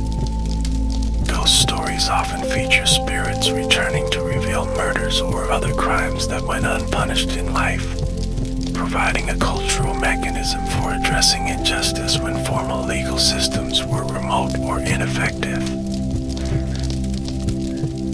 The folklore surrounding Highland cattle raiding offers fascinating insights into how communities negotiated moral complexities. While stealing cattle was technically theft, traditional tales often presented as a test of courage and skill when conducted according to certain unwritten rules. These narratives helped communities navigate the tensions between formal laws and practical necessities in a challenging economic landscape. Highland folklore provided frameworks for understanding misfortune and suffering in a world where hardship was common. Supernatural explanations for illness, crop failure, or accidents offered a sense of order and meaning in otherwise random disasters. Identifying a cause, even a supernatural one, gave communities a sense of agency through protective or remedial actions they could take. The concept of fate or destiny appears frequently in Highland folklore. Many tales suggest that certain events are predetermined and unavoidable, particularly those foreseen through second sight. At the same time, stories often include elements of choice and moral agency, creating a complex worldview that balanced determinism with personal responsibility. Language itself held power in Highland folkloric tradition. The precise wording of charms and blessings was considered crucial to their efficacy, with some requiring specific Gaelic formulations to work properly. This reflects a belief in the inherent power of words, particularly in a culture where oral tradition was the primary mode of knowledge transmission. Names held special significance in Highland belief. Using someone's true name was thought to give power over them, which is why supernatural beings were often referred to by euphemisms rather than direct names. The fairies became the good neighbors or the fair folk, while the devil might be called the black one rather than named directly. The power of blessing and cursing was taken very seriously in traditional Highland communities. Words spoken with intense emotion, particularly by someone with perceived spiritual authority, were believed metaphysical reality. This belief persisted well into the modern era, with accounts of effective curses and blessings reported into the 20th century. Music in Highland folklore often has supernatural dimensions. Certain tunes were said to have magical origins or effects, such as the fairy flag tune associated with the Macleods of Skye. The ability to play particularly moving or technically difficult music might be attributed to fairy instruction, sometimes given in exchange for the musician's soul or long-term service. Dance, too, appears in supernatural contexts in Highland folklore. Fairy revelry often includes enchanted dancing that humans might be invited or compelled to join. Time passes differently during these supernatural dances, with a single night of fairy dancing potentially equating to years in the human world. These stories may reflect actual experiences of trance states during traditional celebrations.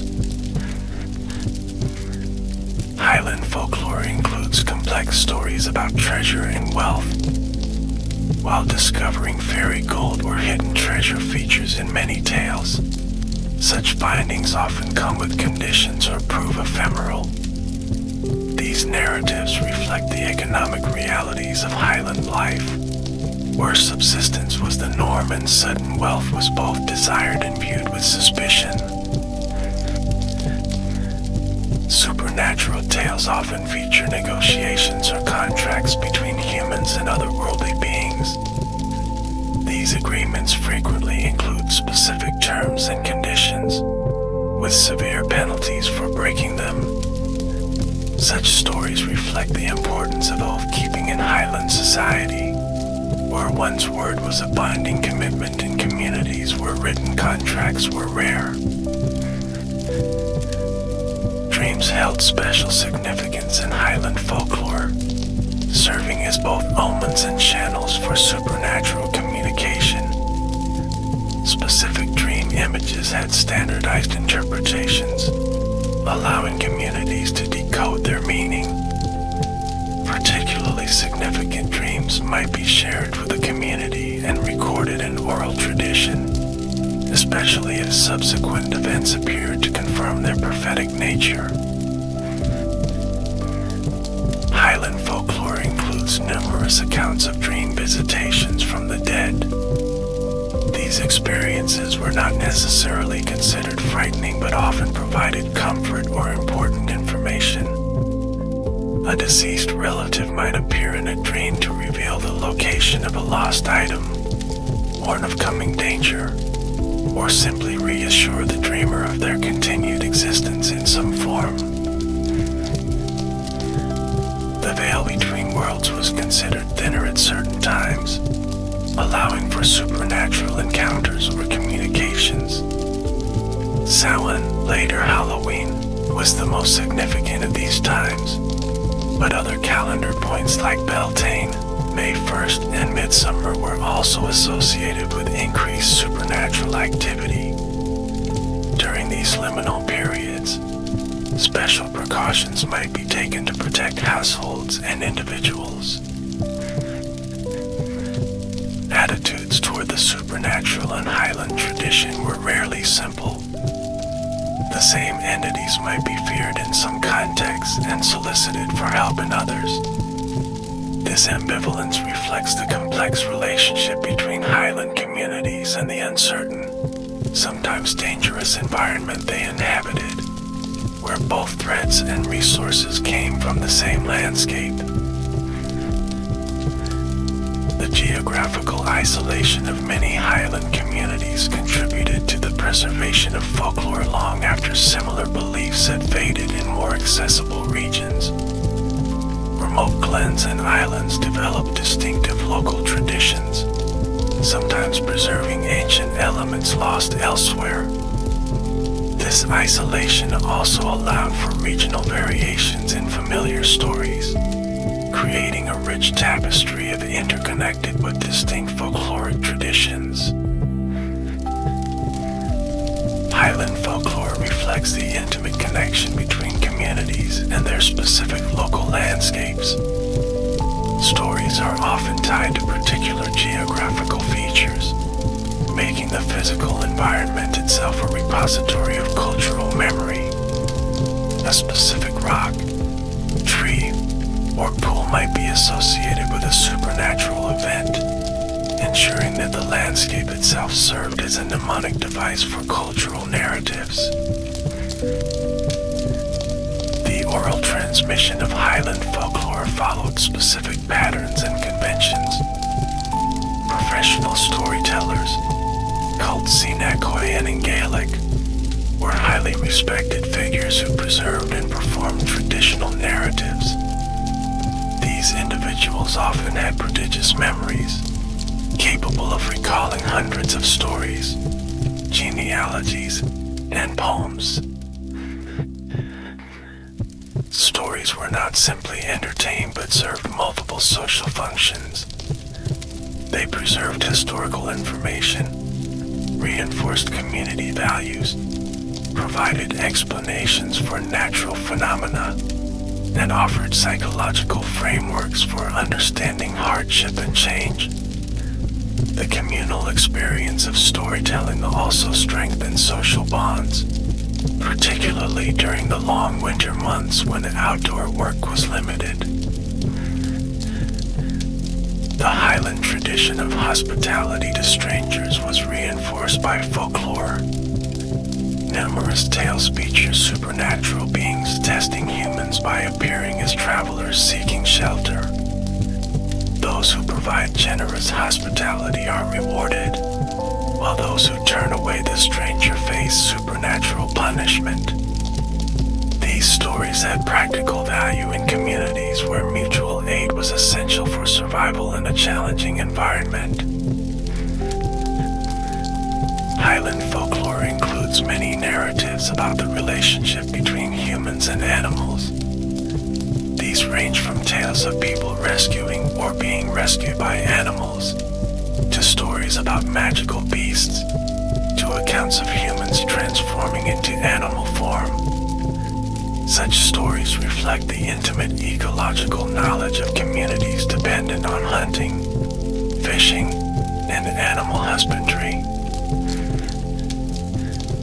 The deer held special significance in Highland folklore. Sometimes portrayed as fairy cattle, deer were associated with supernatural qualities, particularly white or unusually colored specimens. Hunting traditions included ritual elements acknowledging the spiritual dimension of taking animal life, and tales abound of hunters who encountered supernatural beings while pursuing deer in remote places. Birds feature prominently in Highland folklore as messengers between worlds. The cuckoo's first call of spring was carefully noted for divination purposes, while the movements of ravens and crows were watched for omens. Some birds were believed to carry the souls of the dead, and killing certain species, such as robins, was considered particularly unlucky. Fish and sea creatures appear in coastal Highland and island folklore. Certain fish were associated with good fortune, while others might portend storms or poor catches. Fishermen developed complex taboos around language used at sea, often avoiding direct names for land features of certain animals while fishing. These linguistic precautions reflect the dangerous and unpredictable nature of maritime livelihoods. Highland communities maintained a complex relationship with Christianity, blending older beliefs with newer religious frameworks. Local saints, many of Celtic origin, became important figures in regional folklore, often associated with specific healing powers or protective capabilities. Pre-Christian sacred sites were frequently rededicated to these saints, maintaining their spiritual significance within a Christian context. The Protestant Reformation brought significant changes to Highland religious life, yet many folkloric beliefs persisted alongside or beneath official religious observance. Ministers might preach against superstition on Sundays, while community members continued to leave offerings at fairy hills or sacred wells during the week. This cultural syncretism allowed communities to maintain important traditional practices while adapting to changing religious expectations. Highland folklore provided psychological tools for managing fear and uncertainty in a world full of dangers. Having explanations for misfortune, even supernatural ones, offered a sense of order and potential control. Protective rituals and charms gave people active measures they could take against invisible threats, whether these were conceptualized as germs, bad luck, or malevolent spirits. The concept of fate or destiny appears frequently in Highland folklore. Many tales suggest that certain events are predetermined and unavoidable, particularly those foreseen through second sight. At the same time, stories often include elements of choice and moral agency, creating a complex worldview that balanced determinism with personal responsibility. Highland folklore reflects a world where the boundaries between natural and supernatural were more permeable than in modern conception. Unusual natural phenomena, from weather events to animal behavior, might be interpreted as signs or direct communications from otherworldly forces. This worldview created an environment where everyday experience was infused with potential magical or spiritual significance. As we draw our exploration of Scottish Highland folklore to a close, we can appreciate how these stories and beliefs served as more than mere entertainment. They were living traditions that helped communities make sense of their world, preserve their history, and maintain cultural identity through centuries of change and challenge. The resilience of Highland folklore, even in the face of historical suppression and modernization, speaks to its fundamental importance in human experience. While few contemporary Highlanders would claim literal belief in fairy kidnappings or water horses, many continue to value these stories as part of their cultural heritage and identity. The tales connect present generations with their ancestors and with the landscapes that shape their collective memory. Today, Highland folklore continues to evolve, finding new expressions in literature, art, music, and digital media. Contemporary storytellers and artists draw on traditional material while creating new interpretations relevant to modern audiences. This ongoing creative engagement ensures that the folklore remains a living tradition rather than a museum piece. As you drift towards sleep, perhaps the misty glens and mysterious locks of the Highlands will visit your dreams.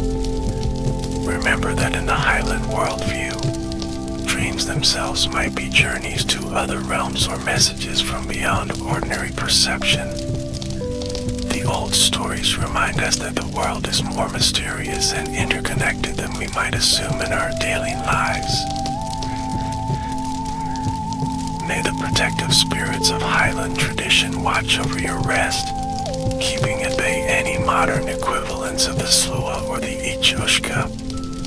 Perhaps, like generations of Highlanders before, you'll find comfort in imagining a Rowan cross above your door, or iron beneath your pillow, guarding against unwelcome nocturnal visitors.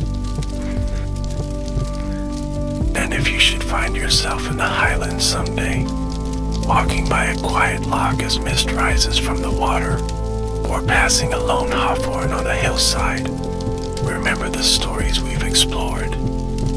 In those moments between light and dark, when the familiar world seems slightly transformed, perhaps you'll understand why these tales have endured for so many generations, speaking to something timeless in the human experience. Rest now, as the ancient storytellers would say, and that's my story, and if there's a lie in it wasn't I who made it. Sleep well, and may your dreams be filled with the magic of the Highlands, where every stone, stream, and mountain has its own tale to tell for those who know how to listen. Welcome to a journey through our magnificent solar system, a voyage that will take us from our home planet across vast distances to explore the diverse worlds that orbit our star, the Sun. In this extended exploration, we'll uncover the mysteries and marvels of each celestial body, from scorching Mercury to distant Neptune and beyond.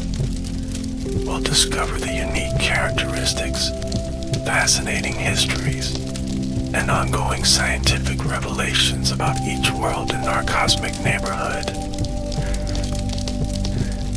Our solar system formed approximately 4.6 billion years ago from a vast cloud of gas and dust.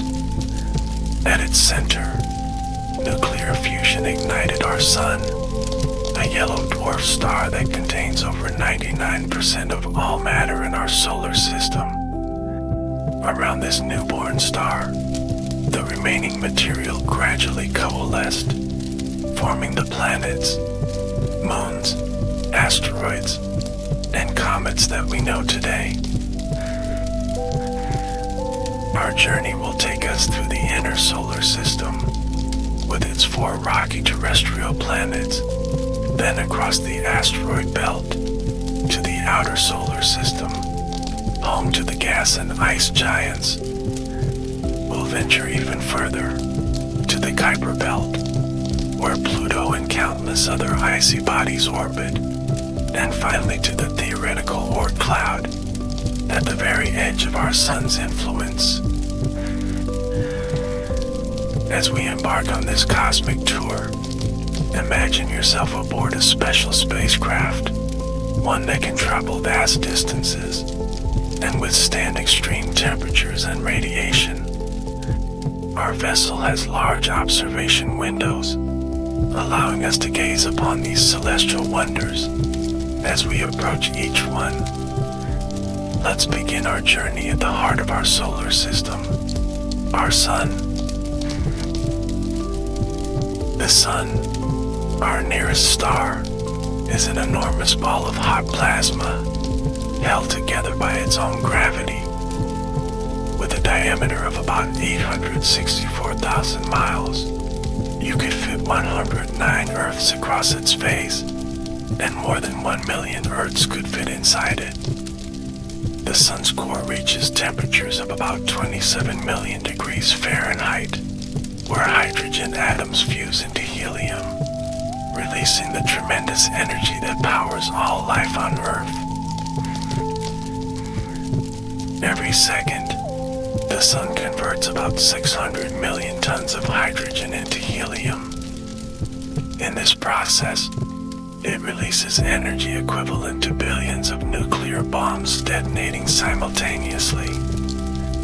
Yet from our safe distance of 93 million miles, this furious activity reaches us as the gentle warmth and light that sustains all life on our planet.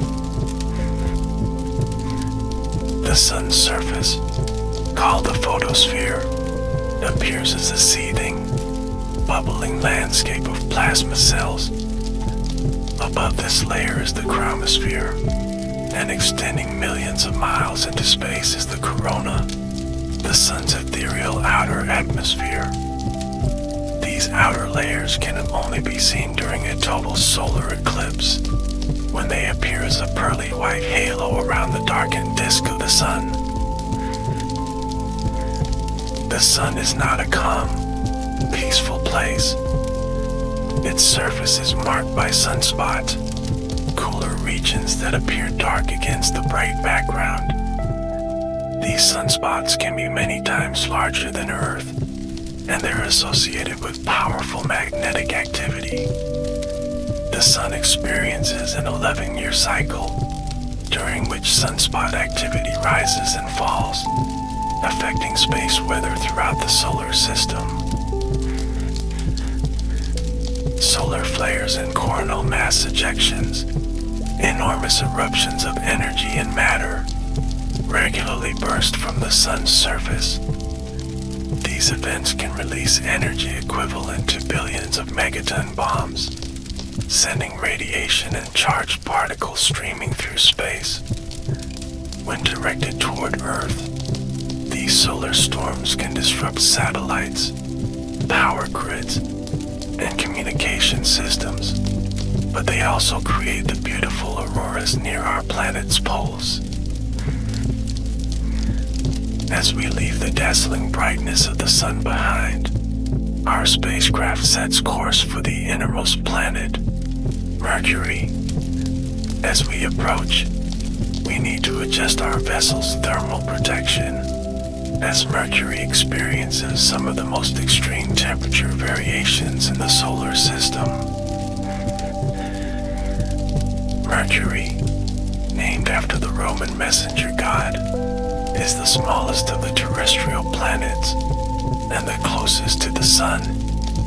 It orbits at an average distance of just 36 million miles from our star, completing a year in only 88 Earth days.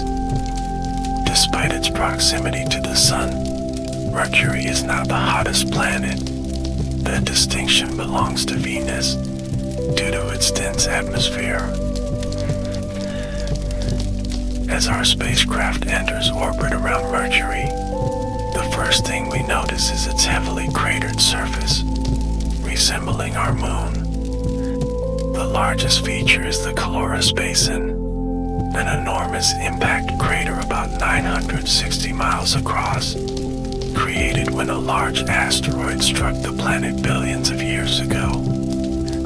The impact was so powerful, it sent seismic waves around the planet, creating a strange, hilly terrain on the exact opposite side of Mercury. Mercury's surface tells the story of a long history of meteorite impacts, volcanic activity, and tectonic movements.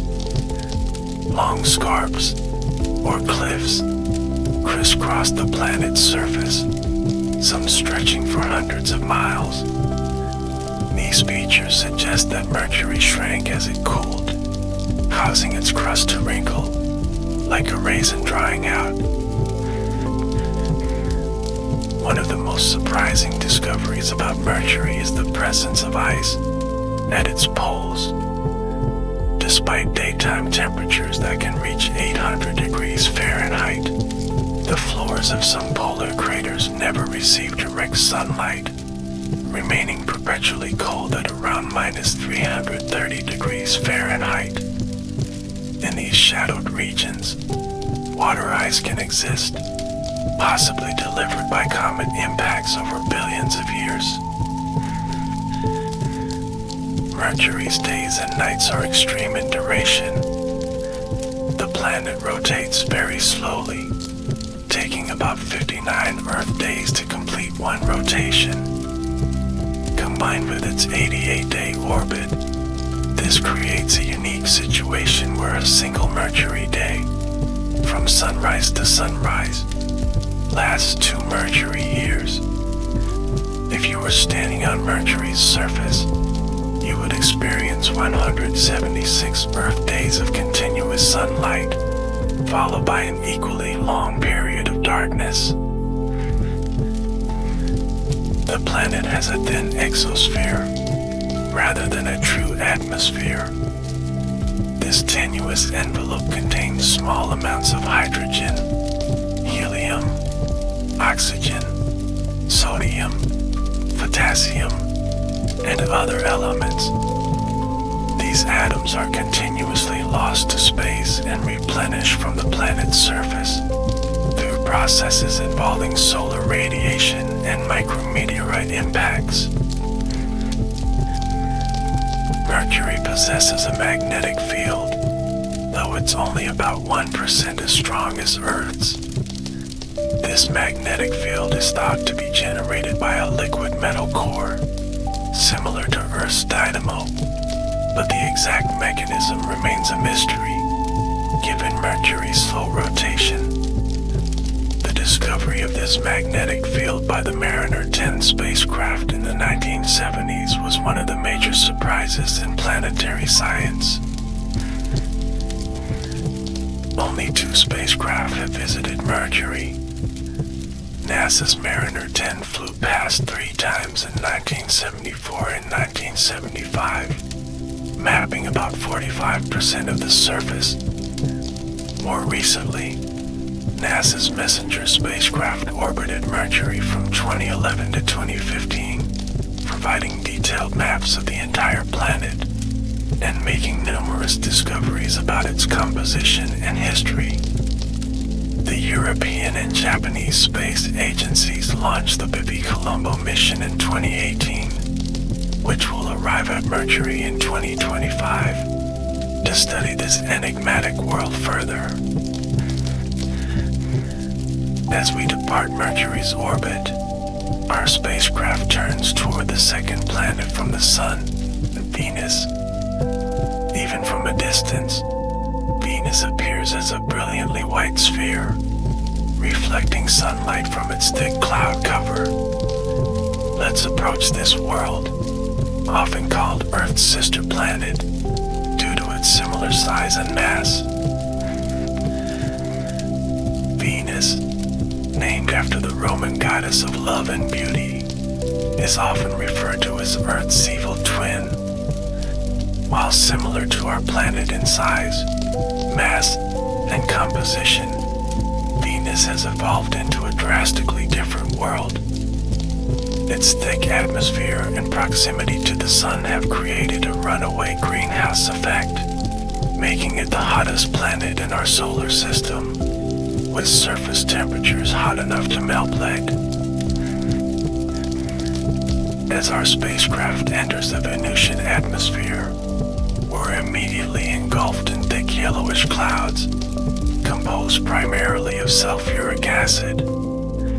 These clouds completely enshroud the planet, creating a perpetual veil that hides the surface from view. The clouds reflect about 75% of the sunlight that reaches Venus, which is why the planet appears so bright from Earth. Descending through the atmosphere, the pressure steadily increases, reaching levels 90 times greater than Earth's surface pressure. This crushing weight is equivalent to being nearly 1 kilometer underwater on Earth. The atmosphere consists primarily of carbon dioxide, with small amounts of nitrogen and traces of other gases. This composition traps heat from the sun, raising surface temperatures to about 900 degrees Fahrenheit, hot enough to melt lead and zinc. The surface of Venus, revealed by radar mapping, since visible light cameras cannot penetrate the clouds, shows a world of rolling plains, vast plateaus, and mountains. The highest mountain range, Maxwell Montes, rises about 7 miles above the mean surface level, comparable to Mount Everest on Earth. Venus has more volcanoes than any other planet in our solar system, with over 1,600 major volcanoes and countless smaller ones. Many scientists believe that volcanic activity continues on Venus today, though direct evidence remains elusive. Recent studies have detected changes in sulfur dioxide levels in the atmosphere, which could indicate ongoing eruptions. One of the most interesting features on Venus is its extensive lava channels, some extending for hundreds of miles. The longest, Balti's Palace, stretches for more than 4,200 miles, longer than the Nile River on Earth. These channels were likely carved by very fluid lava flows, possibly during massive eruption events in Venus's past. Venus rotates on its axis very slowly and in the opposite direction of most planets. This retrograde rotation means that on Venus, the sun rises in the west and sets in the east. A single Venusian day lasts about 243 Earth days, actually longer than Venus's year of 225 Earth days. This means that a day on Venus is longer than its year. The slow rotation of Venus has another strange effect. From the surface, if you could see through the thick clouds, the sun would appear to rise, move across the sky very slowly, and set over a period of 118 Earth days. Then you would experience 118 days of darkness before the next sunrise. Unlike Earth, Venus has no moon and no magnetic field. The life of a magnetic field means that the solar wind interacts directly with Venus's upper atmosphere, stripping away lighter gases over time. This might help explain why Venus has so little water compared to Earth. Any ancient oceans the planet might have had would have evaporated in the intense heat, with the water vapor being broken down by ultraviolet radiation and the hydrogen escaping into space. Scientists believe that Venus may once have been much more Earth-like, with oceans of liquid water and perhaps even conditions suitable for life. Would a runaway greenhouse effect, possibly triggered by massive volcanic eruptions, transform the planet into the hellish world we see today? This dramatic transformation serves as a cautionary tale about the fragility of planetary climates and the potential consequences of unchecked greenhouse gas emissions. Despite its hostile conditions, Venus has been visited by more spacecraft than any planet except Mars. The Soviet Venera program successfully landed several probes on the surface in the 1970s and 1980s, each surviving the crushing pressure and searing heat for only about an hour, but returning the first, and still only, images from the surface of Venus. These images showed a desolate landscape of flat, fractured rocks under an eerie orange sky. More recently, NASA's Magellan mission mapped 98% of Venus's surface using radar, revealing its topography in unprecedented detail. The European Space Agency's Venus Express orbited from 2006 to 2014, studying the atmosphere and searching for signs of active volcanism. Japan's Akatsuki spacecraft, currently in orbit around Venus, is investigating atmospheric dynamics and weather patterns. As we leave Venus behind, our spacecraft turns toward the beautiful blue marble we call home, planet Earth. From space, Earth stands out among all the planets, with its vibrant blue oceans, white cloud patterns, green and brown land masses, and polar ice caps. This is the only world in our solar system known to harbor life, a precious oasis in the vastness of space. Earth, the third planet from the Sun, orbits at an average distance of 93 million miles, in what astronomers call the habitable zone. This optimal distance means water can exist in all three states: solid, liquid, and gas, a critical factor for life as we know it. Our planet completes one orbit every 365.25 days, the basis for our calendar year, with an extra day added every 4 years as a leap year.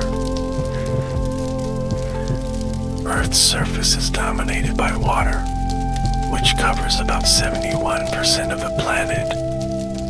The oceans contain about 97% of Earth's water, with the remainder found in ice caps, glaciers, groundwater, lakes, rivers, and the atmosphere. This abundance of liquid water, unique in the known solar system, has earned Earth the nickname the Blue Planet. Our planet's atmosphere consists primarily of nitrogen, about 78%, and oxygen, about 21%.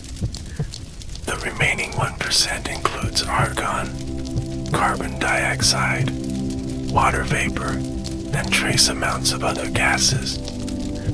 This thin envelope of air protects the surface from harmful solar radiation, moderates temperatures, and enables the transfer of heat and moisture around the globe. Earth's atmosphere is divided into several layers. The troposphere, extending from the surface to about 7 to 10 miles up, is where most weather occurs. Above this is the stratosphere, which contains the ozone layer that shields us from harmful ultraviolet radiation. Higher still are the mesosphere, thermosphere, and exosphere, where the atmosphere gradually thins out into space. Our planet has a strong magnetic field, generated by its rotating liquid outer core of iron and nickel. This magnetic field extends thousands of miles into space, forming a protective bubble called the magnetosphere.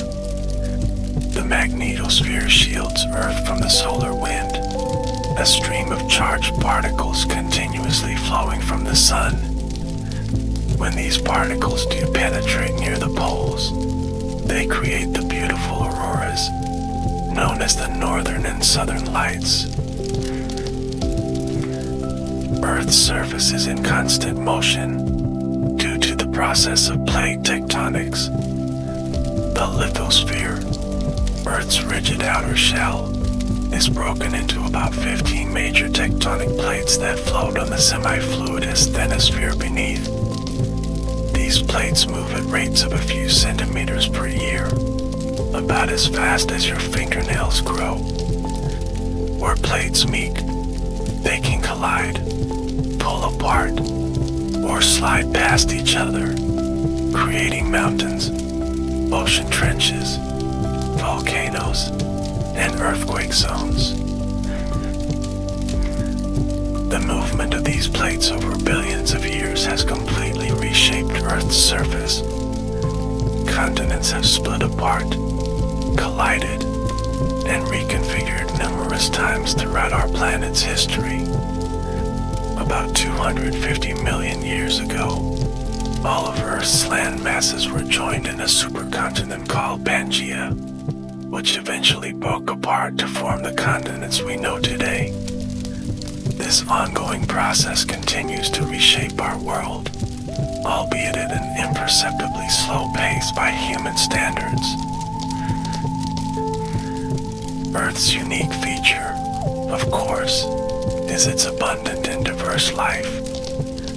From the deepest ocean trenches to the highest mountain peaks, from the driest deserts to the wettest rainforests, life has found ways to adapt and thrive. Scientists estimate that Earth is home to about 8.7 million species, though only about 1.2 million have been identified and described.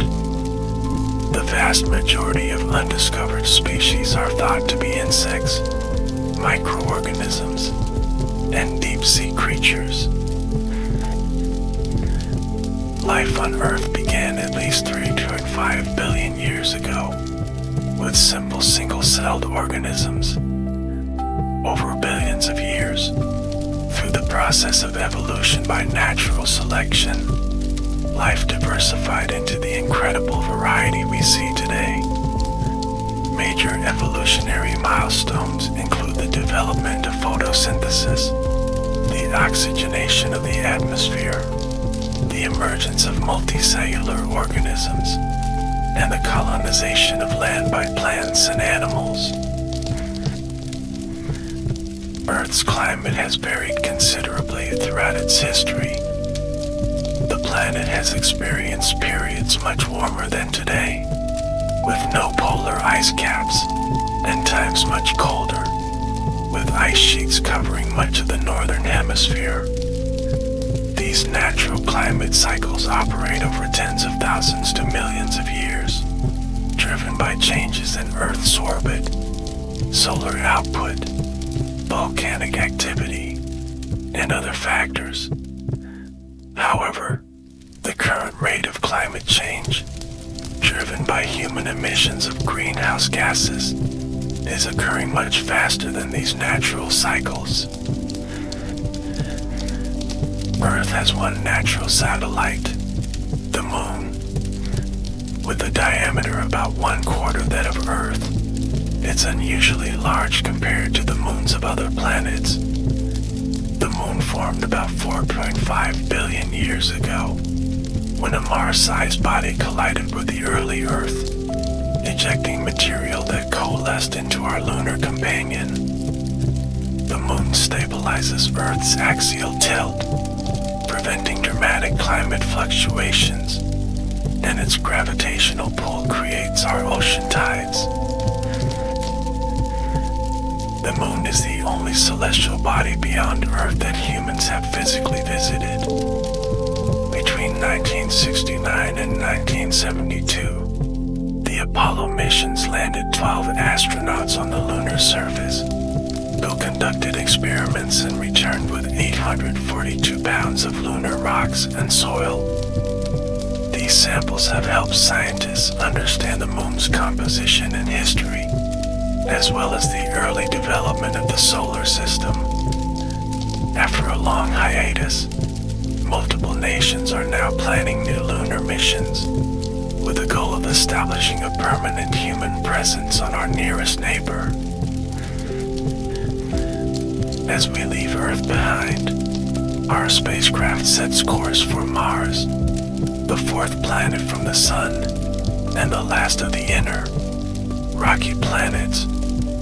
From a distance, Mars appears as a reddish-orange disk, its color coming from iron oxide, or rust, on its surface. As we approach, features become visible, including polar ice caps, vast canyons, and the largest volcano in the solar system. Mars, named after the Roman god of war, has captivated human imagination for centuries. Observations of its reddish color and changing surface features led to speculation about seasonal vegetation and even advanced civilizations.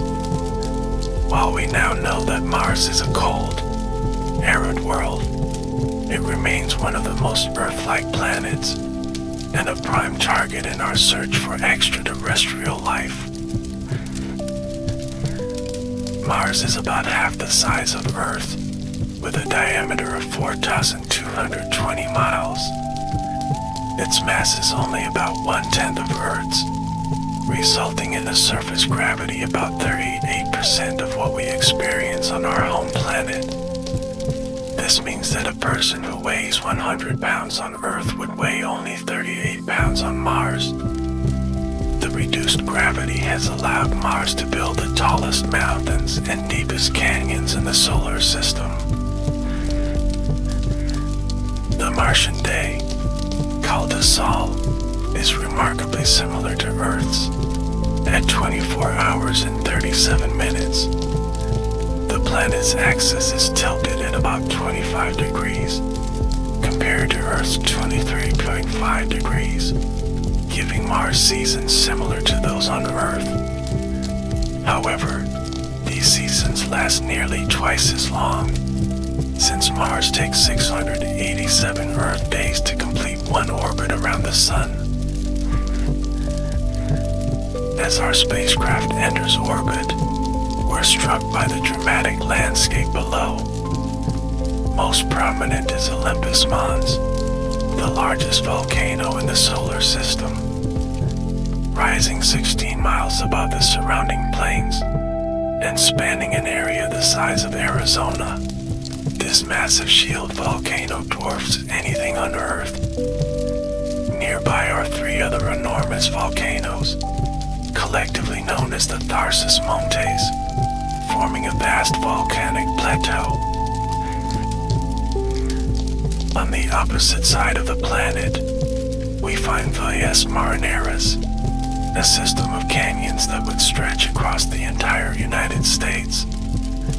At up to 7 miles deep and 370 miles wide, it makes the Grand Canyon look like a mere crack in the ground.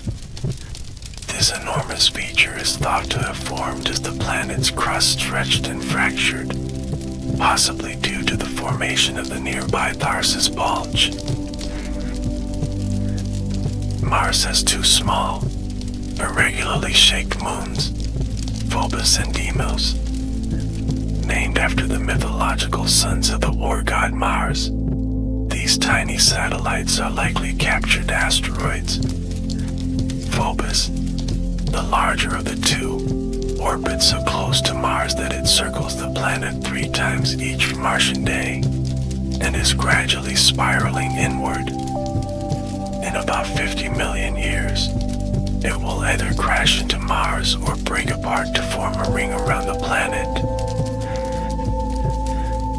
The Martian atmosphere is very thin, with a surface pressure less than 1% of Earth's. It consists primarily of carbon dioxide, about 95%, with small amounts of nitrogen, argon, and traces of oxygen and water vapor. This tenuous atmosphere provides little greenhouse warming or protection from solar radiation, leading to extreme temperature variations. At the equator, temperatures might reach 70 degrees Fahrenheit during the day, but plunge to minus 100 degrees at night. The thin atmosphere also means that liquid water cannot exist on Mars's surface for long. Any exposed water would quickly evaporate or freeze. However, evidence gathered by numerous spacecraft suggests that Mars once had a much thicker atmosphere and abundant liquid water. Ancient river valleys, deltas, and lake beds cover much of the planet's surface, indicating that water flowed there for extended periods. Some of the most compelling evidence for past water comes from minerals that only form in the presence of liquid water. Instruments on Mars rovers have detected clays, sulfates, hematite concretions, and other minerals that suggest a warmer, wetter past. The presence of these minerals also raises the tantalizing possibility that Mars may have been habitable for microbial life early in its history. Water still exists on Mars today, primarily as ice. The polar caps contain layers of water ice, mixed with frozen carbon dioxide, or dry ice. Ground-penetrating radar has revealed vast subsurface ice deposits at mid-latitudes, potentially accessible to future human explorers. There's even evidence that liquid water, heavily laced with salts that lower its freezing point, may occasionally flow on certain Martian slopes. One of the most perplexing aspects of Mars is why it changed so dramatically.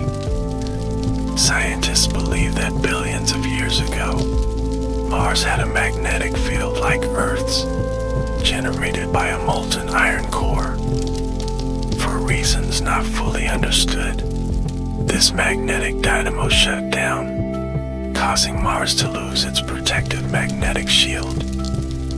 Without this protection, solar radiation gradually stripped away most of the Martian atmosphere, transforming a potentially habitable world into the cold desert planet we see today. Mars has been visited by more spacecraft than any planet besides Earth. Since the 1960s, dozens of orbiters, landers, and rovers have explored the red planet. NASA's Perseverance rover, which landed in 2021, is currently collecting samples that will eventually be returned to Earth. The rover also carried the Ingenuity helicopter, which has completed numerous flights, demonstrating powered flight in the thin Martian atmosphere. The exploration of Mars continues to accelerate, with missions from multiple space agencies. Plans for human missions to Mars are being developed by both government agencies and private companies. These efforts face enormous challenges, including the hazards of long-duration spaceflight, radiation exposure, and the difficulties of landing large payloads safely. Nevertheless, many experts believe that humans will set foot on the red planet within the next few decades. As our spacecraft leaves Mars behind, we prepare for a significant change in our journey.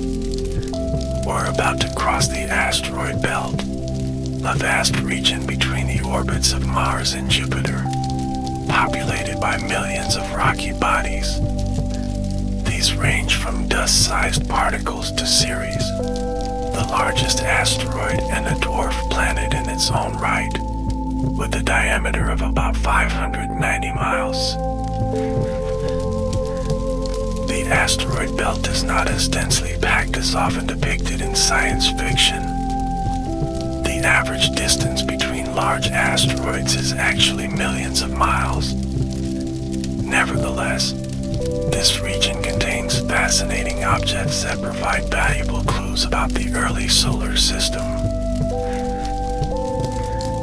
Asteroids are essentially leftover building blocks from the formation of the solar system.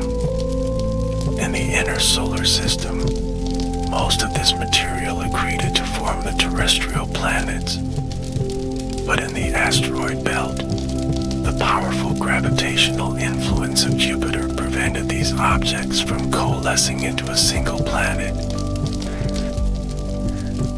The composition of asteroids varies significantly. Some are primitive, carbon-rich objects that have remained virtually unchanged since the solar system's birth. Others show evidence of heating and differentiation, with heavier materials sinking toward their centers.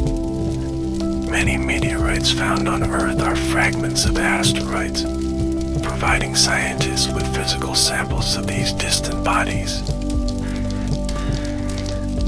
Ceres, the largest object in the asteroid belt, was the first asteroid discovered by Giuseppe Piazzi in 1801. Initially classified as a planet, then as an asteroid, it's now considered a dwarf planet.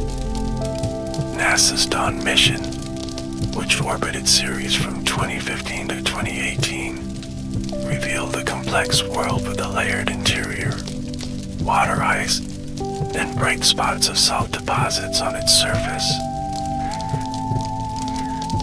Other notable asteroids include Vesta, the second largest, with a differentiated interior and ancient lava flows on its surface. Psyche, a massive object composed primarily of nickel and iron, possibly the exposed core of a protoplanet, will be visited by a NASA mission in the coming years. Numerous smaller asteroids have been visited by spacecraft, including Bennu and Ryugu, from which samples have been returned to Earth. Some asteroids had their own tiny moons, while others are binary systems of two similarly sized bodies orbiting each other.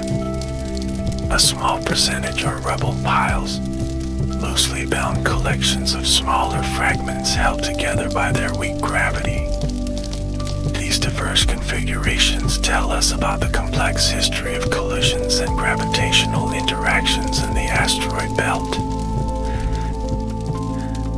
Beyond scientific interest, asteroids may one day provide valuable resources for space exploration and settlement. Many contain water, which could be processed into rocket fuel. Others are rich in metals that might be mined for construction in space. Several private companies are already developing technologies for asteroid resource utilization, though actual mining operations remain years or decades in the future. As we navigate through the asteroid belt, our spacecraft's instruments detect a significant gravitational pull ahead. We're approaching Jupiter, the largest planet in our solar system, and the first of the outer gas giants. Even from millions of miles away, Jupiter dominates the view, its massive bulk and distinctive banded appearance unmistakable against the blackness of space. Jupiter, named after the king of the Roman gods, is truly the sovereign of our solar system. With a mass 318 times that of Earth, Jupiter contains more material than all other planets combined.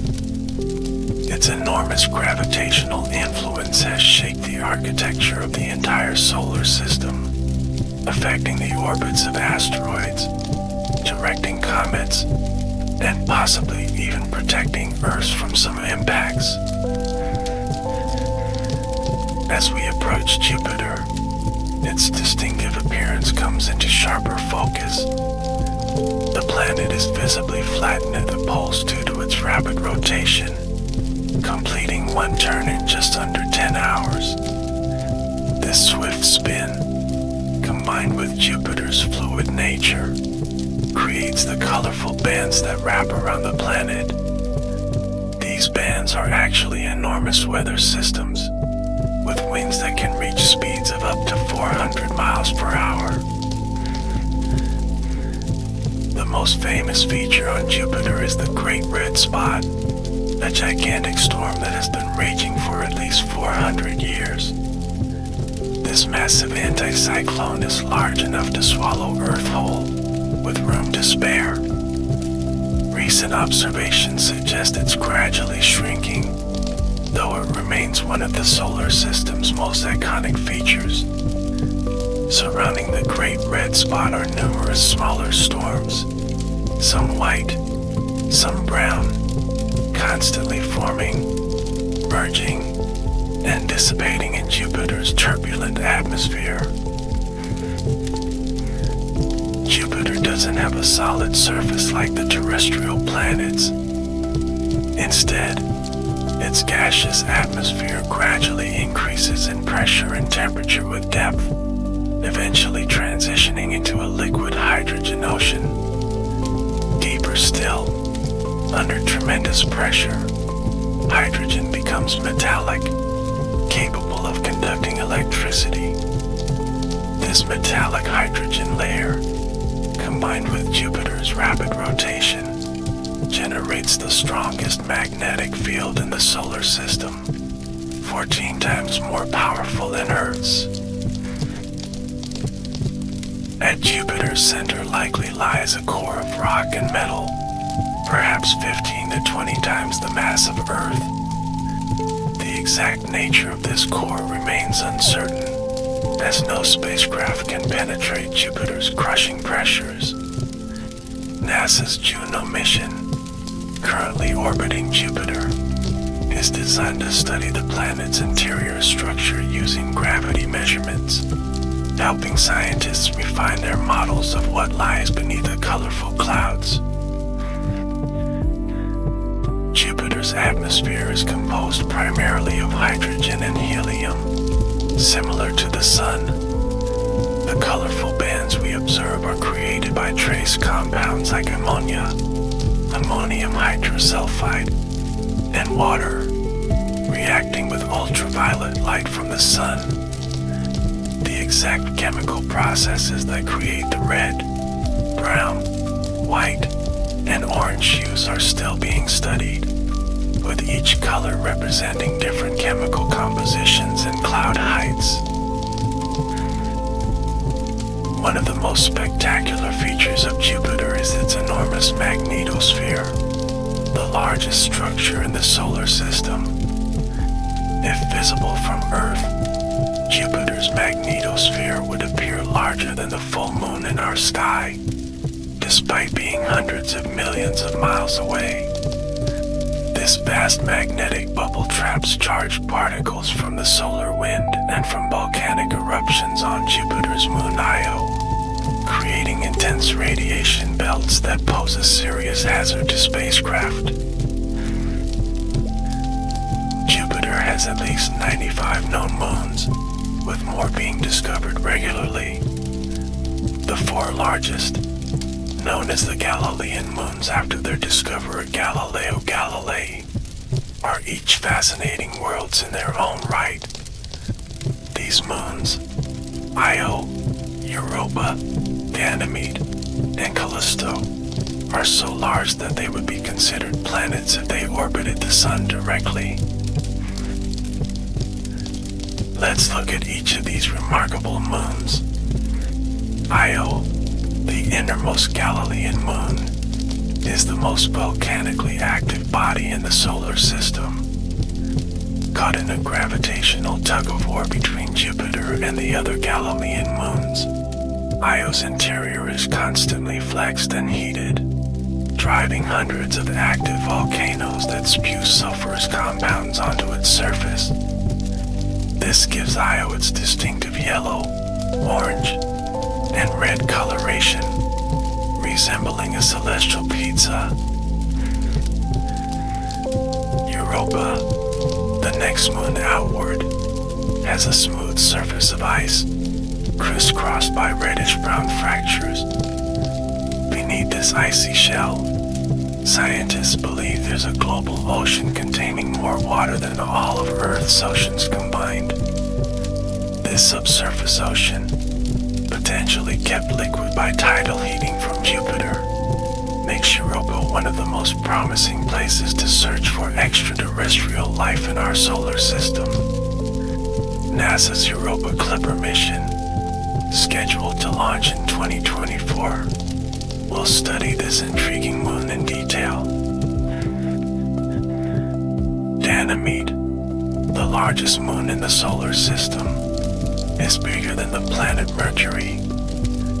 It has a differentiated structure with a metallic core, rocky mantle, and outer shell of ice. Uniquely among moons, Ganymede generates its own magnetic field, nested within Jupiter's much larger one. Like Europa, Ganymede is thought to contain a subsurface ocean, though deeper beneath its surface. Callisto, the outermost Galilean moon, has the most heavily cratered surface in the solar system. This indicates that its surface is extremely ancient, with little geological activity to erase or modify impact craters. Despite its seemingly inactive exterior, Callisto may also harbor a subsurface ocean, though its greater distance from Jupiter means it experiences less tidal heating than the inner moons. Beyond the Galilean satellites, Jupiter has dozens of smaller moons. Most are likely captured asteroids or fragments from collisions. They form several distinct groups, including the inner moons that orbit close to Jupiter, the four large Galilean moons, and numerous irregular moons in distant, often retrograde orbits. The study of these various moon systems provides insights into the formation and evolution of the Jovian system. also possesses a faint ring system, much less prominent than Saturn's famous rings. These rings consist primarily of dust particles ejected by micrometeorite impacts on Jupiter's inner moons. Unlike Saturn's icy rings, Jupiter's rings are composed mostly of small, dark particles, making them difficult to observe except when backlit by the sun. Several spacecraft have visited Jupiter, beginning with Pioneer 10 and 11 in the early 1970s. Voyager 1 and 2 provided more detailed views during their flybys in 1979. The Galileo mission orbited Jupiter from 1995 to 2003, sending a probe into the planet's atmosphere and conducting extensive studies of the Galilean moons. Currently, NASA's Juno spacecraft is orbiting Jupiter, studying its gravity field, magnetic field, and atmospheric composition. As our spacecraft leaves Jupiter's massive gravitational influence, we set course for Saturn, the sixth planet from the Sun. Even from a great distance, Saturn's defining feature is immediately apparent: its magnificent ring system, encircling the planet like a cosmic crown. As we draw closer, both the rings and the planet they adorn come into sharper focus, revealing one of the most beautiful sights in our solar system. Saturn, named after the Roman god of agriculture and wealth, is the second largest planet in our solar system. Like Jupiter, it's a gas giant composed primarily of hydrogen and helium. But Saturn has a lower density than any other planet, less than that of water. If you could find an ocean large enough, Saturn would float. The planet completes one orbit around the Sun every 29.4 Earth years. But like Jupiter, it rotates very quickly, completing one day in just 10.7 hours. This rapid spin causes Saturn to bulge noticeably at its equator, giving it a distinctly flattened appearance. Saturn's atmosphere shows banded patterns similar to Jupiter's, though more subtle and muted in color. The dominant hues are shades of yellow, brown, and gray, resulting from ammonia crystals in the upper atmosphere. Occasional storms disrupt these relatively calm bands, the most notable being the Great White Spot, a massive storm that appears approximately every 30 years, coinciding with Saturn's northern summer. Like Jupiter, Saturn has no solid surface. Its gaseous outer layers gradually transition to liquid with increasing depth. Deep in Saturn's interior, hydrogen becomes metallic under extreme pressure, surrounding a rocky core estimated to be about 10 times the mass of Earth. This metallic hydrogen layer, combined with Saturn's rapid rotation, generates a strong magnetic field, though not as powerful as Jupiter's. One unusual feature of Saturn is its hexagonal cloud pattern at the North Pole. This six-sided jet stream, spanning about 20,000 miles across, has persisted for decades, with winds reaching 200 miles per hour. Scientists still debate the exact mechanism that creates and maintains this geometrically precise feature, which has no clear counterpart anywhere else in the solar system. Of course, Saturn's most distinctive feature is its spectacular ring system. Though other gas giants have rings, Saturn's are by far the most extensive and prominent. From edge to edge, the main ring system spans about 100 370,000 miles, nearly 3/4 of the distance from Earth to the Moon. Yet despite their vast extent, the rings are incredibly thin, in most places less than 100 feet thick. The rings consist of countless particles of water ice, ranging in size from microscopic dust to house-sized boulders. These particles orbit Saturn at different speeds, creating a complex structure of thousands of individual ringlets. From Earth, astronomers can distinguish several main divisions, labeled alphabetically in order of discovery, with the prominent Cassini division separating the bright A and B rings. The origin of Saturn's rings remains a subject of scientific debate. For many years, scientists thought they formed along with the planet itself, about 4.5 billion years ago.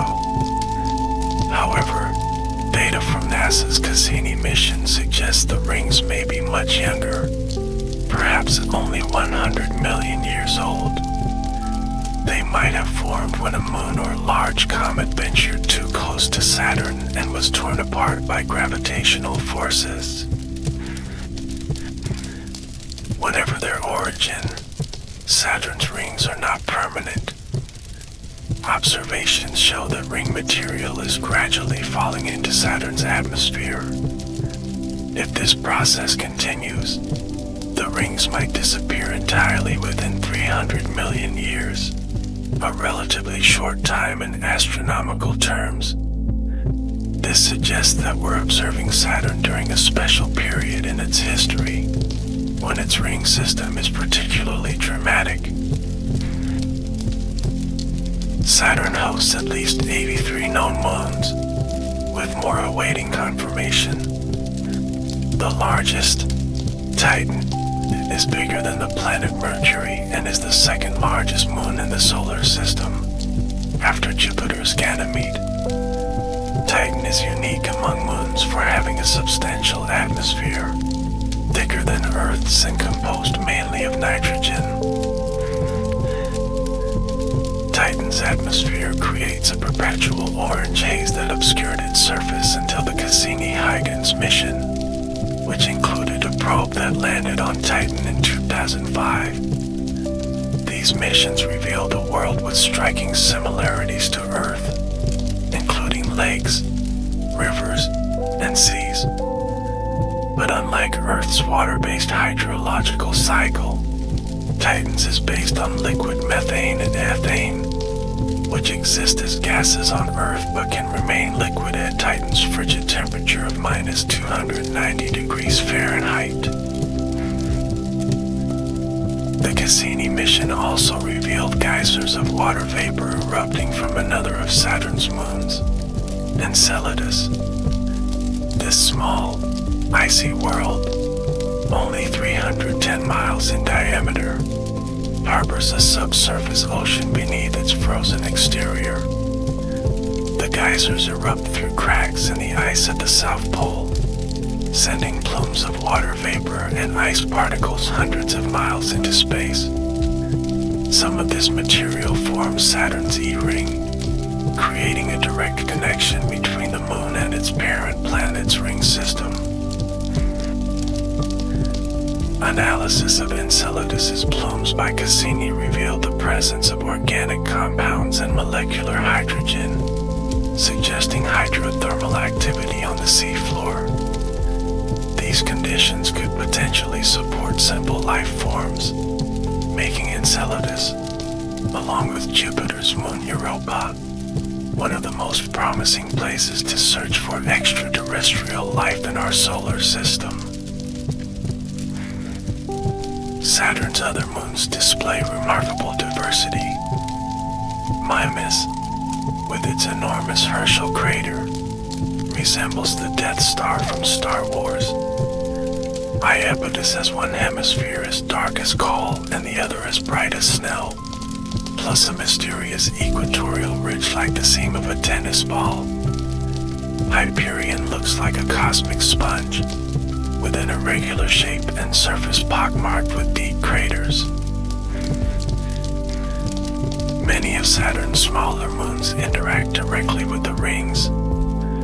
Some orbit within gaps in the rings, their gravity clearing paths through the ring material. Others, called shepherd moons, orbit just inside or outside particular rings, their gravity helping to define the ring's edges. Still others are embedded within the rings themselves, creating complex patterns of waves and gaps. Our exploration of Saturn has been revolutionized by the Cassini mission, which orbited the planet from 2004 to 2017. During its 13-year tour, Cassini completed 294 orbits of Saturn, conducted 162 flybys of Saturn's moons, and transmitted over 450,000 images back to Earth. The mission ended with a planned plunge into Saturn's atmosphere to avoid any possibility of contaminating potentially habitable moons like Enceladus with Earth microbes. As our spacecraft leaves Saturn, we notice the sun appearing significantly dimmer. We're now entering the realm of the ice giants, Uranus and Neptune, planets that receive only a fraction of the sunlight that reaches the inner solar system. Our next destination, Uranus, appears as a small, pale blue-green disk against the blackness of space. Uranus, named after the Greek god of the sky, is the seventh planet from the Sun and the first planet discovered in the modern age. While the other planets were known since ancient times, Uranus remained undetected until 1781, when astronomer William Herschel observed it with his telescope. At first, Herschel thought he had discovered a comet, but the object's orbit soon revealed it to be a new planet, nearly twice as far from the Sun as Saturn. As we approach Uranus, its distinctive blue-green color becomes more pronounced. This aquamarine hue comes from methane gas in the planet's atmosphere, which absorbs red light and reflects blue and green wavelengths. Unlike the visually dynamic Jupiter and Saturn, Uranus presents a remarkably bland appearance, with few visible cloud features or storms. This uniformity is partly due to an atmospheric haze that obscures deeper weather patterns.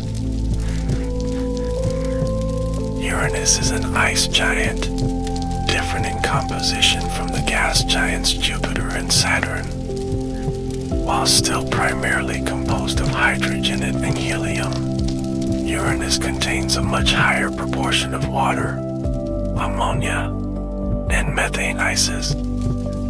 These substances form a thick layer surrounding a small rocky core, giving the planet about 14.5 times the mass of Earth. Despite its substantial size, Uranus is the second least dense planet in the solar system, after Saturn.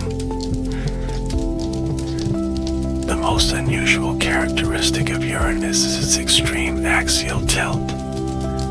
While most planets spin roughly upright, with their equators aligned approximately with their orbital planes, Uranus lies essentially on its side, with an axial tilt of about 98 degrees. This means that its poles take turns facing the sun directly, creating the most extreme seasons in the solar system. Each pole of Uranus experiences 42 years of continuous sunlight, followed by 42 years of darkness. The unusual orientation may be the result of a gigantic collision early in the planet's history, when an Earth-sized object struck the young Uranus with enough force to tip it over. This same impact may have affected the planet's internal dynamics, possibly explaining why Uranus emits less heat from its interior than similar planets. Like all the gas and ice giants, Uranus has rings. However, they are much darker and less prominent than Saturn's, reflecting only about 2% of the sunlight that hits them. First discovered in 1977, when astronomers observed them blocking light from a distant star.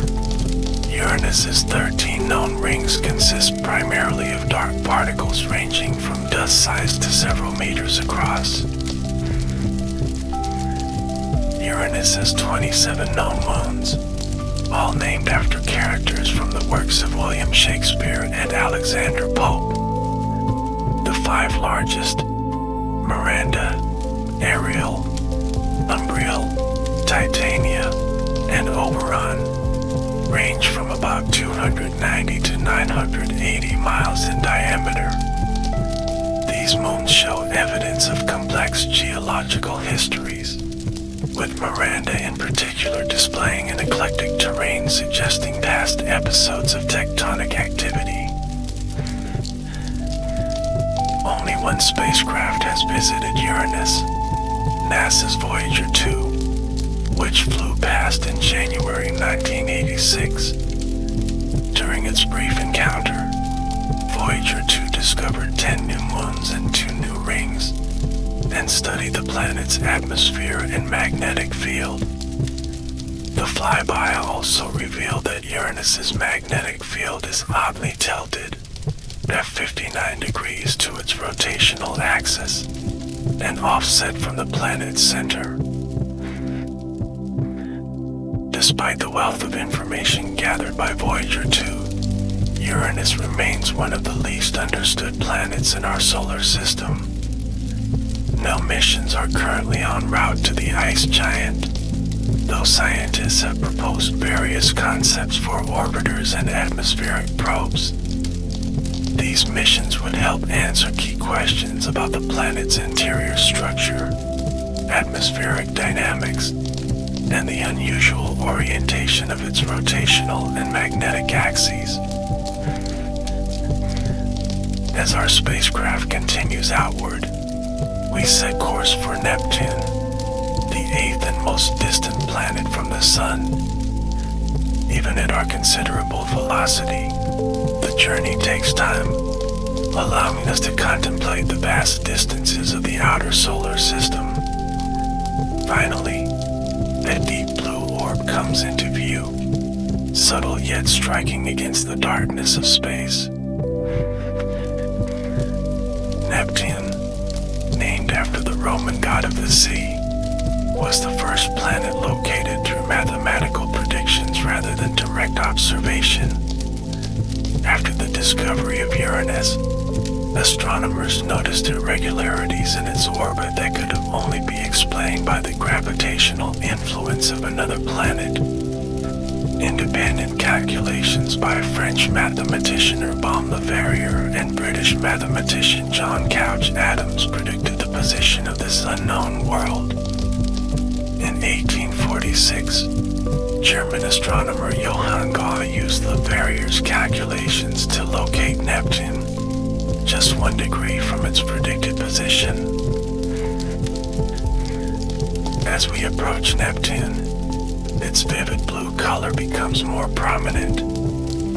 Like Uranus, this color comes from methane in the atmosphere, but Neptune's more intense blue suggests additional unknown components affecting its appearance. Unlike the relatively featureless Uranus, Neptune displays visible atmospheric features, including white clouds of methane, ice crystals, and dark storm systems. Neptune is slightly smaller than Uranus but more massive, making it the densest of the giant planets. Like Uranus, it's classified as an ice giant, with an interior composed largely of water, ammonia, and methane ices surrounding a rocky core. These components were more abundant in the outer regions of the solar nebula where Neptune formed. compared to the hydrogen and helium that dominate Jupiter and Saturn. One of Neptune's most striking features, when Voyager 2 flew past in 1989, was the Great Dark Spot, a storm system comparable in size to Earth. Later observations by the Hubble Space Telescope revealed that this storm had disappeared, but new ones had formed elsewhere in the planet's atmosphere. These observations indicate that Neptune's atmosphere is remarkably dynamic, despite receiving only 1/900th of the sunlight that reaches Earth. Neptune's weather is the most violent in the solar system. Wind speeds can reach an astonishing 1,200 miles per hour, the fastest known in the solar system. These supersonic winds are particularly puzzling because Neptune receives so little energy from the sun to drive atmospheric circulation. Internal heat sources and the planet's rotation likely contribute to this extreme weather, but the exact mechanisms remain poorly understood. Like the other giant planets, Neptune has a ring system, though much fainter than Saturn's or even Uranus's rings. Neptune's 5 main rings are thin and dark, composed primarily of dust particles with a reddish tint. Some regions within the rings are denser than others, creating arc-like structures that scientists believe are shepherded by the gravitational influence of nearby moons. Neptune has 14 known moons, named after various sea deities and nymphs from Greek mythology. By far the largest is Triton, which contains more than 99% of the mass in the Neptunian moon system. With a diameter of 1,680 miles, Triton is the 7th largest moon in the solar system, and larger than the dwarf planet Pluto. Triton is one of the most fascinating objects in the outer solar system. It orbits Neptune in the opposite direction of the planet's rotation, a retrograde orbit that suggests Triton was captured from the Kuiper Belt, rather than forming alongside Neptune. This capture would have dramatically altered Neptune's moon system, possibly destroying or ejecting previous moons, and sending Triton into an eccentric orbit that eventually circularized. The surface of Triton, revealed by Voyager 2's cameras, is one of the most extreme environments in the solar system. With a temperature of -391 degrees Fahrenheit, it's the coldest measured object in the solar system. Despite these frigid conditions, Triton shows signs of past geological activity, including icy volcanic eruptions. Voyager 2 observed active nitrogen geysers erupting from its southern polar cap, sending material 5 miles above the surface. Like Uranus, Neptune has been visited by only one spacecraft, Voyager 2, which flew past in August 1989. During this brief encounter, the spacecraft discovered 6 new moons, confirmed the existence of Neptune's rings, and studied the planet's atmosphere and magnetic field. Since then, our observations of Neptune have been limited to telescopes on or near Earth, leaving many questions about this distant world unanswered. As our spacecraft moves beyond Neptune, we've completed our tour of the 8 planets. But the solar system doesn't end here. We're now entering the realm of the trans-Neptunian objects, including the dwarf planet Pluto and countless other icy bodies in the Kuiper Belt. Pluto, once considered the 9th planet, was reclassified as a dwarf planet in 2006. This This change in status followed the discovery of similar objects in the outer solar system, including some potentially larger than Pluto. Rather than adding numerous new planets to our solar system, astronomers created the new category of dwarf planets, which includes Pluto, Eris, Haumea, Makemake, and Ceres in the asteroid belt. Pluto was discovered in 1930 by American astronomer Clyde Tombaugh at Lowell Observatory in Arizona. For 76 years, it was considered the ninth planet, though always recognized as an oddball due to its small size, low mass, and eccentric, inclined orbit. Pluto is so far from the Sun that it receives about 1/1600th of the sunlight that reaches Earth, and takes 248 years to complete a single orbit. Our understanding of Pluto was revolutionized in 2015 when NASA's New Horizons spacecraft flew past, providing the first close-up images of this distant world. What had been a blurry dot in even our best telescopes was suddenly revealed as a complex, active world with diverse terrain and unexpected geological features. Pluto's surface, as revealed by New Horizons, is remarkably varied. One of its most striking features is Sputnik Planitia, a heart-shaped basin filled with nitrogen ice, which appears to be constantly refreshed by glacial flow. Surrounding this smooth plain are mountains of water ice that can reach heights of 11,000 feet, despite Pluto's weak gravity.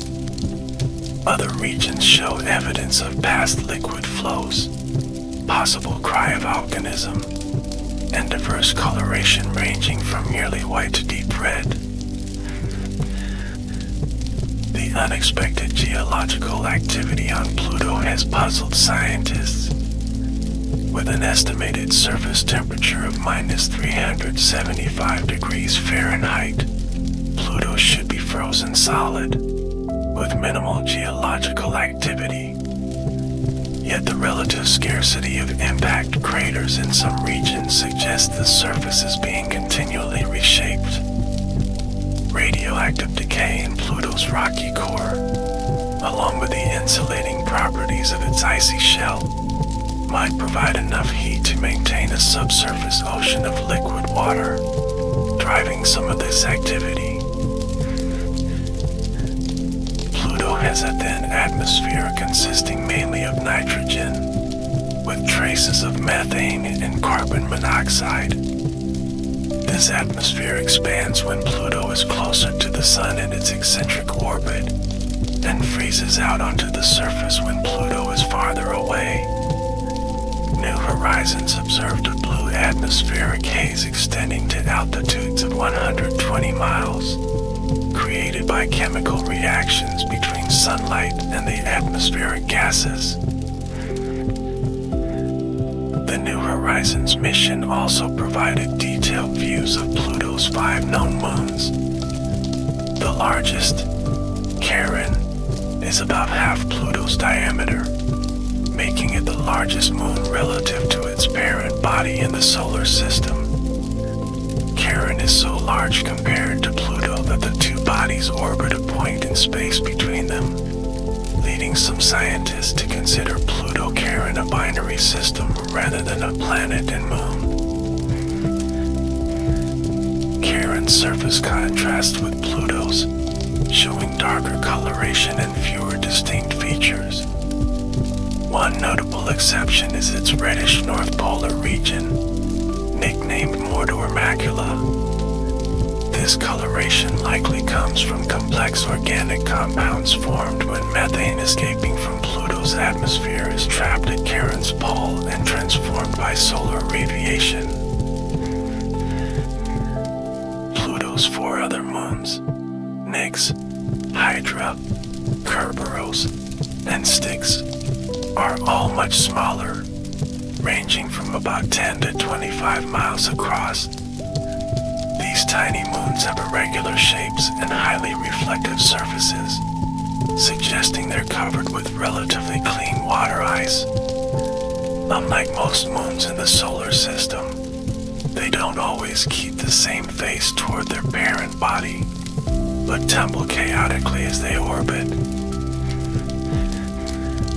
Pluto is just one of many objects in the Kuiper Belt, a vast region beyond Neptune populated by countless icy bodies. Named after Dutch-American astronomer Gerard Kuiper, this belt extends from about 30 to 55 astronomical units from the Sun, with each astronomical unit being the distance from Earth to the Sun.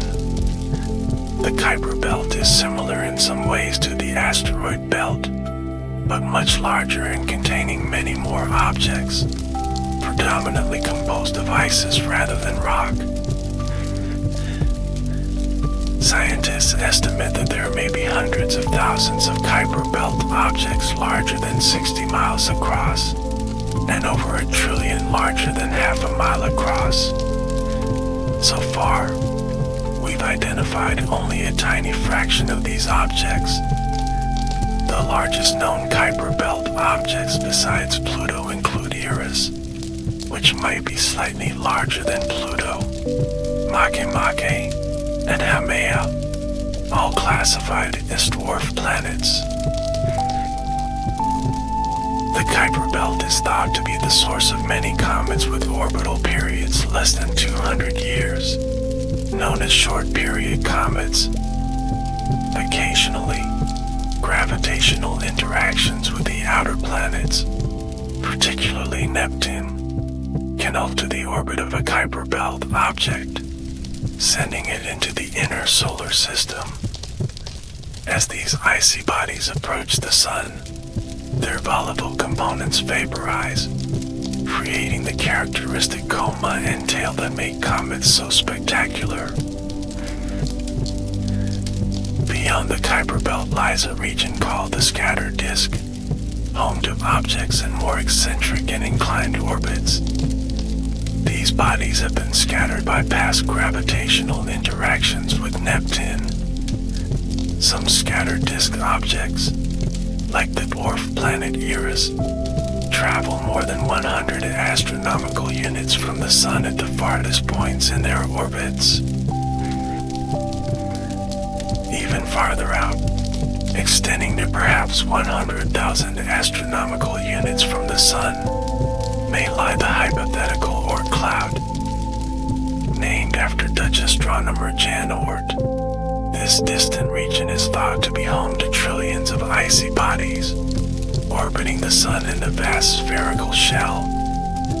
The Oort cloud is believed to be the source of long-period comets, those with orbital periods greater than 200 years, some taking thousands or even millions of years to complete one orbit. The Oort cloud remains theoretical because we've never directly observed objects within it. Its existence is inferred from the orbits of long-period comets, which seem to come from all directions in roughly equal numbers.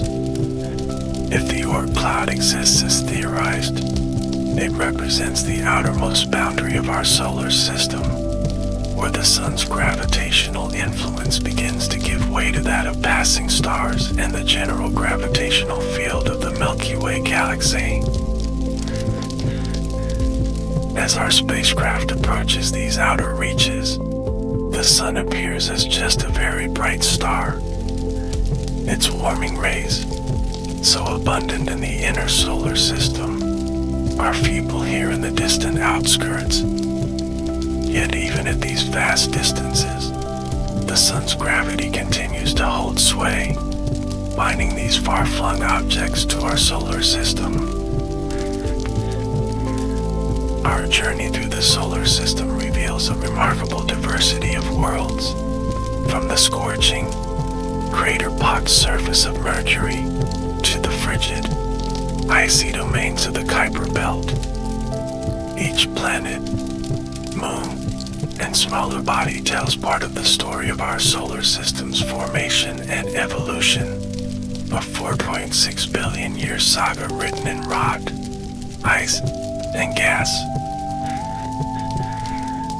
The inner, terrestrial planets, with their solid surfaces and relatively thin atmospheres, show how different geological processes can lead to radically different outcomes. Venus and Earth, similar in size and composition, follow divergent evolutionary paths, one becoming a hellish world of extreme heat and pressure, the other a haven for liquid water and life. Mars, once warmer and wetter, now preserves evidence of ancient rivers and lakes on its cold, dusty surface. The gas and ice giants of the outer solar system, with their enormous sizes and extensive moon systems, are like miniature solar systems in themselves. Jupiter alone, with its 79 known moons, has more satellites than the inner planets combined. These giant planets likely played crucial roles in the early solar system, their powerful gravity influencing the orbits of countless smaller bodies, including potentially directing asteroids and comets toward the inner planets. The diverse moons of the outer planets reveal worlds of surprising complexity and potential habitability. Europa, Enceladus, and possibly several other moons contain subsurface oceans that might harbor life. Titan, with its thick atmosphere and hydrocarbon lakes, presents an environment potentially similar to early Earth. These worlds expand our understanding of where life might exist, suggesting that habitable environments may be more common and more diverse than previously thought. The solar system's smaller bodies, including asteroids, comets, and Kuiper Belt objects, are not merely leftover debris. They're time capsules preserving material from the birth of the solar system. By studying these primitive objects, scientists can learn about the conditions and processes that led to the formation of the planets, and potentially about the origin of the building blocks of life on Earth. Our exploration of the solar system is still in its infancy. While we sent spacecraft to all 8 planets and several dwarf planets, many of these have been brief flybys rather than extended missions. Vast regions remain unexplored, and countless questions unanswered. Why do Venus and Earth, so similar in size and composition, have such different atmospheres and surface conditions?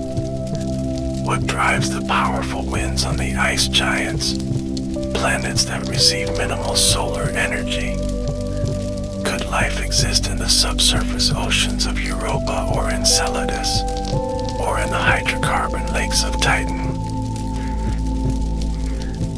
Answering these questions will require new missions with more advanced instruments. Some are already underway or in development. NASA's Europa Clipper will study Jupiter's moon Europa in detail, searching for signs of habitability.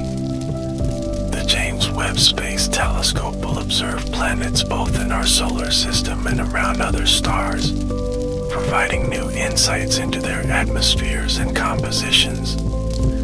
Missions to Venus, including NASA's Da Vinci and Veritas, will help us understand how our planetary neighbor evolved so differently from Earth.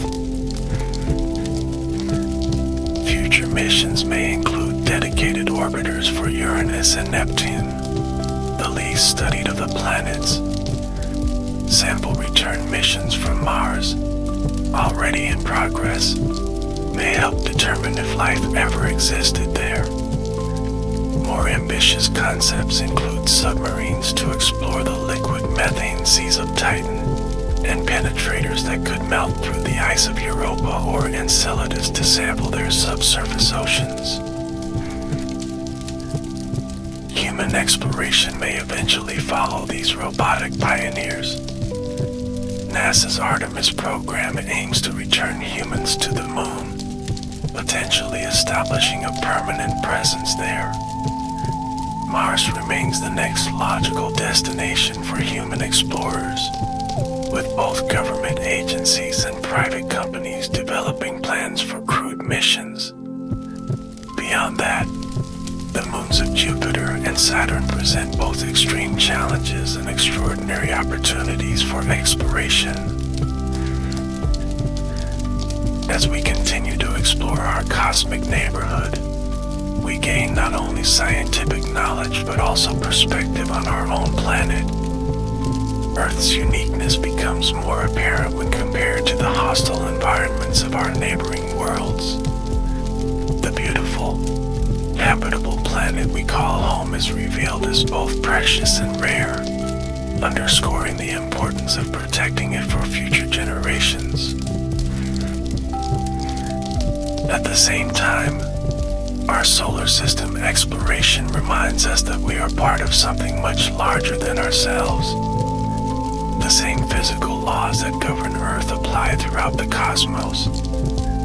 The chemical elements in our bodies were forged in ancient stars and dispersed by supernovae before becoming part of our solar nebula. In a very real sense, exploring the solar system is exploring our own origins. As our imaginary journey concludes, we turn our spacecraft back toward the inner solar system. Looking ahead, we can see the sun, now noticeably brighter, and eventually the tiny blue dot that is Earth. Our home planet, viewed from the outer solar system, appears as just another point of light, a humbling reminder of our place in the cosmos. Yet this tiny world has accomplished something remarkable. It has evolved beings capable of wondering about their place in the universe, of building machines to explore other worlds, and of comprehending, at least in part, the vastness and complexity of the cosmos. Our journey through the solar system is just one small step in humanity's greater journey of discovery, a journey that continues to reveal the wonders of our cosmic home. As we venture back to Earth, let's take a moment to reflect on some of the extraordinary numbers that characterize our solar system. The Sun, at the center of it all, has a mass about 330,000 times that of Earth and contains 99.86% of all the mass in the solar system. Its core reaches temperatures of about 27 million degrees Fahrenheit, while its surface is a relatively cool 10,000 degrees.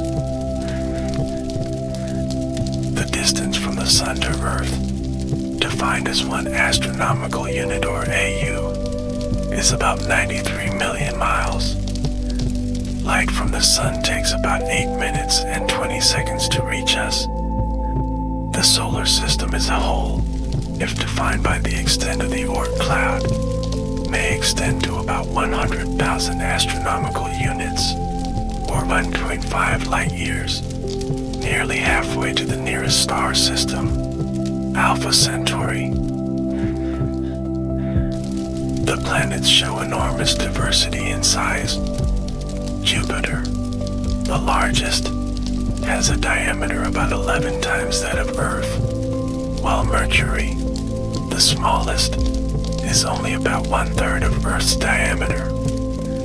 The planet's distances from the Sun range from Mercury at 0.4 astronomical units to Neptune at 30 astronomical units, meaning that Neptune is 75 times farther from the Sun than Mercury.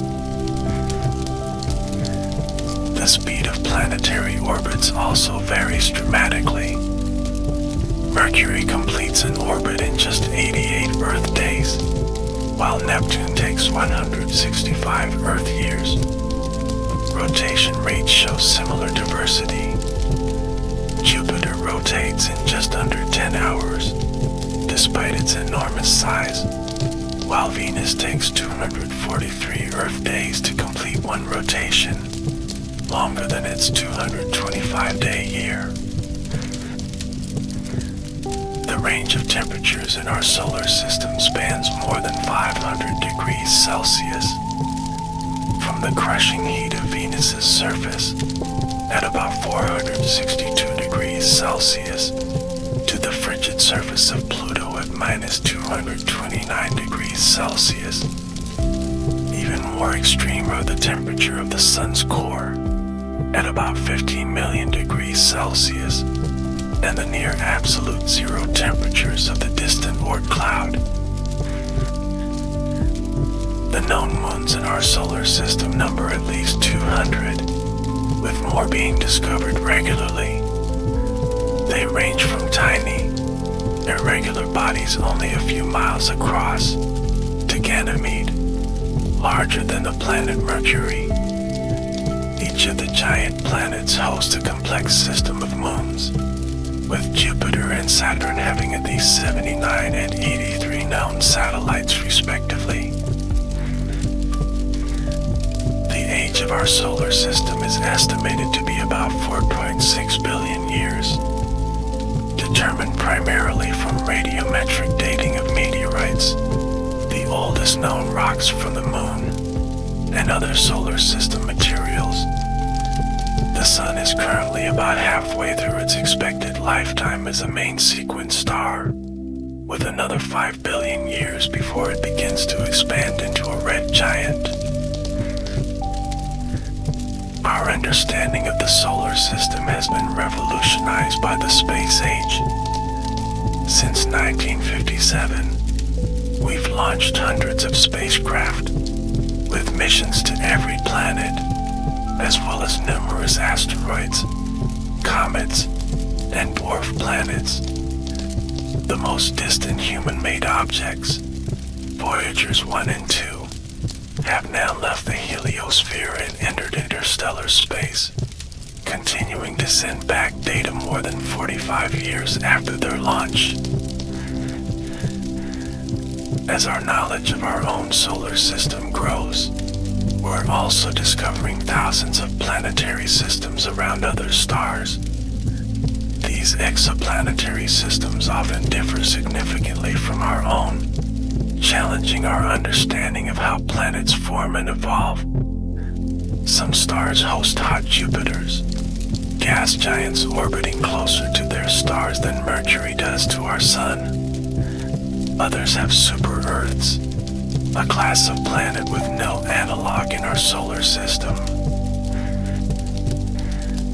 The study of exoplanets is revealing that planetary systems are remarkably diverse, yet many contain potentially habitable worlds, suggesting that conditions suitable for life might be common in the galaxy. As we continue to explore our own solar system in greater detail, we're simultaneously gaining context for understanding our place in the wider universe. Our journey through the solar system has shown us worlds of incredible diversity and beauty. From the hellish surface of Venus to the frigid plains of Pluto, from the storm-racked atmosphere of Jupiter to the hydrocarbon lakes of Titan. Each world is unique, with its own story to tell. Together, they form a complex, interconnected system, bound by gravity, shaped by collisions, and driven by the energy of our Sun. As we return to Earth, our familiar blue and white marble hanging in the blackness of space, we bring with us a broader perspective. Earth is just one world among many, yet it remains uniquely precious, the only place we know that harbors life. Our journey outward ultimately brings us back home, with renewed wonder at the remarkable planet we inhabit, and deepened commitment to understanding and protecting it. Our solar system, this collection of worlds bound to our star, continues to surprise and inspire us. With each new mission, each new discovery, we learn more about these distant realms and about ourselves. Our exploration has only just begun, and countless wonders await those who continue the journey. As we conclude our comprehensive journey through the solar system, it's worth considering the future of space exploration and what discoveries might lie ahead. The coming decades promise to be an extraordinary time for our understanding of the planets, moons, and smaller bodies that share our star. The exploration of Mars continues to be a high priority, with multiple missions seeking signs of ancient or even current life. NASA's Perseverance rover is collecting samples that will eventually be returned to Earth, allowing scientists to study Martian materials in laboratories with far more sophisticated equipment than can be sent to Mars. These samples could potentially contain fossilized microbes or chemical signatures of biological processes, evidence that would revolutionize our understanding of life in the universe. Human missions to Mars are also being planned, with target dates in the 2030s or 2040s. Such missions would face enormous challenges, including the hazards of long-duration spaceflight, radiation exposure, and the psychological effects of isolation. Yet the potential scientific return is equally enormous, as human explorers could investigate much larger areas than rovers, make decisions in real time, and perform complex experiments impossible with robotic missions alone. The outer solar system will see increased attention, particularly the potentially habitable moons of Jupiter and Saturn. NASA's Europa Clipper, scheduled to launch in 2024, will perform multiple flybys of Europa, using radar to penetrate its icy shell and other instruments to analyze material on its plumes. The European Space Agency's JUICE mission, also launching in the mid-2020s, will study Ganymede, Callisto, and Europa, focusing on their potential subsurface oceans. More ambitious concepts for future missions include submarines that could explore the methane seas of Titan, or melt probes that could penetrate the ice shells of Europa or Enceladus to sample their subsurface oceans directly. Such missions present enormous technical challenges, but would offer unprecedented insights into these exotic environments and their potential habitability. Uranus and Neptune, the least explored of the planets, are overdue for dedicated orbital missions. NASA and other space agencies are considering concepts for Uranus orbiters that could launch in the 2030s, taking advantage of a favorable planetary alignment. Such missions would study these ice giants' unusual magnetic fields, atmospheric dynamics, ring systems, and diverse moons, filling a major gap in our understanding of the outer solar system. Advances in propulsion technology may make the outer solar system more accessible. Solar electric propulsion, which uses electricity from solar panels to ionize and accelerate propellant, offers greater efficiency than traditional chemical rockets. Nuclear electric propulsion, which would use a small nuclear reactor instead of solar panels, could provide even greater capability for missions to the distant outer planets, where sunlight is too feeble for solar power. Small satellites, including CubeSats, are revolutionizing access to space. These miniaturized spacecraft, often built with commercial off-the-shelf components, can be developed and launched at a fraction of the cost of traditional missions. NASA's Marcio CubeSats, which accompanied the InSight mission to Mars, demonstrated that even tiny spacecraft can contribute to planetary exploration. Future planetary missions may include swarms of small satellites, each carrying specialized instruments and working together to provide comprehensive coverage. Private companies are increasingly involved in space exploration, complementing the efforts of government agencies. SpaceX, Blue Origin, and others are developing new launch vehicles and spacecraft that could dramatically reduce the cost of accessing space. Some companies are planning commercial missions to the moon, asteroids, and eventually Mars, potentially accelerating the pace of exploration beyond what government funding alone could achieve. The search for life beyond Earth remains a central motivation for solar system exploration. Mars, Europa, Enceladus, and Titan are all potential habitats for microbial life, each presenting different environmental conditions and challenges. By studying these diverse environments, scientists can develop a broader understanding of how life might arise and evolve in different settings, informing our search for life around other stars. The study of exoplanets, planets orbiting other stars, provides crucial context for understanding our own solar system.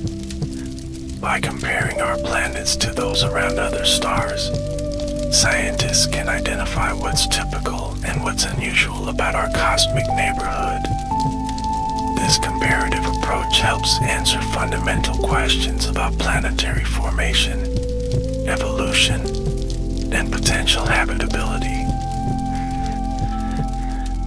Advanced telescopes, both in space and on the ground, will continue to revolutionize our view of the solar system.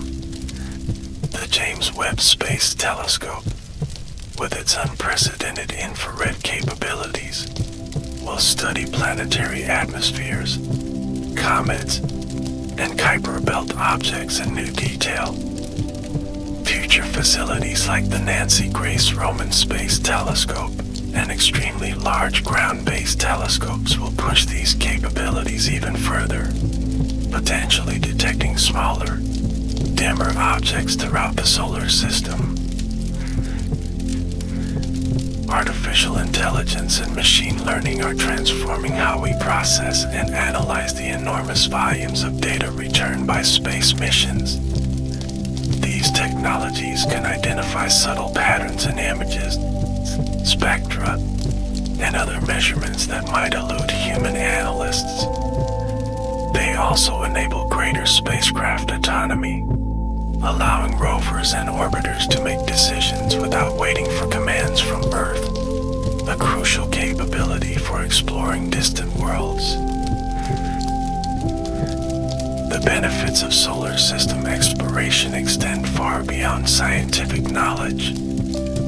Technologies developed for space missions find applications in medicine, environmental monitoring, energy production, and countless other fields.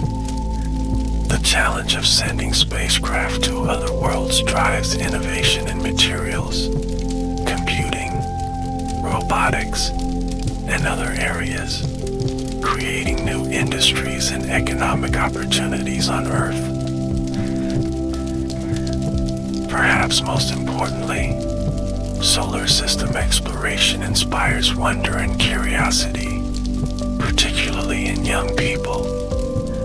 The images and discoveries from these missions capture the public imagination, encouraging students to pursue careers in science, technology, engineering, and mathematics. This inspiration, and the perspective gained from seeing Earth in its cosmic context may be the most valuable long-term benefits of our journey through the solar system. As we look to the future of solar system exploration, we can anticipate not only new discoveries about the worlds around us, but also new insights about ourselves. Each mission, each new image, each scientific finding adds to our understanding of our place in the cosmos. We are fortunate to live in an age when the planets, once mere points of light in the sky, have become real places with landscapes, weather, and histories that we can study and come to know. Our journey through the solar system, which began with the first telescopic observations centuries ago, continues today with ever more sophisticated tools and techniques. Each generation builds upon the discoveries of those who came before, pushing the boundaries of knowledge ever outward. The wonders we've seen so far, from the towering volcanoes of Mars to the icy geysers of Enceladus, are surely just the beginning. Even greater discoveries await those who continue the journey of exploration. As we conclude our comprehensive tour of the solar system, from the scorching vicinity of the sun to the frigid outer reaches, we've witnessed incredible diversity, stunning beauty, and remarkable complexity.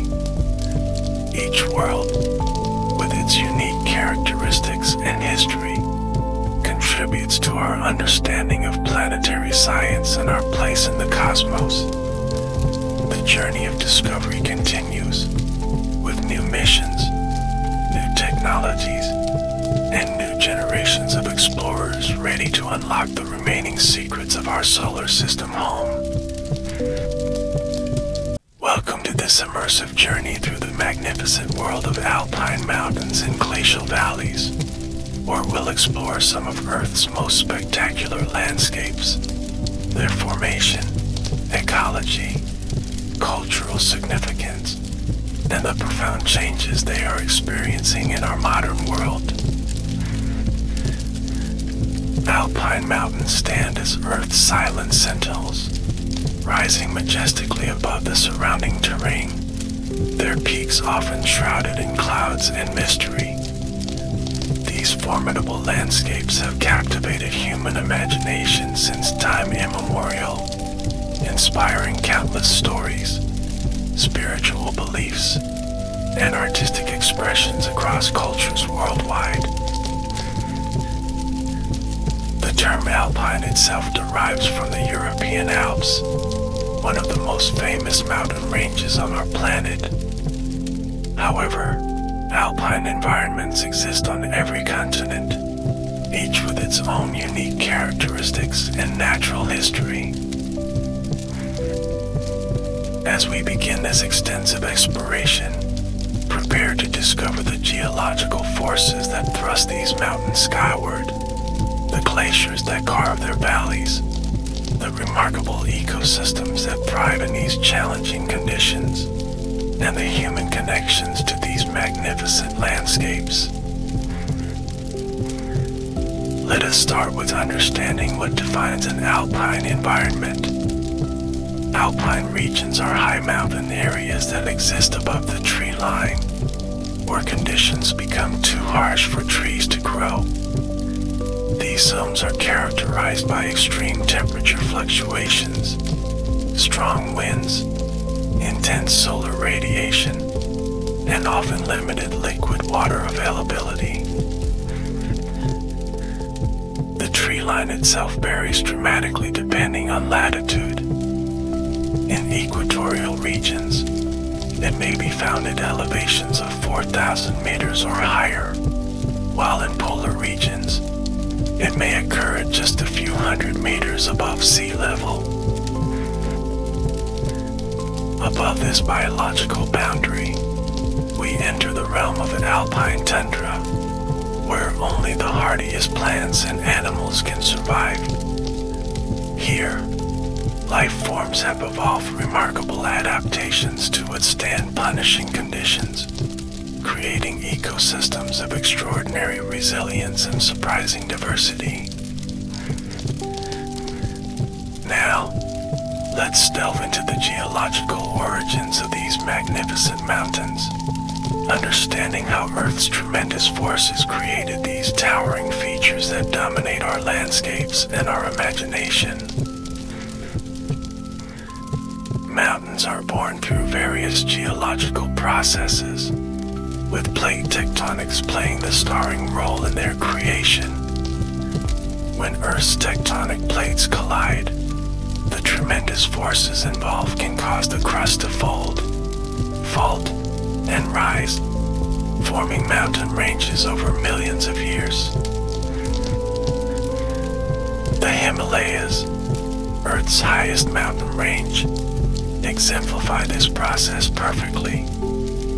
They continue to rise today as the Indian subcontinent pushes northward into Asia, lifting the land higher with each passing century.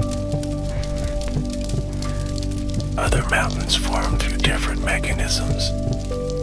Volcanic mountains like Mount Fuji in Japan or Mount Kilimanjaro in Tanzania build upward as molten rock from deep within the earth erupts and solidifies, layer upon layer. Fault block mountains, such as the Sierra Nevada Range in California, form when large sections of Earth's crust rise and tilt between parallel faults. This creates characteristic steep slopes on one side and more gentle slopes on the other. Low mountains result from the upward push of magma from below, which causes the overlying rock layers to arch upward. Over time, erosion strips away the upper layers, revealing the more resistant rock beneath. Plateau mountains are formed when flowing lava or uplifting crust creates a high, flat area that is subsequently carved by erosion into isolated mountains. The flat-topped mountains of the American Southwest demonstrate this process beautifully. Regardless of how they form, all mountains are subject to the relentless forces of weathering and erosion. Even as tectonic forces push them upward, wind, water, ice, and gravity work continuously to wear them down. This eternal battle between creation and destruction shapes the dramatic landscapes we see today, from jagged peaks and knife-edge ridges to broad plateaus and deep valleys.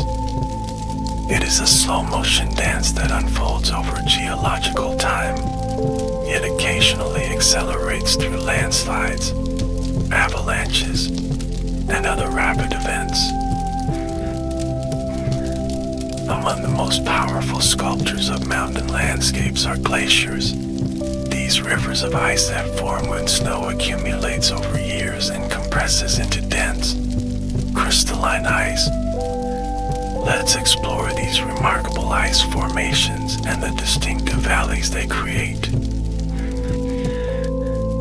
Glaciers begin forming in areas where more snow falls in winter than melts in summer. As snow accumulates year after year, its own weight compresses the lower layers, squeezing out air bubbles and transforming fluffy snowflakes into solid ice. Once the ice reaches a critical thickness, typically around 30 to 40 meters, its own weight causes it to deform and flow downhill under gravity's pull. This is when snow transforms from a static blanket into a dynamic glacier. Glaciers move in two primary ways. Internal deformation occurs as ice crystals slide past one another under pressure, while basal slip happens when the entire glacier slides over the bedrock, often lubricated by meltwater at space. Though they appear motionless to casual observers, glaciers are constantly moving. Some advance just a few centimeters per day, while others, particularly during surge events, can move several meters in a single day. As these massive ice rivers flow downhill, they transform the landscape with tremendous erosive power. Rocks embedded in the glacier's base act like sandpaper, grinding away the underlying bedrock. At the same time, the sheer weight and movement of the ice plucks rocks from the valley floor and walls.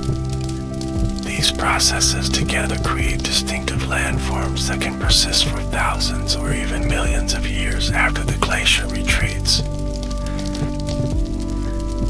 Perhaps the most iconic glacial landform is the U-shaped valley.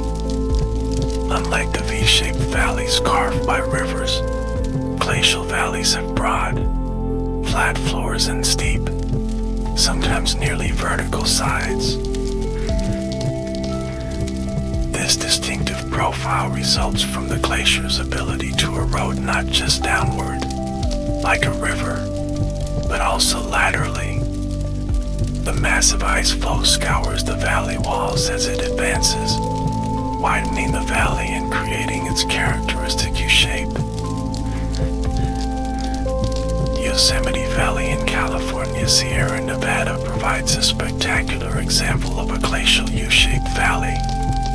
Its sheer granite walls and broad, flat floor bear testimony to the power of ice that flowed through this region during the last ice age. Another distinctive feature of glacially carved landscapes are hanging valleys. These form when smaller tributary glaciers feed into a larger main glacier, but cannot erode the land as deeply as the main ice flow. When the glaciers eventually retreat, the tributary valleys are left hanging above the main valley. Waterfalls often cascade from these elevated valleys, creating some of the world's most dramatic scenery. Bridal Veil Fall in Yosemite National Park plunges 188 meters from such a hanging valley, while the famed waterfalls of Norway's fjords demonstrate this phenomenon on an even grander scale. Speaking of fjords, these dramatic coastal features represent another type of glacial valley. They form when glaciers carve deep U-shaped valleys that later become flooded by the sea as ice retreats and sea levels rise. Norway's complex coastline features over 1,000 fjords, with some extending more than 200 kilometers inland and plunging to depths of over 1,300 meters. These stunning waterways, flanked by near vertical rock walls, attract visitors from around the world. Similar features can be found in New Zealand's Milford Sound, Chile's southern coastline, and Alaska's Inside Passage. Each offers a window into the tremendous erosive power of ice during past glacial periods. As glaciers retreat, they leave behind the distinctive landforms. Cirques are bowl-shaped hollows carved into mountainsides, often containing small lakes called tarns. These amphitheater-like depressions form at the head of a glacier, where ice erodes backward into the mountain. When several cirques erode backward from different directions, they can create sharp, pyramid-like peaks called horns. The Matterhorn in the Alps is perhaps the world's most famous horn, its distinctive profile resulting from cirque glaciers that carve the way of the mountain from 4 different directions. When 2 cirque glaciers erode in opposite directions from either side of a mountain ridge, they can create a sharp, knife-edge ridge called an arete. These dramatic features are favorites among mountaineers seeking challenging ascents. Glaciers also transport vast quantities of rock and sediment. As they melt and retreat, they deposit this material in distinctive patterns, creating features called moraines. Terminal moraines mark the farthest advance of a glacier, forming ridges of debris across valley floors. Lateral moraines run along valley sides, while medial moraines form when two glaciers merge, combining their lateral moraines. These deposits often dam meltwater, creating lakes that dot formerly glaciated landscapes. The Finger Lakes of New York State and the Lake District in England both owe their existence to glacial processes. Now that we understand how alpine mountains and glacial valleys form, let's explore the remarkable ecosystems that inhabit these challenging environments. Despite harsh conditions, life has found extraordinary ways to thrive in alpine regions. Alpine ecosystems are characterized by strong environmental gradients. As elevation increases, temperature decreases, wind speeds increase, ultraviolet radiation intensifies, and growing seasons shorten. These conditions create distinct life zones or belts of vegetation that change with altitude. Moving upward from lower elevations, dense forests gradually transition to more scattered trees, then to shrublands, and finally to alpine meadows and barren rock. The montane zone represents the lowest elevation belt, characterized by dense forests similar to those found in lowland areas. In temperate regions, these forests often feature oak, maple, or pine trees.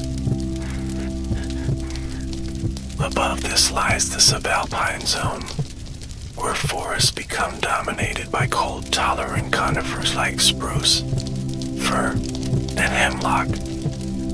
These trees grow increasingly stunted and gnarled as elevation increases. At the tree line, we enter the alpine zone proper, where trees can no longer survive. Here, the landscape transitions to alpine meadows, also known as alpine tundra. Despite the challenging conditions, alpine meadows often display astonishing biodiversity. During the brief summer growing season, these areas explode with colorful wildflowers that must complete their entire life cycle in just a few short weeks. Plants in these high elevation meadows have evolved remarkable adaptations to survive. Many grow in dense cushions or mats that hug the ground, protecting them from fierce winds and creating microhabitats where temperatures may be several degrees warmer than the surrounding air. Their small stature helps them avoid the worst effects of wind and cold, while deep root systems anchor them against frost heave and access water and nutrients. Many alpine plants feature fuzzy leaves that trap heat, or waxy coatings that reduce water loss. Some plants, like the famous edelweiss of the European Alps, have white, woolly hairs that protect them from intense ultraviolet radiation. Others contain natural antifreeze compounds that prevent their cells from rupturing when temperatures drop below freezing. Perhaps most remarkable is how these plants optimize their energy use. Many store energy in underground structures during brief growing seasons, allowing them to burst into bloom quickly when conditions permit. The highest elevations, known as the nival zone, lie above the limit of vegetation. Here, only the most Most specialized organisms like lichens can survive on exposed rock surfaces. Alpine animal life is equally specialized and diverse. Many alpine animals are endemic, meaning they're found nowhere else on Earth, having evolved unique adaptations to their specific mountain environments. Large mammals like mountain goats, bighorn sheep, and ibex display remarkable agility on steep terrain. Their specialized hooves feature soft pads for grip and hard outer edges for digging into snow and rock. In South America, camelids like vicuñas and guanacos graze high Andean plateaus. Their hemoglobin has evolved to bind oxygen more efficiently at high altitudes, allowing them to thrive where oxygen is scarce. The marmot, found in mountain ranges across the northern hemisphere, hibernates for up to 8 months of the year to survive harsh alpine winters. Before hibernating, it doubles its body weight by consuming vast quantities of alpine vegetation. Mountain-dwelling pikas, small relatives of rabbits, don't hibernate but remain active beneath the snow all winter. During summer, they busily harvest plants and create hay piles to sustain them through the long cold months. Birds like the golden eagle and lammergeier soar on thermal updrafts created when sunlight warms mountain slopes. The lammergeier, or bearded vulture, has the unique habit of dropping bones from great heights to crack them open and expose the nutritious marrow inside. Even cold-blooded reptiles have managed to colonize high mountains. The viviparous lizard of Europe can be found at elevations above 3,000 meters, where it basks on sun-warmed rocks and gives birth to live young rather than laying eggs. Insects and other invertebrates abound in alpine environments despite the harsh conditions. Many have dark coloration to absorb solar radiation, while others produce natural antifreeze compounds to survive freezing temperatures. Some of the most remarkable alpine insects are glacier fleas, tiny primitive insects that live on glaciers themselves. These creatures contain proteins that function like antifreeze, allowing them to remain active on ice and snow. Aquatic ecosystems in alpine regions are equally specialized. Mountain lakes and streams are typically oligotrophic, meaning they contain few nutrients, resulting in exceptionally clear, blue waters. These pristine waters host specialized fish species like the Arctic char and various trout species. Many have evolved to thrive in cold, oxygen-rich environments with limited food resources.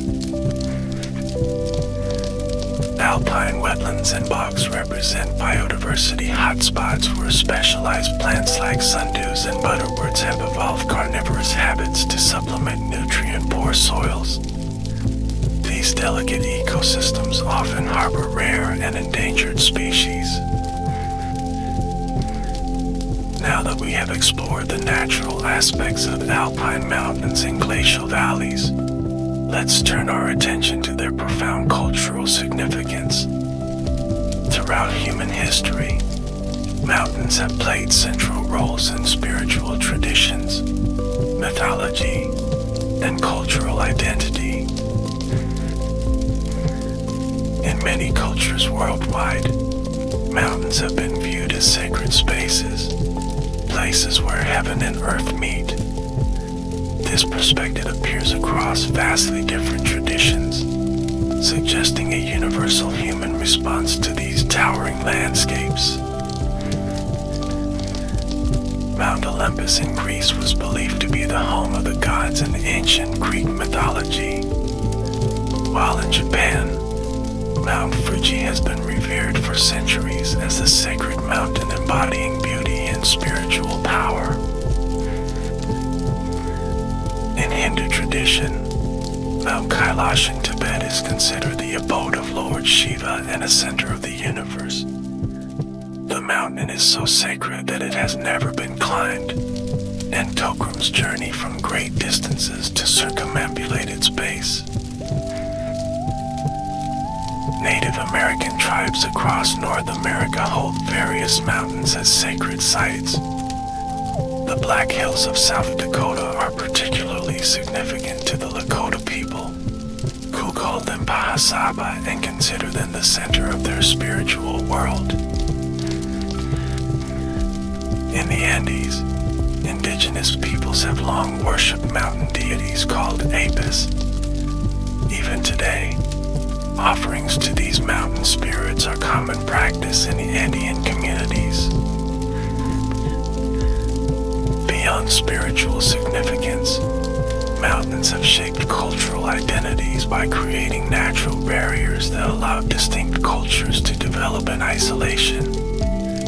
The rugged terrain of the Caucasus, for example, has resulted in one of the world's most linguistically diverse regions. Mountains have also served as natural political boundaries throughout history. The Pyrenees between Spain and France, the Alps between Italy and its northern neighbors, and the Himalayas between India and China all function as natural dividing lines between nations and cultures. Yet mountains can connect as well as divide. Mountain passes have served as crucial trade routes for millennia, fostering cultural exchange and economic development. The Silk Road's mountain passages facilitated trade between the East and West for centuries, while alpine passes like the Great St. Bernard connected northern and southern Europe despite the formidable barrier of the Alps. Human habitation of mountain environments has led to specialized cultural adaptations. In the European Alps, traditional farming practices involve transhumance, the seasonal movement of livestock between valley floors and high alpine meadows. This practice maximizes the use of available resources and has shaped distinctive cultural traditions, architecture, and foodways. The famous Swiss and French Alpine cheeses originated from the need to preserve milk produced during summer months in high mountain pastures. In the Andes, indigenous farmers developed sophisticated agricultural techniques to grow crops at extreme elevations. Terracing allowed farming on steep slopes, while raised fields called wara-wara created microclimates that protected crops from frost. The potato, now a global staple, was domesticated in the high Andes. Its ability to grow in poor soils and cool climates made it ideal for mountain agriculture. In the Himalayas, Sherpa culture has evolved around the challenges and opportunities of high-altitude living. Sherpas have physiological adaptations to altitude, including increased lung capacity and efficient oxygen use, developed over generations of high-elevation habitation. Mountain peoples worldwide have developed specialized knowledge of alpine plants and their medicinal properties. This traditional ecological knowledge represents an invaluable resource increasingly recognized by modern science. The architectural traditions of mountain regions reflect adaptation to local conditions. Alpine chalets feature steeply pitched roofs to shed snow, while stone construction provides thermal mass to moderate temperature extremes. In the mountains of Nepal and Tibet, often feature flat roofs that serve as workspaces and solar collectors. The thick stone walls provide insulation against cold mountain nights. Mountain cultures have also developed distinctive artistic traditions. Alpine yodeling originated as a method of communication across valleys, while Annie and panpipe music mimics the sound of mountain winds. Traditional textiles from mountain regions often feature bright colors and intricate designs. The striking weavings of Peru's highlands and the detailed embroidery of European alpine communities represent responses to the long indoor winters common in mountain environments. The European perception of mountains underwent a dramatic shift during the 18th and 19th centuries. Previously viewed as dangerous and forbidding places, mountains became celebrated as sublime landscapes that inspired awe and spiritual reflection. This change in perspective, known as the Romantic movement, transformed mountains from obstacles to destinations. Artists, writers, and early tourists began to seek out mountain experiences, laying the groundwork for modern alpine tourism. Painters like Caspar David Friedrich captured the emotional impact of mountain landscapes, portraying them as places of solitude and contemplation. Writers including Mary Shelley, Percy Bysshe Shelley, and Lord Byron found inspiration in the Alps, incorporating mountain settings into their influential works. The sport of mountaineering emerged during this period, transforming from a scientific pursuit to a recreational activity.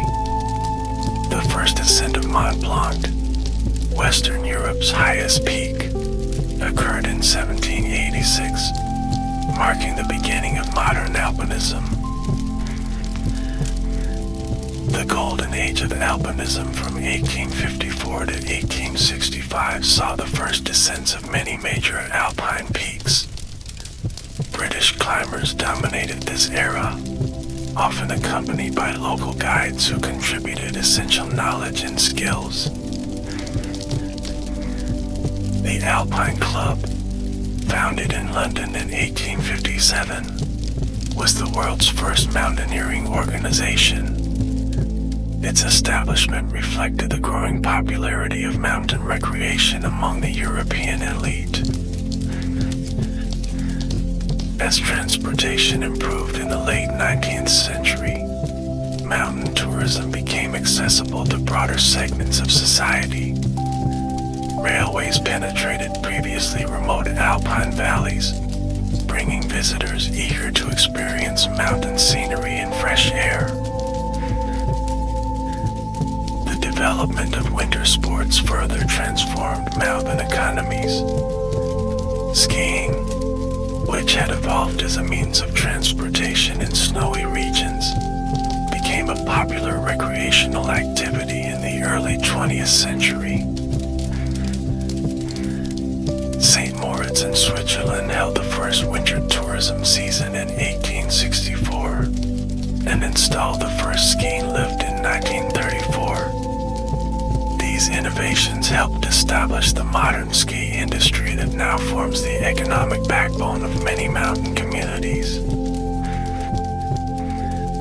Today, mountain tourism represents both opportunity and challenge for alpine regions. It provides economic benefits but also brings environmental pressures and cultural changes to fragile ecosystems and traditional communities. Sustainable tourism practices seek to balance economic development with environmental protection and cultural preservation. Many mountain regions now limit visitor numbers, promote off-season visitation, and develop regulations to minimize tourism's ecological footprint.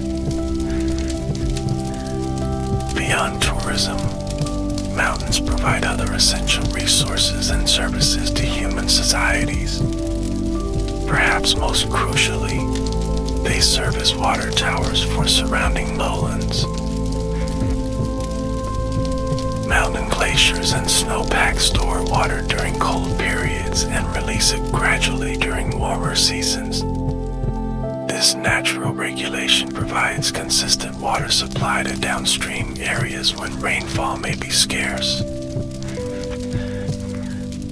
Major river systems worldwide originate in mountain regions. The Ganges, Yangtze, Amazon, and Colorado are just a few examples of rivers that begin their journeys high in the mountains before flowing through densely populated lowlands.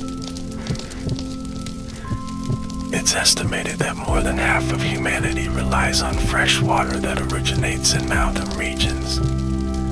This dependence underscores the global importance of mountain ecosystems far beyond their physical boundaries. Mountains also serve as hydropower resources. The combination of abundant water and significant elevation change creates ideal conditions for generating clean electricity. Countries like Norway, Switzerland, and Nepal derive substantial portions of their electricity from mountain hydropower. This renewable energy source can provide reliable power with lower carbon emissions than fossil fuel alternatives. Mineral resources represent another valuable mountain asset. The geological processes that form mountains often concentrate valuable minerals, making these regions important sources of metals and gemstones.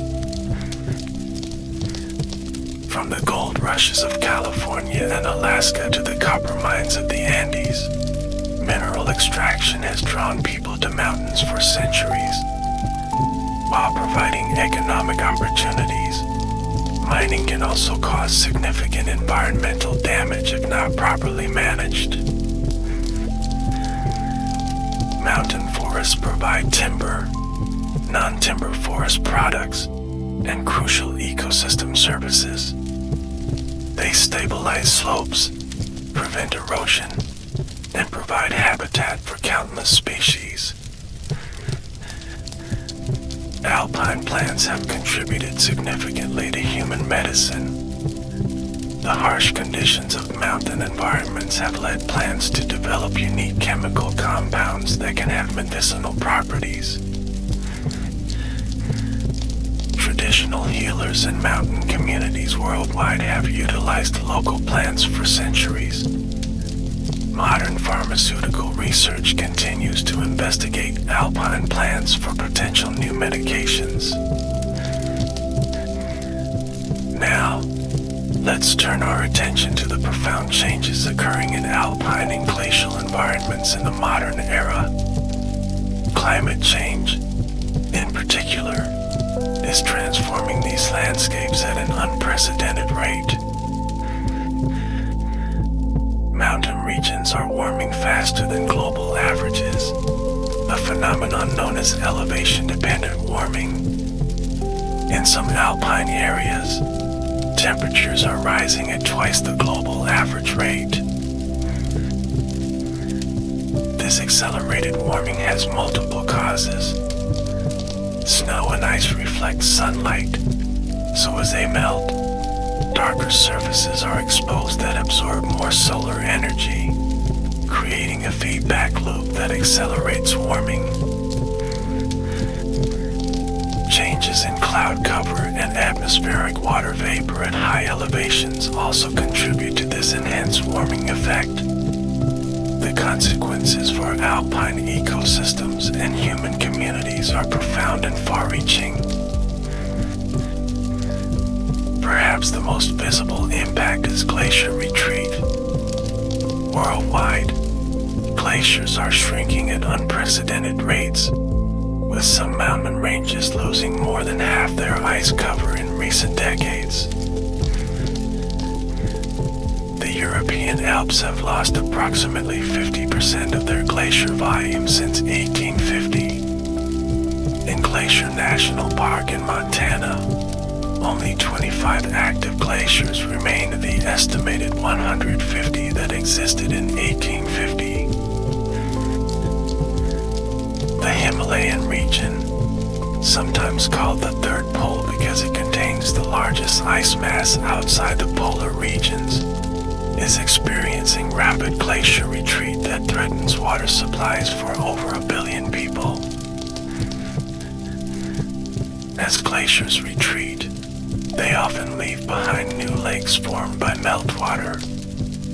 These glacial lakes can pose serious hazards when they breach their natural dams, causing devastating floods downstream.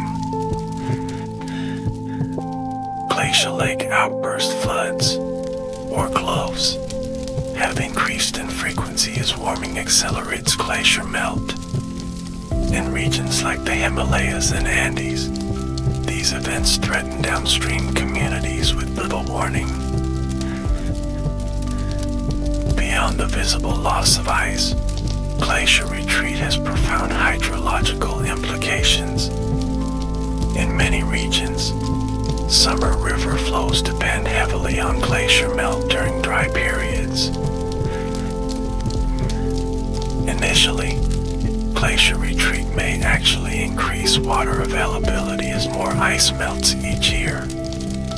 However, as glaciers shrink beyond a critical point, this water dividend disappears, potentially leading to water shortages. The timing of water availability is also changing. Spring runoff is occurring earlier as mountain snowpack melts sooner, disrupting traditional agricultural calendars and ecological processes. Alpine ecosystems are responding to warming temperatures through a process called elevation creep, where plant and animal communities shift upward as temperatures rise. This upward migration has been documented on mountains worldwide. Tree lines are advancing upslope, encouraging on alpine meadows that have existed for thousands of years. As forests climb higher, specialized alpine species lose habitat, potentially facing extinction if they cannot adapt or migrate further upward. For some species, however, there may be nowhere to go.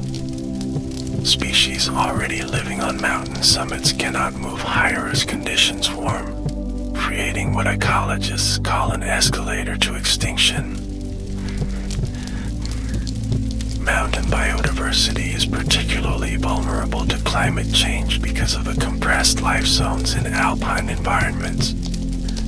A few hundred meters of elevation change in mountains can be equivalent to hundreds of kilometers of latitudinal change in terms of temperature and ecosystem characteristics. Changes in precipitation patterns are also affecting alpine regions. Many mountain areas are experiencing more precipitation falling as rain rather than snow, altering water storage patterns and increasing flood and landslide risks. Mountain communities face multiple challenges adapting to these rapid environmental changes. Traditional knowledge about weather patterns, water availability, and agricultural timing may become less reliable as conditions shift. Winter tourism economies dependent on reliable snowfall are particularly vulnerable. Many ski resorts at lower elevations already rely heavily on artificial snow, a costly adaptation strategy with its own environmental impacts. Despite these challenges, mountain regions are also emerging as laboratories for climate adaptation and resilience. Traditional knowledge combined with scientific research is informing new approaches to water management, agriculture, and disaster risk reduction. Mountain hazards represent another significant concern in alpine regions. dramatic landscapes have always presented dangers, but climate change is altering the frequency and intensity of many hazard events. Avalanches occur when snow accumulations on steep slopes become unstable and slide downhill. These powerful snow masses can reach speeds over 300 kilometers per hour and carry tremendous destructive force. Climate change is affecting avalanche patterns in complex ways. Warming temperatures may reduce overall snow cover in some regions, but can also create more unstable snow conditions during winter storms. Landslides represent another serious mountain hazard. They occur when masses of rock, earth, or debris move downslope under the force of gravity.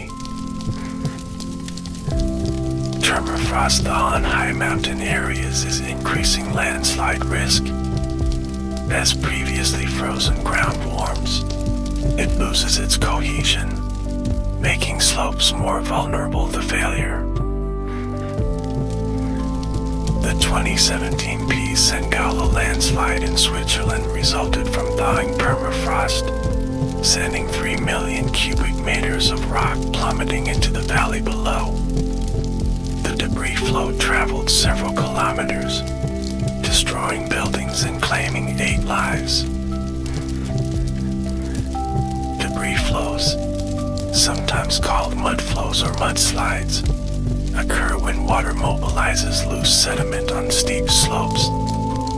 These fast-moving slurries can carry boulders, trees, and other debris, causing extensive damage. More intense rainfall events linked to climate change are increasing the frequency of debris flows in many mountain regions. These events can occur with little warning, making them particularly dangerous. Rockfalls happen when pieces of rock detach from steep slopes and fall freely or bounce down mountainsides. Freeze-thaw cycles and thawing permafrost contribute to rockfall frequency. As permafrost continues to thaw at higher elevations, mountains previously held together by ice are becoming increasingly unstable. This poses challenges for mountaineering routes, alpine infrastructure, and communities below steep mountain faces. Mountain communities have developed various strategies to manage these hazards. Traditional knowledge often includes detailed understanding of dangerous areas and warning signs. Modern hazard management combines this traditional knowledge with scientific monitoring, computer modeling, and engineered solutions. Avalanche barriers, rockfall nets, and landslide early warning systems help protect vulnerable communities. Conservation efforts in mountain regions aim to protect biodiversity and ecosystem services while supporting sustainable development for mountain communities. Protected areas play a crucial role in these efforts. Mountain protected areas include some of the world's oldest national parks. Yellowstone National Park in the United States, established in 1872, protects the greater Yellowstone ecosystem in the Rocky Mountains. Today, mountain protected areas span the globe, from Sagarmatha National Park around Mount Everest to Kilimanjaro National Park in Tanzania. These reserves safeguard biodiversity, watershed functions, and cultural heritage. The UNESCO World Heritage Program recognizes numerous mountain sites for their outstanding universal value. These include natural sites like the Canadian Rocky Mountain Parks and cultural landscapes like the terraced rice fields of the Philippine Cordilleras. Biosphere reserves represent another important conservation approach in mountain regions. These UNESCO-designated areas aim to reconcile biodiversity conservation with sustainable resource use.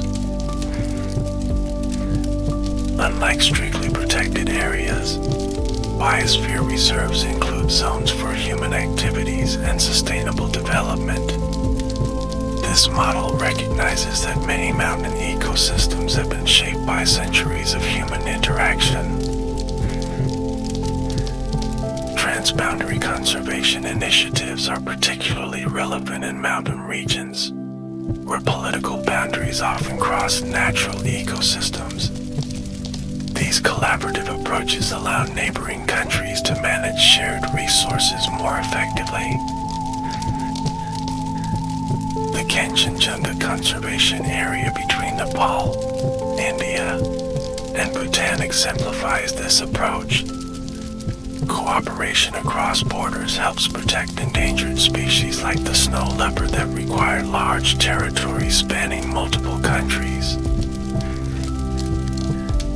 Community-based conservation has proven especially effective in mountain regions. When local communities have ownership and decision-making power over natural resources, conservation outcomes often improve.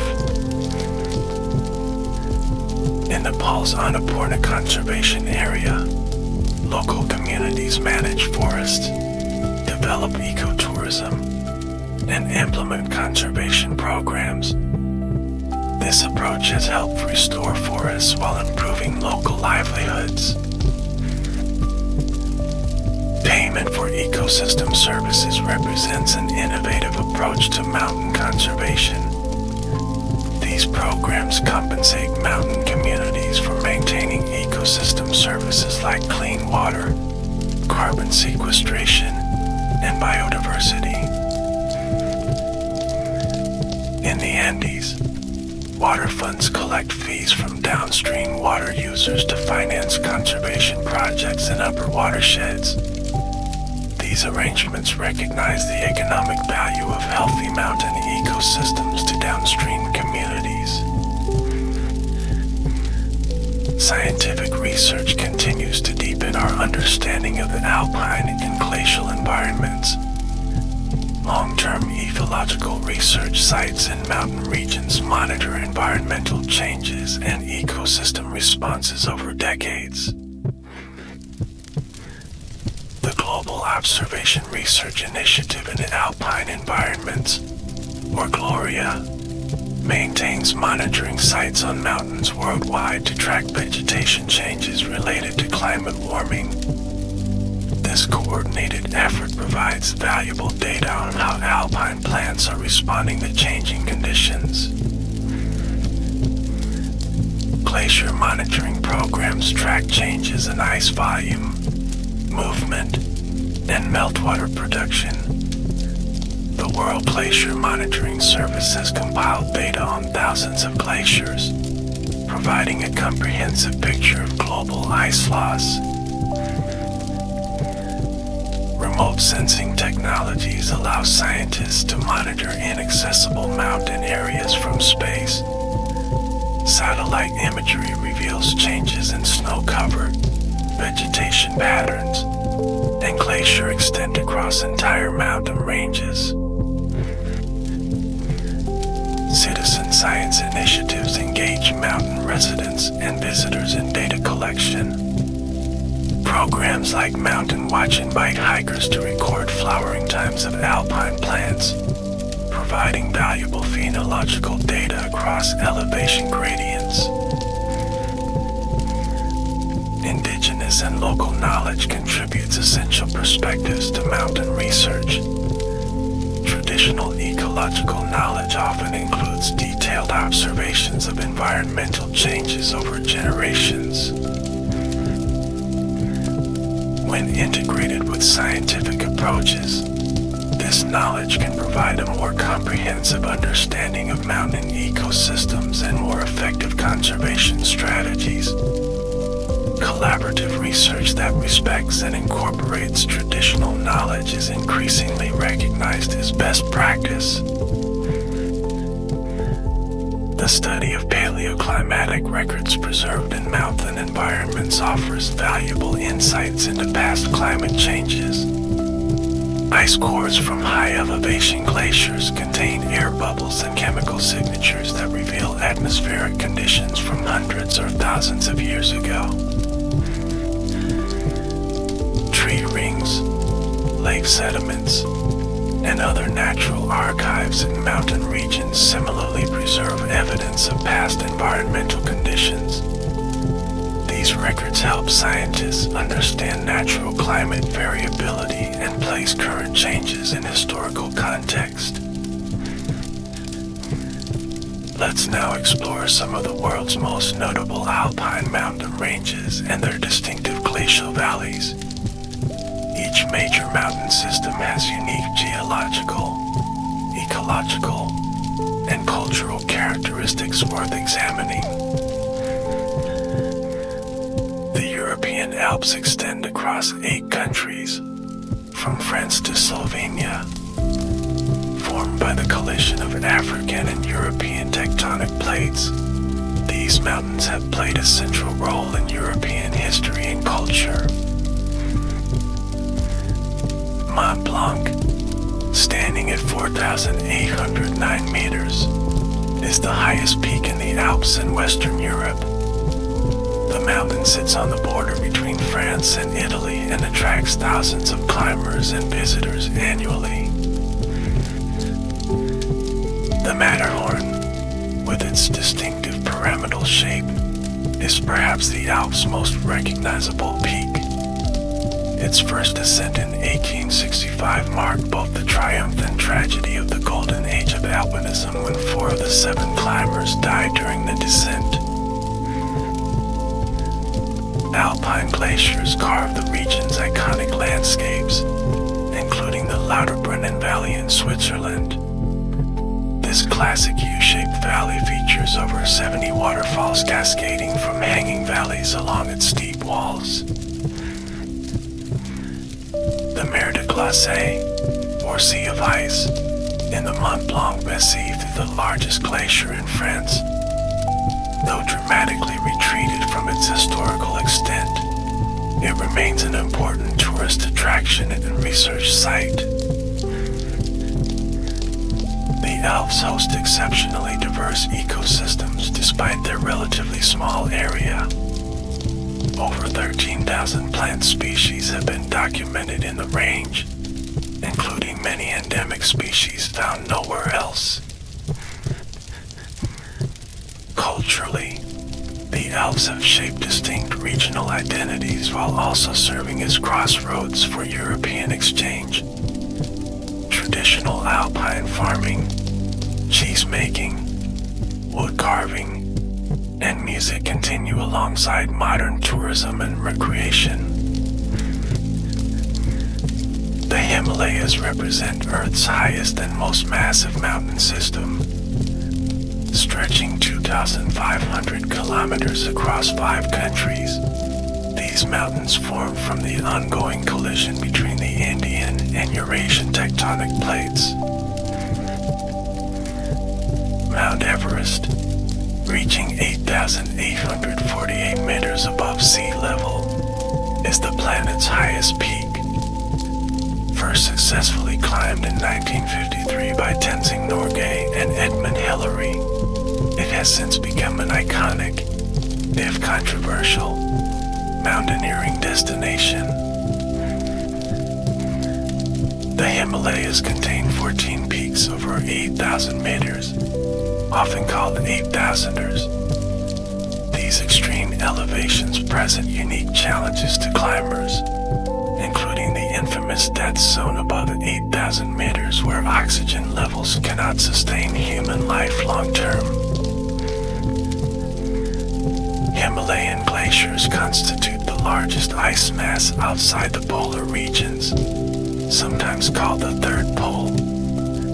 These glaciers feed major river systems including the Ganges, Indus, Brahmaputra, and Yangtze that sustain billions of people. The Khumbu Glacier flows down from Mount Everest's western shoulder, its surface covered with rocky debris that partially insulates the ice beneath. This debris-covered glacier type is common in the Himalayas and behaves differently from clean ice glaciers. Ecological diversity in the Himalayas is extraordinary, with life zones ranging from tropical forests at lower elevations to permanent ice and snow above.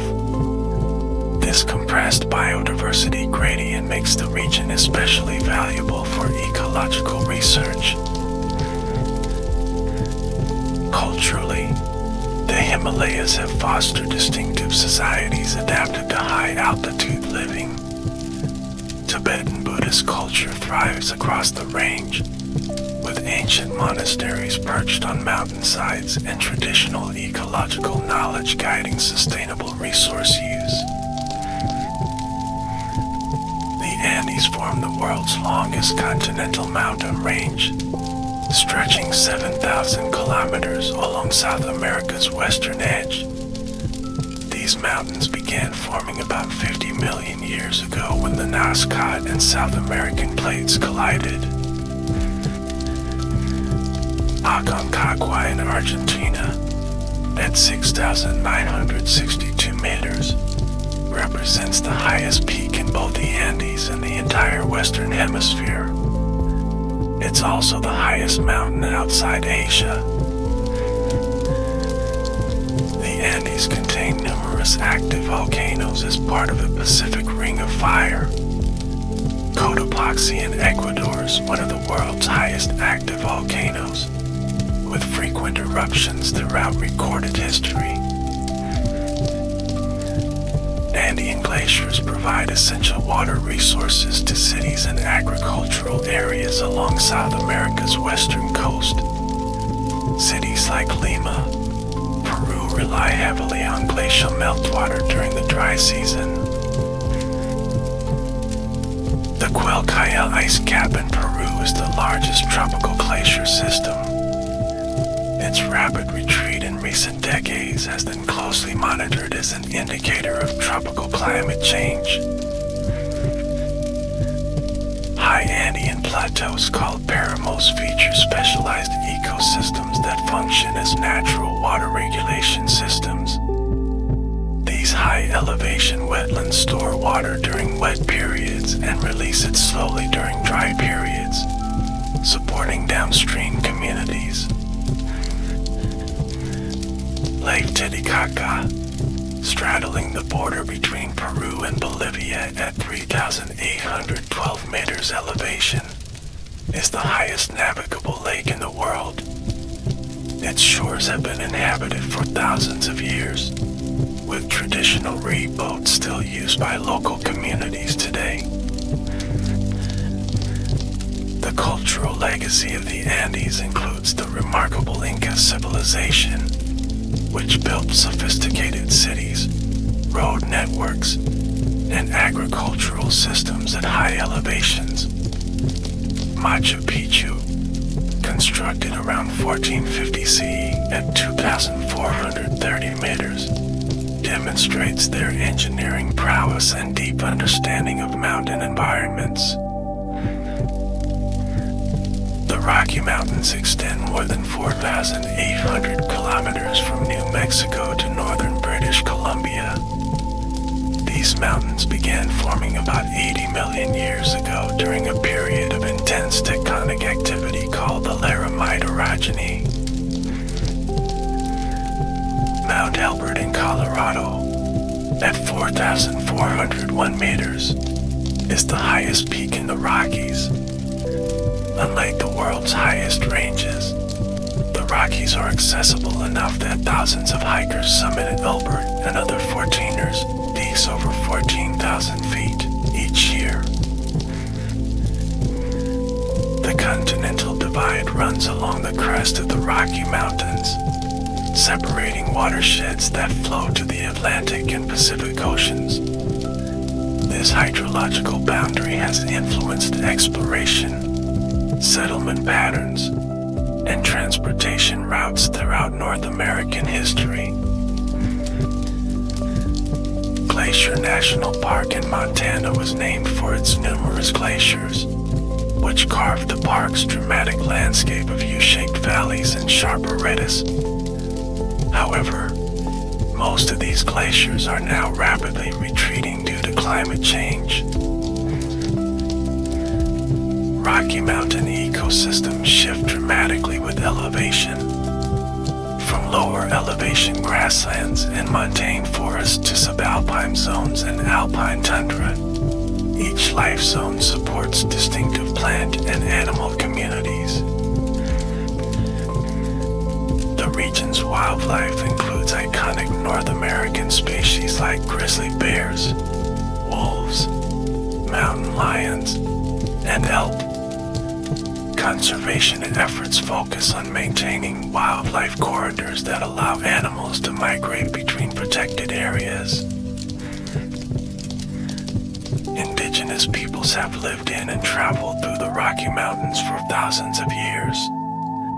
The Ute, Shoshone, Bannock, and many other tribes developed intimate knowledge of mountain resources and seasonal patterns.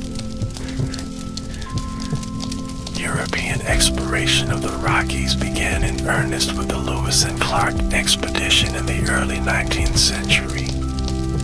Mountain men like Jim Bridger and Kit Carson later established trade routes and shared geographical knowledge that facilitated westward expansion. The Southern Alps of New Zealand run 500 kilometers along the South Island's western coast. These young, tectonically active mountains continue to rise rapidly, though erosion keeps their height in check.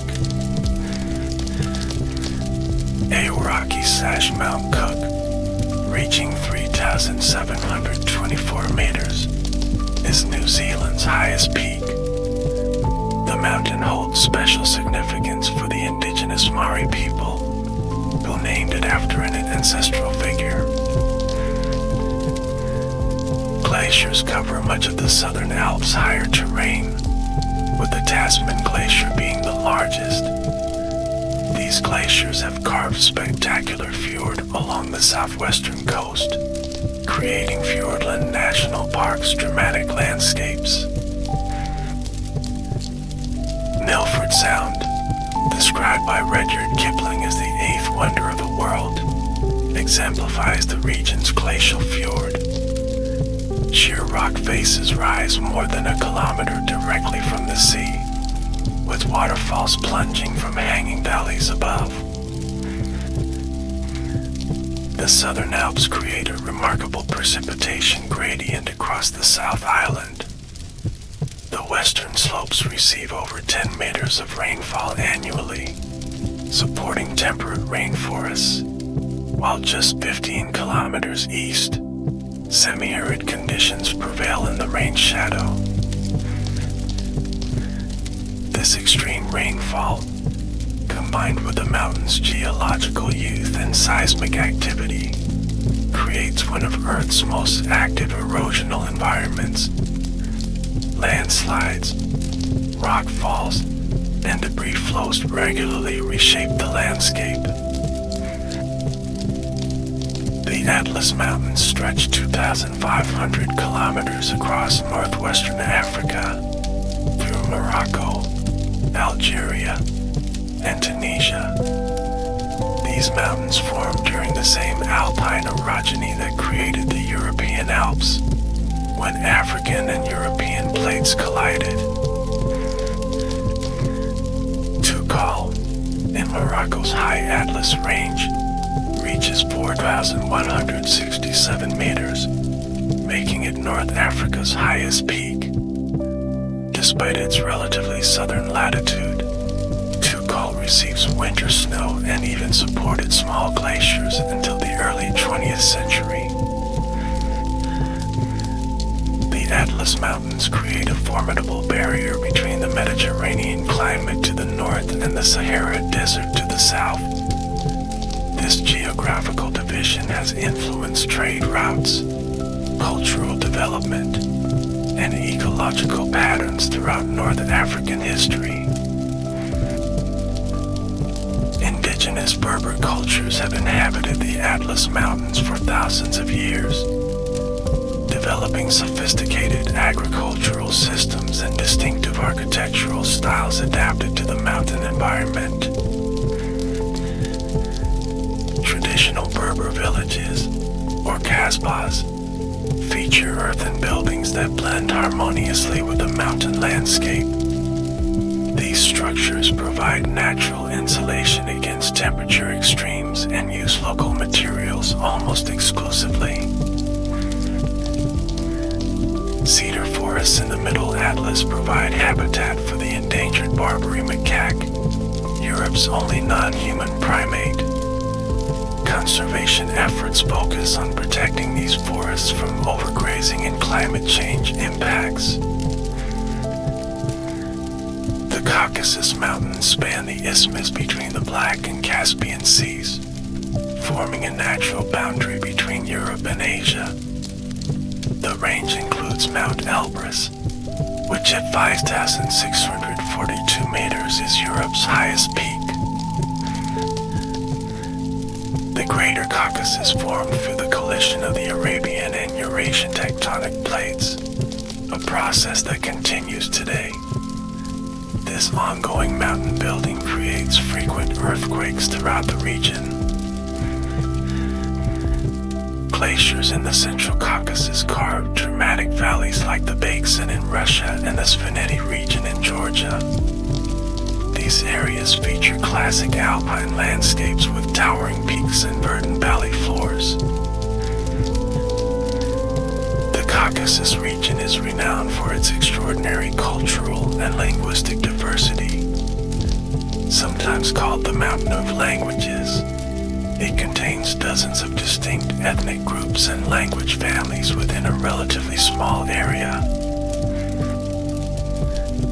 This diversity developed largely because the rugged mountain terrain created natural barriers between valleys, allowing distinct cultural traditions to evolve in isolation. Traditional mountain villages, particularly in Georgia's Svaneti region, preserve medieval defensive towers and distinctive cultural practices for centuries. The Caucasus represents one of the world's 36 biodiversity hotspots, with high levels of endemic species found nowhere else. The region's varied topography and climate zones support remarkable ecological diversity. The Sierra Nevada in California forms a 650-kilometer mountain wall on the state's eastern edge. These mountains rose through a combination of tectonic uplift and volcanic activity, with much of their dramatic relief resulting from fault movement. Mount Whitney, at 4,421 meters, is the highest point in the contiguous United States. Remarkably, it stands less than 160 kilometers from North America's lowest point in Death Valley, creating one of Earth's most dramatic elevation gradients. Yosemite Valley represents one of the world's most famous glacial valleys. Its sheer granite walls and distinctive features like Half Dome and El Capitan attract millions of visitors and rock climbers annually. During the last ice age, glaciers up to 4,000 feet thick filled Yosemite Valley, scouring its bottom and steepening its walls.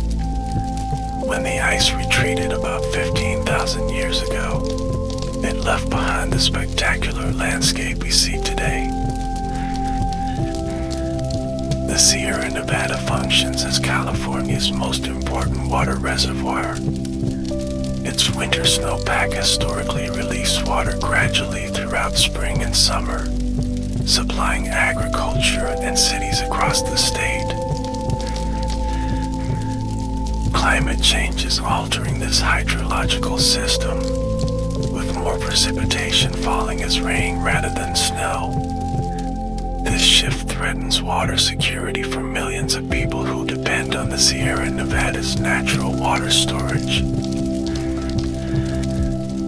giant sequoia trees, among Earth's largest and longest-lived organisms, grow naturally only on the Sierra Nevada's western slope.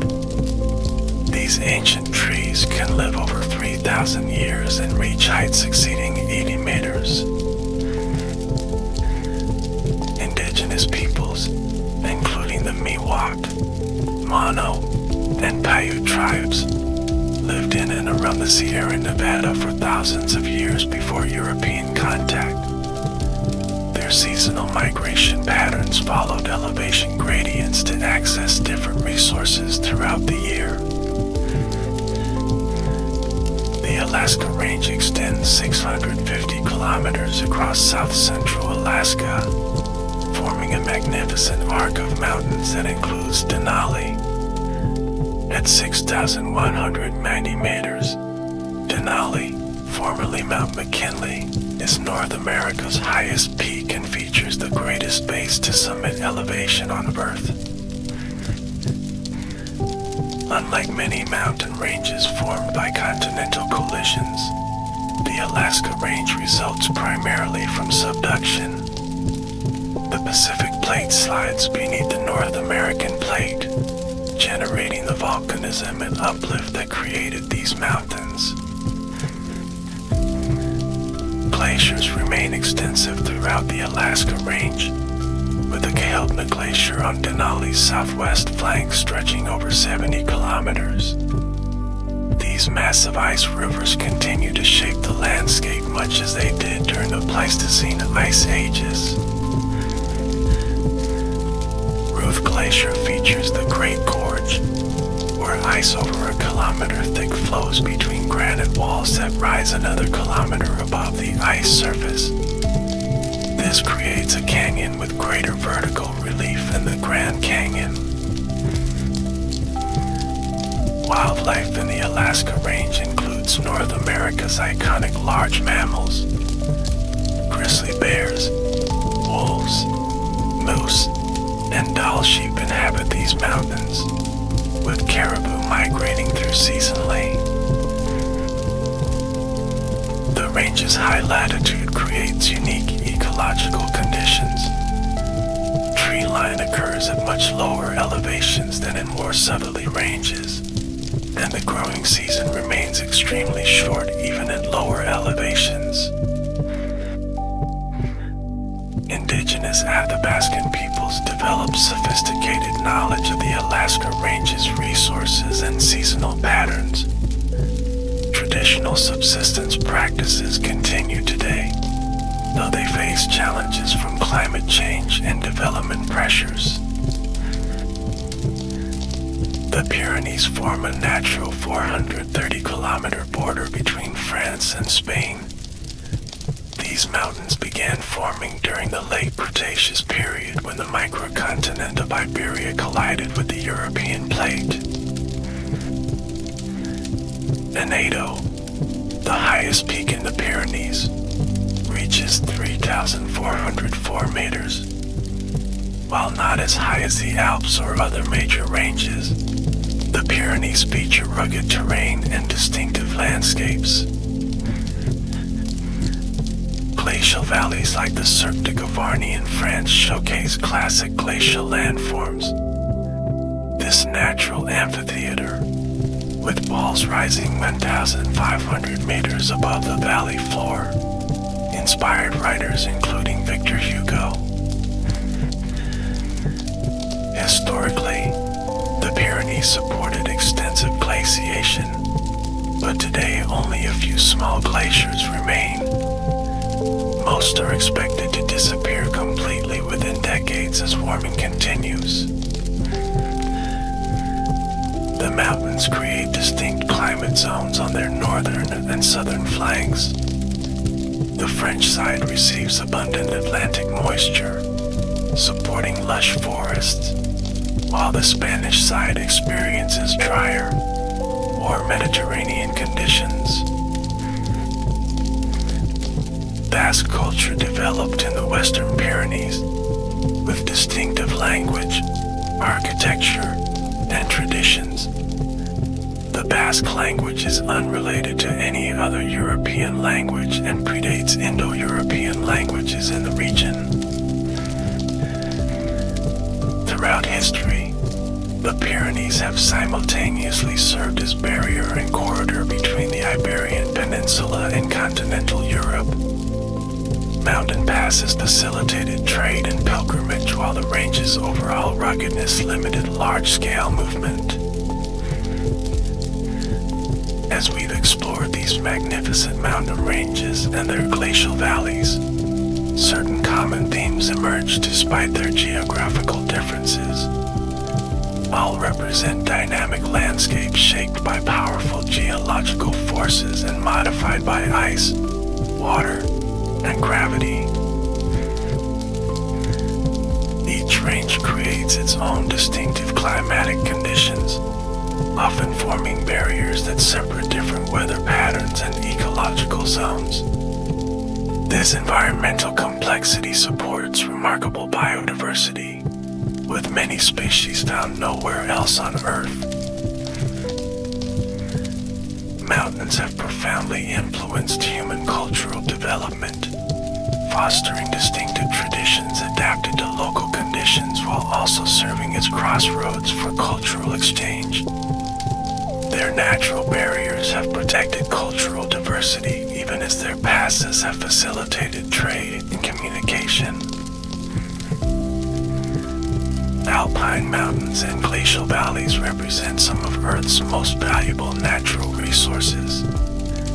They store water, harbor biodiversity, provide ecosystem services, and offer irreplaceable cultural and recreational value. Yet these landscapes also face unprecedented challenges.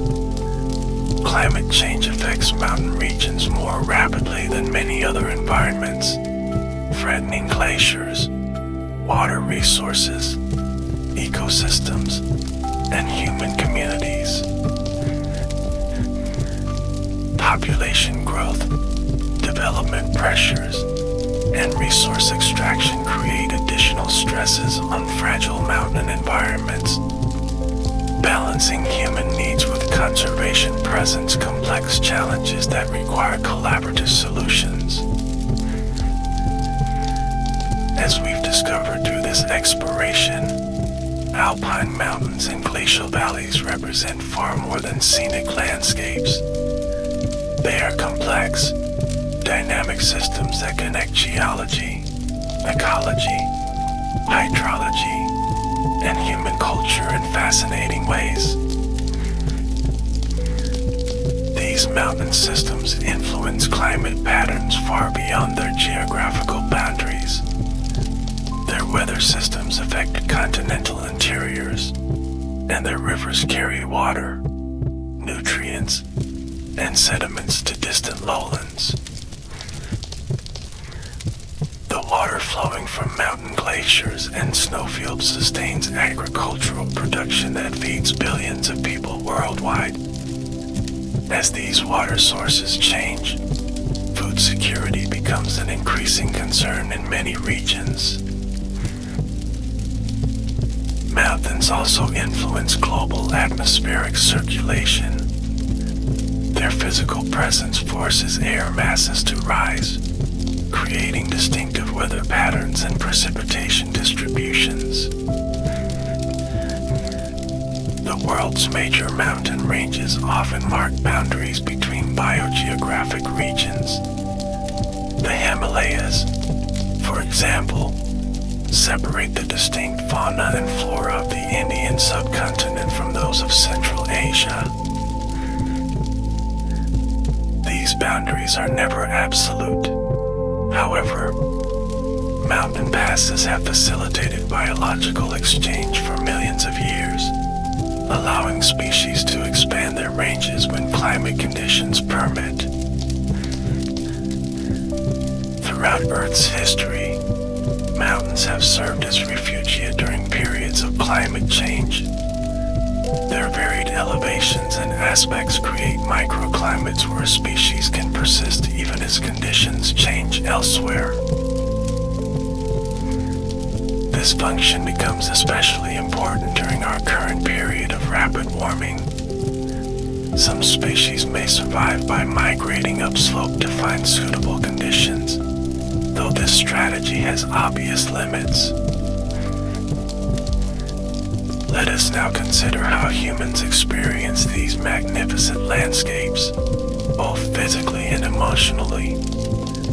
Mountain environments evoke powerful responses in most people, combining awe, beauty, and sometimes fear. Physical sensations in mountains are distinctive and memorable. The thin air at high elevations affects breathing and exertion, while intense sunlight, dramatic temperature changes, and exposure to weather create heightened awareness of the elements. These physical challenges often contribute to mountain psychological impact. The effort required to ascend steep terrain makes mountain experiences more meaningful for many people, creating a sense of accomplishment and connection. Visual perspectives shift dramatically in mountain landscapes. From valleys, surrounding peaks appear to tower impossibly high, while from summits, the world spreads out below in breathtaking panoramas. This change in perspective often translates to psychological shifts as well. Many people report experiencing clarity, focus, and renewed perspective when spending time in mountains. The philosopher Immanuel Kant distinguished between the beautiful and the sublime in nature. While gentle landscapes might be beautiful, mountains often evoke the sublime, a mixture of awe, wonder, and even terror at nature's power and scale.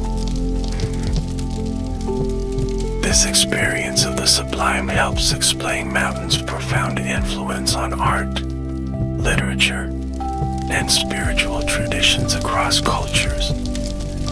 From Chinese landscape painting to romantic poetry, mountains have inspired creative expression for millennia. Contemporary neuroscience suggests that awe-inspiring experiences in nature, such as those common in mountain settings, can reduce stress, increase well-being, and promote prosocial behavior. These findings help explain the restorative power many people find in mountain environments. In an increasingly urbanized world, mountains offer crucial opportunities to experience wildness and natural beauty. Even brief exposures to these landscapes can provide significant psychological benefits. Beyond passive appreciation, mountains invite active engagement through hiking, climbing, skiing, and other activities. These pursuits foster direct physical connection with the landscape and deep experiential knowledge. Mountain recreation has evolved dramatically over the past century.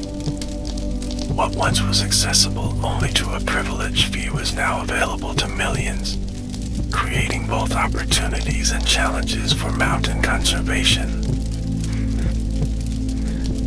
Mass tourism brings economic benefits to mountain communities, but also strains infrastructure and ecosystems. Popular destinations like Nepal's Everest region and the European Alps struggle to balance visitor access with environmental protection. Sustainable mountain tourism seeks to address these challenges through visitor education, improved infrastructure, and management practices that minimize ecological impacts. Certification programs and responsible tourism initiatives help visitors make informed choices. Beyond tourism, mountains continue to support traditional livelihoods based on agriculture, forestry, and animal husbandry. These activities, when practiced sustainably, can maintain cultural landscapes and ecological health. Traditional farming systems in mountain regions often feature remarkable adaptations to local conditions. Terrace rice cultivation in the Philippines, vertical farming zones in the Andes, and transhumance grazing in the Alps all represent sophisticated responses to mountain environments. These traditional practices embody generations of accumulated knowledge about local ecosystems. Many incorporate techniques that maintain biodiversity, prevent erosion, and sustain soil fertility. Yet traditional mountain livelihoods face numerous challenges in the modern era. Economic pressures, demographic changes, and climate impacts threaten practices that have sustained communities for centuries. Many young people leave mountain communities for education and employment opportunities in cities. This outmigration leads to aging populations in mountain villages and loss of traditional knowledge. Some mountain regions have addressed these challenges by developing niche products and markets that capitalize on traditional knowledge and unique resources. Specialty foods, crafts, and ecotourism can provide sustainable livelihoods while preserving cultural heritage. Protected landscapes that recognize the interdependence of human activities and natural systems offer another promising approach. These designations acknowledge that many mountain ecosystems have been shaped by centuries of human management. Energy development represents both opportunity and challenge in mountain regions. Hydropower has long been an important resource in many mountains, but large dams can disrupt river ecosystems and displace communities. Small-scale, run-of-river hydropower offers a potentially less damaging alternative. When properly designed and operated, these systems can provide reliable electricity with minimal environmental impact. Solar and wind energy also present opportunities for mountain communities. High elevations often receive abundant sunlight, while ridges and passes can offer excellent wind resources. Mining has a long history in mountain regions worldwide.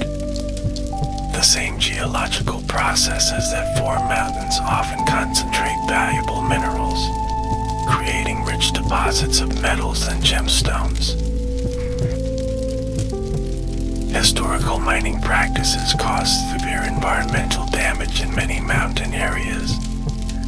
Acid mine drainage, heavy metal contamination, and landscape degradation continue to affect watersheds decades or even centuries after mines close. Modern mining technologies and regulations aim to reduce these impacts, but extractive industries still present significant environmental challenges. Community involvement in decision-making has become increasingly important in balancing economic benefits with environmental protection. Mountain forest management involves similar tensions between resource use and conservation. Forests provide timber, fuel wood, wildlife habitat, and watershed protection, requiring careful balance among these sometimes competing functions. Sustainable forest management in mountains must account for steep slopes, fragile soils, and slow regeneration rates at higher elevations. Clear cutting and other intensive harvesting methods can cause severe erosion and habitat degradation in these sensitive environments. Community forestry approaches have shown promise in many mountain regions. When local communities communities have secure rights to forest resources. They often manage them more sustainably than distant government agencies or corporations. Transportation infrastructure in mountains requires specialized engineering and careful planning. Roads, railways, and tunnels must navigate challenging terrain while minimizing landslide risk and environmental impact. Major tunnels like Switzerland's Gotthard-based tunnel, which runs 57 kilometers through the Alps, represent remarkable engineering achievements that improve connectivity while reducing surface impacts. However, such projects require enormous investment and technical expertise. Mountain roads can trigger landslides when poorly designed or maintained. Careful routing, drainage systems, and bioengineering techniques help reduce these risks. Traditional mountain trails often follow topography with remarkable sensitivity. Many ancient routes remain in use today, demonstrating the enduring value of knowledge accumulated through generations of mountain travel. Modern recreation trails aim to provide access while minimizing environmental impact. Techniques like switchbacks, water bars, and elevated walkways help prevent erosion and protect fragile alpine vegetation. Mountain education and research centers contribute to our understanding of these complex environments while supporting informed decision-making. Field stations in mountain regions provide opportunities for long-term monitoring and interdisciplinary research. The Mountain Research Initiative coordinates global research efforts focused on mountain regions. This network facilitates information sharing and collaboration among scientists worldwide. Mountain-focused university programs train new generations of researchers and practitioners with specialized knowledge of alpine and glacial environments. Interdisciplinary approaches that integrate natural and social sciences are particularly valuable for addressing complex mountain challenges. Citizen science initiatives engage mountain residents and visitors in monitoring environmental changes. These programs extend research capacity while building public understanding and support for conservation. Indigenous knowledge systems offer complementary perspectives to scientific research. Many indigenous communities hold sophisticated understanding of mountain environments based on centuries of observation and experience. Integrating traditional and scientific knowledge requires respectful collaboration and recognition of different ways of knowing. When successful, this integration produces more comprehensive understanding and more effective management approaches. Mountain-focused art and literature continue to interpret these landscapes for contemporary audiences. From photography and film to poetry and fiction, creative expressions help communicate the value and vulnerability of mountain environments. Environmental art installations in mountain settings invite viewers to consider their relationship with these landscapes. Works that incorporate natural materials or respond to specific mountain locations can create powerful statements about environmental change. Documentary films about mountain cultures, ecosystems, and conservation challenges reach global audiences. These visual stories make distant mountains and their issues accessible to people who may never visit them in person. Mountain festivals celebrate alpine culture, recreation, and conservation. Events like the Banff Mountain Film Festival and Mountain Film and Telluride showcase mountain-themed media while building community around shared love for these landscapes. As we near the conclusion of our journey through alpine mountains and glacial valleys, let's reflect on the future of these magnificent but vulnerable landscapes. The challenges they face are substantial, but so are the opportunities for protection and sustainable management. Climate change will continue to transform mountain environments in coming decades. Even with ambitious emission reductions, significant warming is already locked into Earth's climate system. Adaptation strategies will be essential for mountain ecosystems and communities. These might include adjusting protected area boundaries to accommodate species migration, developing climate-resilient agriculture, and preparing for changes in water availability. Glacier retreat will continue, with many smaller glaciers disappearing entirely within decades. This loss affects not only water resources but also cultural identities and tourism economies tied to these iconic ice features. Some mountain communities are documenting glaciers through photography, art, and ritual before they disappear. These cultural responses acknowledge both physical and spiritual dimensions of glacier loss. Water management will become increasingly important as glacial meltwater contributions change.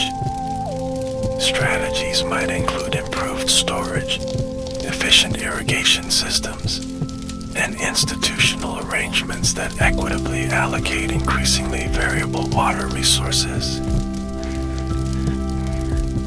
Nature-based solutions like forest protection and wetland restoration can help maintain watershed functions even as glaciers decline.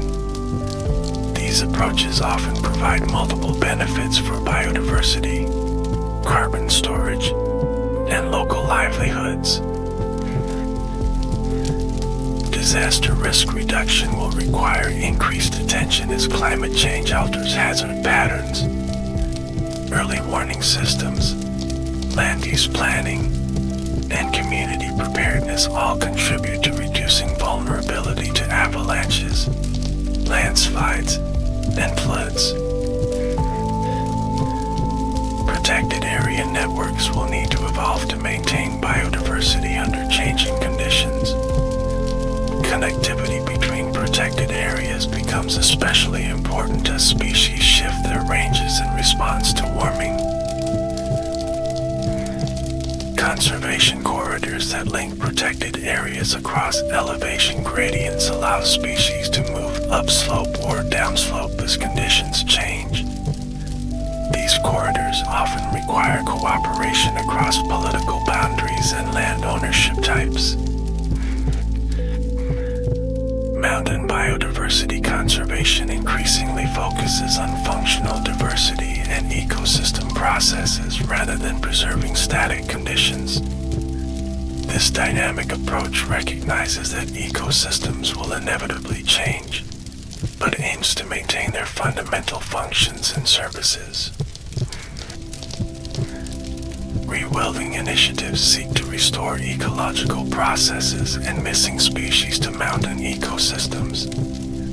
The return of wolves to the European Alps and American Rockies has begun to restore predator-prey dynamics with cascading effects throughout these ecosystems. Sustainable development in mountain regions requires balancing economic needs with environmental protection. Certification programs for tourism, agriculture, and forest products can help identify truly sustainable practices. Fair trade initiatives ensure that mountain communities receive equitable benefits from their products and resources.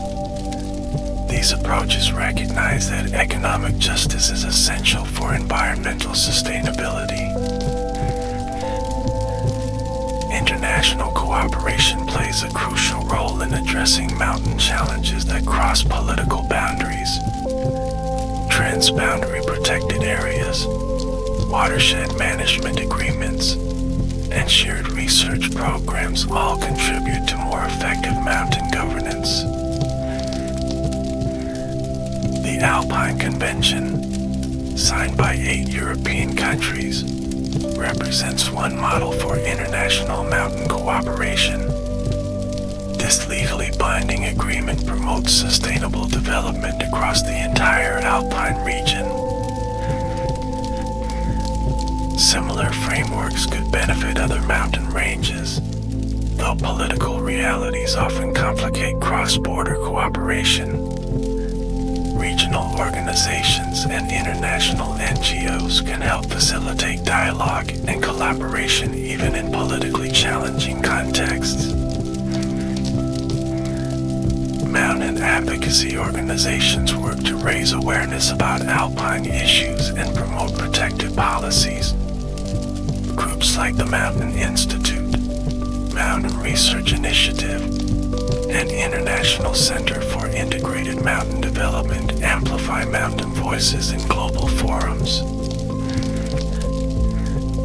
The United Nations has recognized mountains' importance through initiatives like International Mountain Day and the Mountain Partnership.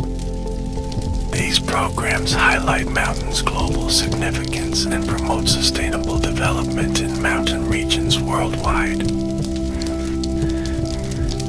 As individuals, we can contribute to mountain conservation through conscious travel choices, political advocacy, and support for organizations working to protect these landscapes.